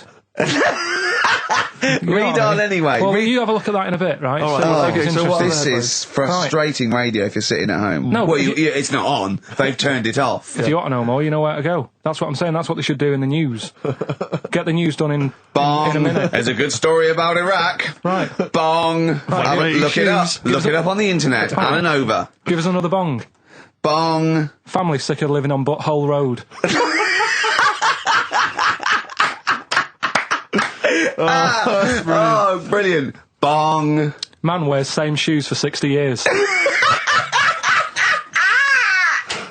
Oh, bong. This isn't that good. Some fella pulls a train with his teeth. And in lighter news. I love that. Triple Donald, this one is very good. And the last one, man fails to break clothes pegs on face record. She's always good. Well, that's the one I did read on about. I love that, all those. That's the one he read on about. Go on then. Just, Why is that news? He fails to make a record. So did I today. I know, yeah. I failed the long jump record today. Yeah. Didn't even take part. No, I was rubbish. but what are the rules on world records and that? I don't know if there are rules. There are certain things you can't. I mean, it's the Guinness Book of Records, isn't it, really, that's the arbiter, isn't it? Yeah, but is there anything, if you said you wanted to do it, would they say, well, you can't do that? Yeah, they've stopped some gluttony records, obviously things that are in danger, it's anything that's illegal, yeah, anything that's immoral. Yeah, like that American serial killer that just got discovered. Yeah. Having killed 47 women. I don't think he can make that into the Guinness Book of Records. No, because people will be trying to beat it, won't they? But there was some other story about a fella eating watches and that. That can't be good for you. So why don't they say, look, don't do that, do something else? He wanted to stay regular. Do you know what I mean? Though? I just wondered. What do you mean he was any... eating watches? He just said he was eating watches. He got about 3 in about a minute. How did he time it? Do you know what I mean, though?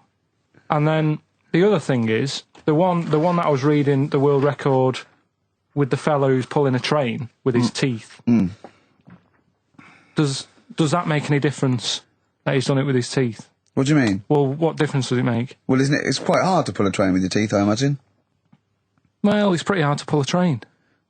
All I'm saying is it because he couldn't beat the fella who's pulling it with his hands? Well, so you tweak this it a is bit? my point. I think there was one bloke with a record for the running backwards 100 metres was sort of like 11.5 seconds. And I was thinking, turn around, you'd probably have a really good go at that. Do you know what I mean? Yeah. It's sort of like doing a marathon with a milk bottle on your head. Take the milk bottle off and see how fast you can go, you twat. But you can just tweak it, like the fella who has done the pegs on the face, right? Yeah. His name's Gary Stretch Turner, right? Right. So he's sort of cheating already if he's got a stretchy head, right? but You are, right, you are one of the most stupid humans I've ever met. well, get me in the book. Yeah? Right? Well, listen. So Gary Stretch Turner, right? His record is 153 pegs. Yeah. He did it again, and he only got 150 on. So he hasn't broke his own record. Right. But what I'm saying is, if he tweaked it a bit more, would that make a new record? What? Well, if he said, I've got 150 pegs on, but at the same time as eating a burger. I see what you mean, yeah. Yeah. He'd be the Or world record breaker for pegs and eating burgers at the same time. Yeah, just change it a bit. If you know you're not going to make it, just do something else. I'm assuming the rules are set at the beginning, Carl. That's it. That's where they say, right, you're just going to do the pegs thing. You're not going to introduce burgers halfway through, are you? Definitely not.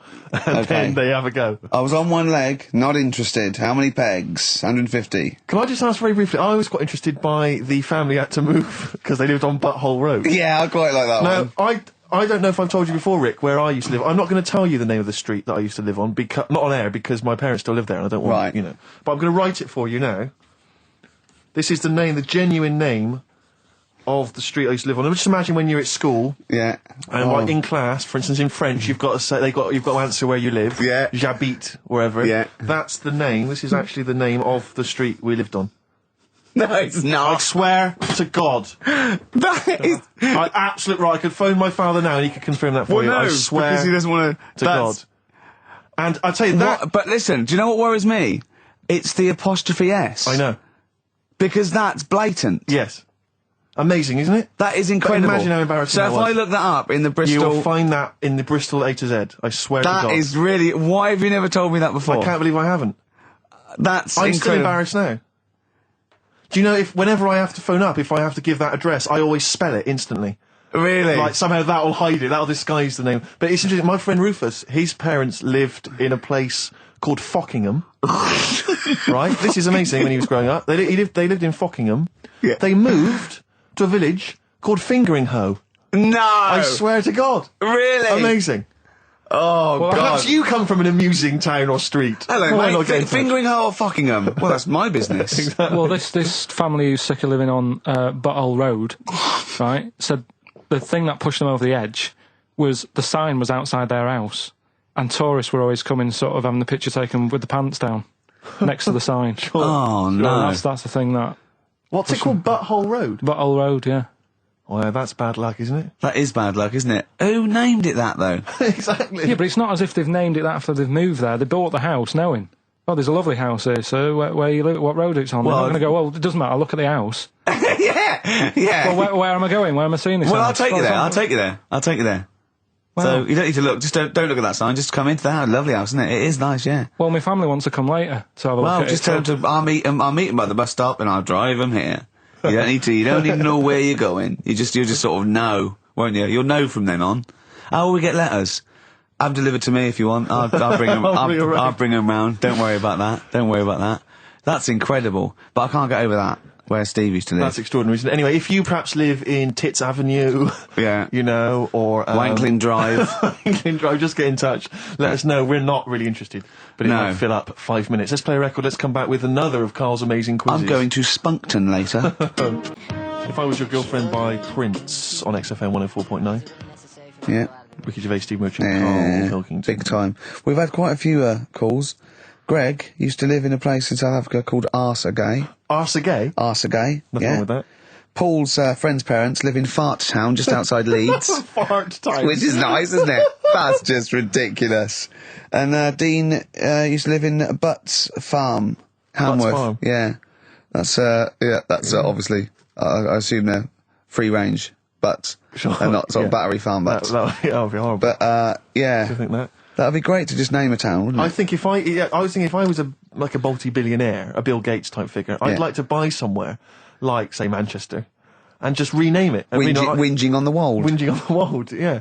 Yeah. And make them work, we can work Mondays. Exactly. They'd be obliged to that would have to be what it's called. Yeah. That's the rules. It'd be like mayor. Yeah. It'd be great as mayor, wouldn't you? You want to be mayor of Chinatown, don't you? I'd like to be mayor of Chinatown. It seems to me that there's not a great deal to do. No. Because it's not really a town. No, exactly. But it's just a novelty who can we talk street. to about that? Who can go and say, look, you've got to stop calling this a town? Because at best it's a novelty street with some slippy pavements near restaurants. I actually got stopped the other day by two tourists who said, do you know the way to Chinatown? And I really wanted to say to him, it's a disappointment. It's not a town. Seriously, it's not worth it. Pop in a record shop. Do something else. Yeah. Pop in Garfunkel's. have some delicious sausage and mash. But you'll get to Chinatown and you'll go, this is not a town. Yeah. Yeah. Well, have you got a town hall? Got a betting shop? Yeah. Not really a town. I don't think you can build a town entirely out of restaurants. That's not enough. You need more stuff. Oh, dear. A lot of old people I've noticed there, Carl. Aren't there? Let's leave that, eh? What? We'll leave it. Leave what? the old... Leave what? Just got John. who's just emailed in. He said my secondary school was on a street simply called Bell End. That's Bell End, really? Yep. Oh, that's great. There's a road in Cricklewood somewhere called Clitterhouse Drive. Clitterhouse. Yeah, I don't think you can really get that. You can't get them on that. That's fine. No, that's fine. No, that guy's just having a laugh, just taking the mick. Get a lot of that sort of thing. There's a place in America, apparently. Ben's emailed this in. There's a place in America called My Anus. My Anus? Yeah. I think I've heard that. Yeah. Yeah. My Anus, yes, I have heard of that. That's unlucky. Yeah, that is unfortunate. Where do you live, My Anus? I've got a letter for you. Where shall I send it? All right, don't get cheeky. Anyway, just rather than reading out the A to Z, right? Are we doing Rockbusters answers? Oh, yeah. Go on then. Right, Listen, this has got Chris Moyles, The Breakfast Show, on Radio 1. This sort of stuff. Well, listen, Go on. have we got a winner, Steve? We have. I'll check that in a minute. All right. Yeah, All right, well, you find a good winner. Yeah. The Rockbusters clues. The first one was, this Teletubby has got mitts. Well, we know this one. We've done that. That was Police. Yeah, right? Rubbish. You ruined it. Right, the second one, I'm saving that money to buy condoms. Too easy. Johnny Cash. That was Johnny Cash. Rubbish. And the third one was, when you're making bread, add a bit of colour for a change and sort of, change the colour of it. Right. Right? That was Dido. They got that. Give us a winner. Well, the reason I've given this person the prizes is just because she's from Switzerland. Sure. She's listening in Geneva in Switzerland. So, I mean, good luck to Tina. And she wins those prizes. Who did she want to win the war? Don't know. I don't think she had an opinion. Really? You sure? Yeah. They say that, but I reckon they wanted us to win, really. You think so? I reckon so. Do you think that was true of all the wars? They were always on our side, really. I'd get her to just, if she's still in, who did most Swiss people, maybe sort of like over 50, want to win the war? The England or Swiss Germany? war or the original war? The Second World War. The best war. Yeah, the main one. Yeah. But so just as a poll, in her opinion, so ask people over sort of like 50 or 60, right? Just quickly do it in the next 10 minutes. Who did they really? I say neutral, but who did they really want to win? Yeah. England, we know you were neutral, but it's 50 odd years England later. or Germany. We come up with great games, don't we? Bad Day on REM on XFM 104.9. It's Carl's quiz. Mm-hmm. It's a classic film. He's done some jiggery pokery. He's in the film. It's his favourite film of all time. I thought The Elephant Man was your favourite film of all time. It's up there, but this is like this film's got everything. It's got hilarious bits in it. It's got sad bits in it. I've got the headphones on because I've got to hear it, and I don't usually wear headphones. But I just realised how noisy I am. Does that go out when I'm sort of does. Does it really? Yes. So when I'm sort of like tapping and writing and that, because it's really clear. Everyone can hear that. Really? Yeah. The thing about that microphone, Rick, is it doesn't just pick up your voice. It picks up all the sounds. Oh, that must be... Like you scratching now. I don't know what it is you've got there, some kind of rash. Well, look, it's eczema, I think. Look, what's that? Oh, eczema, yeah. Oh, God. And what's that one, then? That's just one of your enormous fat tits. What's that? But yeah, that must be irritating to listen to at home. Oh, yeah. Yeah, sure. If your voice weren't bad enough... And moving the mic. Moving the mic then, that makes a noise. Leaving Eating sandwiches, drinking coffee. Yeah. Right, come on then, Carl. Right, so the film is Kes. You got to listen to it properly. At the end, there'll be a question about what's happened in there, so you got to listen, take it all I in. love the fact that in pole position, in positions 1 and 2 of his favourite films of all time, it's The Elephant Man and Kes. Yeah. That's brilliant. Yeah. Go on. All right. Am I leaving the mics open a bit when this is going out? Yeah, or what? let's have a listen. Yeah? All right. So don't talk then, right? Just put that hot dog down, Rick. And this is the bit in Kes where it's the teacher and he gets up and he has to Glover. talk. What's his name? Is it Brian Glover? No, it's What's the other teacher. The other one. Anyway. All right, go on. All right, so here we go. Things that had actually happened. I've got another one. What about you, Casper? Casper! All right. All right? All right. You haven't been listening to a word I've said, have you? Yeah, I heard some of it. Yeah, you. Some of it? Just. Stand up. Always somebody, isn't there, eh? Right, now you're going to tell us a story about yourself. What sort of story? I want you to think of an incident that happened to you sometime in the past that is true and that you think will interest the rest of the class. All right? All right. What about, I work on a radio show at the weekend. Well, are you going to tell us about it? I'll just do, it's 2 hours, and it's with Ricky Gervais and Stephen Merchant, and just sort of play music and, tell stories and stuff. What kind of stories? Well, whatever. Like last week it was science. We were talking about this lad who was growing a knob on his arm, so it's weird. It's tricky, sir, because like with Ricky, he gets bored quick and he won't listen to the stories, and he'll start squeezing my head. All right, I'm not interested in what he does. That isn't normal, is it, sir, that? I mean, it sure is a bit gay. Is he? Just messes about, though, do you know what I mean? I try and, like, come up with good stuff, like monkey news and, like, quizzes and stuff, but then he'll just, Ricky will just mess about. I mean, on Saturday he did it again, he squoze me head. How do you spell that? Squoze. S-Q... Well, you're going to show us on the wall. This is a new word to me. Squoze is S-Q-U-O-Z-E. Now tell us what it is. It's when he gets me head and he puts one hand on the back of it, right? And he puts the other hand on the front of it and he just sort of swivels it. Swivel, right down the bottom. Oh, swivel's not. It's spelled S-W-I-V. How many times a day? How many times a day does he swells it? It depends what time he gets in. If he gets in about 12:30, he could get a good 3 in.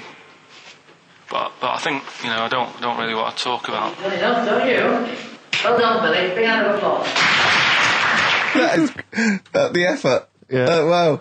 That's the best thing you've ever done, Carl. So that's Kez, right? Yeah. Got some good prizes there. Not bad, yeah, good stuff. Question is, how many times did I say Ricky can get, how many head squeezes can he get in before the start of the show?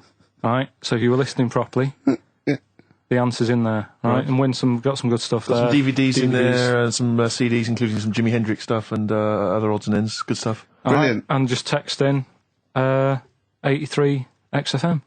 Right? Right. Eddie and the Hot Rods. Do anything you want to do on XFM 104.9. Alright? Ricky Gervais, Steve Merchant, Karl Pilkington. Well, we've had loads of entries for the how many times did I squoze his head. Well, the answer was 3, wasn't it? Yeah. And who's the winner, Steve? Let's give it to John. He's emailed in, he's got it right. He said he squozed your head 3 times on average. It's not squozed, is it, Carl? That's incorrect. It's squoze, isn't it? It depends how you say it. Go on. Squoze. Well, it doesn't really, because it's nonsense anyway. It's not a real word, but... You squoze my head. Yeah. I will squeeze your head. Do you know what I mean? Depends what line you're getting it in. Sure. Tense. Right. Yeah. Right. Okay. Any monkey news? Any educating Ricky? Anything else? I don't feel that you've earned Monday off yet, because it's just 2 hours and you only did about 5 minutes of it. Yeah, but that took a bit of time to make. Well, that's your own fault. Yeah, but I bet you didn't do it Monday. I bet you did it on another day. I had to come in Monday, didn't I? Yeah, but I bet you'll do that on another day, so you're taking the piss even more, so you're doing it when you should be doing other stuff. You've still got Monday off and you've got 2 hours here. So you're laughing either way. So don't give me that. So, do you know what I mean? What else you got? Monkey news. Yeah. Well, let's do monkey news. You want to do it now? Yeah. Oh, we may as well have some monkey news. Let's have some monkey news. Do some monkey news. You made enough noise there, Rick? You want to... Sorry, but sometimes I like to move around, lounge and that, and at the mic. Sure. You know what I mean? Yeah. Yeah. Well, let's have the jingle. We've not heard it for a while. Oh, chimpanzee that monkey news, you Right. I haven't read this through properly. So I'm just assumed that. Right. What do you mean you haven't read it through basically, properly? right, it's about problems with chat rooms and that, right? A lot of people, it's like the new way of meeting people and that, in it now, chat rooms. You get on there, you can have a chat. If you say someone was having a meeting with someone, they wanted to meet. Right, okay. Please don't preempt it. Right, there is not an animal in the world that Right, can it doesn't operate and matter. Do you want understand. to know the story? You said that did they get married? It was 3 months later. She realised, there's a lot of bananas gone from my fridge. I want a divorce. This is what annoys Bobo. me. You say that monkeys can do Shakespeare if they're given the time. No, that's not it. Let's not get into the whole Shakespeare and monkeys conundrum. Please, let's not get into that debate again. It's about Right, so this one. Then. So this chat room, right? And the thing is, with chat rooms, you have like a big boss who's looking over it and making sure nothing dodgy's going on. Right. Right. So certain keywords come up and is that Dr. Zayas?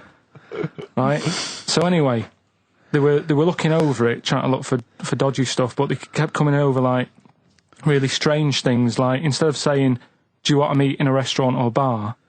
Right, it'd be like, "Do you want to meet in a tree?" What tree do you want to meet? Right, okay. Are you sure That's the end, yeah. I'll see you later, Seriously, mate. that's I'm just going to listen to the end of it anyway. You're an idiot. You're an idiot if you believe that shit, honestly. No, I'm just telling you what's online. Let's hear the rest of it. How, you're nearly, you're ill. You're nearly, okay, well, I don't know the PC term for this, so I really apologise. You're nearly retarded in some aspects. Instead of sort of saying, wear something sexy, they'd say, make sure you bring plenty of bananas. Right, you're talking absolute... Okay. Are you making up the monkey news now because you can't find it anymore? And instead of saying, should we get married, they're saying, how swollen and red is your arse? You stupid fool. That was me. Mark Ronson and Ooh-wee on XFM. Well, what a great show. Mm-hmm. We've had... Informative. It's been fun. We've learnt some, haven't we? Yep. What have we learnt? All sorts of stuff. We've learnt that Carl is an idiot. Yes. That he believes that monkeys can get on That's chat more of a sites. confirmation of... We always suspect it, but that's... I just read a little email from someone who just said that in Northern Ireland there is a town called Muff. Is there? Yeah, it's worth knowing. Yeah. What else do we learn? Monkey news. No one's got anything like monkey news on radio, have they? Think of that as a boast. Yeah.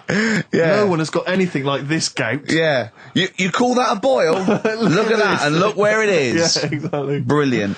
We've not heard sadly back from that woman from Switzerland. Haven't we? I know you threw out a question. Yeah, I just thought I wanted to find out whether the Swiss really... Well, I say they're neutral, but I would assume they'd be rooting for us and keeping quiet. You'd hope so. Whenever Germans went through, I went, whoever wins, yeah, but they're going, oh. Whereas with us, they go, all right, lads, do you want some chocolate? Yeah. Here's a cookie cock. No, don't let it go off, I'm hiding. Yeah. Know what I mean? Sure. But, they better want us to win, because it wasn't for us, and we'd have let fascism go in there, and they'd be speaking bloody German and Italian all over the place, wouldn't they? I think they do. Huh? I think they do. What? They do speak German and Italian. Why? I don't know. They just couldn't be bothered to come up with their own language, and they chose that one, I suppose. Or they chose those. What's the point of being foreign if you don't speak English? I've no idea. You'd have to ask them. That's mental. I don't know. What would I do if I went there? You wouldn't. Why would you go? They don't speak the language. If you're going to have to choose a language to speak, choose English. Even the Dutch, they got their own language, but they don't speak it because it sounds silly. Yeah. So they speak English. Of course they do. You see, Dutch people, so in Amsterdam, with clogs on, they'd be chatting in English. In English, yeah. I'm proud of it. Yeah. Oh God, I was there once, and there was a mouse. Right. It's just there on the stair. Right. It was a little mouse with clogs on. Yeah. Where? On there. on the stair, yeah. Oh. Yeah, so, that's languages. We learned about languages, didn't we? I'm not a linguist, but I pretty much think that's what happens. I'll tell you something I learned in the week. Go on. Yeah. This will be one thing. He did definitely learn only one thing this week. It's a good one, though. Don't insult Suzanne's hair. I learned two things this week. Yeah. Right. Don't put your trousers on over your head. Because I know you're persevering with that for a while. Mercury may look nice, but bad for you. Go on. There are more moves on a chessboard than particles in the universe. That puts you off learning it, doesn't it?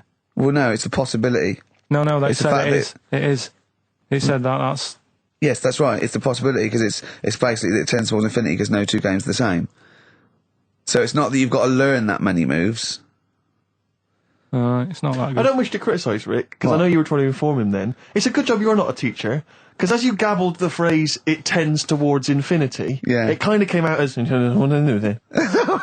yeah. Imagine if you're one of those kind of foreign students who's gone here to study, and they, sometimes they put the tape recorder by the lecturer. Yeah. Listen back to that, really. It's something towards infinity, I'm not sure. It tends towards infinity. It is talking about tense. I not understand. Cuckoo. So, yeah, we've all had a good time. We've all had a few We've laughs. had a great time. Can I just say to everyone, have a great Saturday. All right, see you later. You like the Thorns, you played the Thorns Love the earlier. I Thorns, think you'll enjoy this. It's an old track from Hawksley Workman. Brilliant. Bad name, good song. See you next week.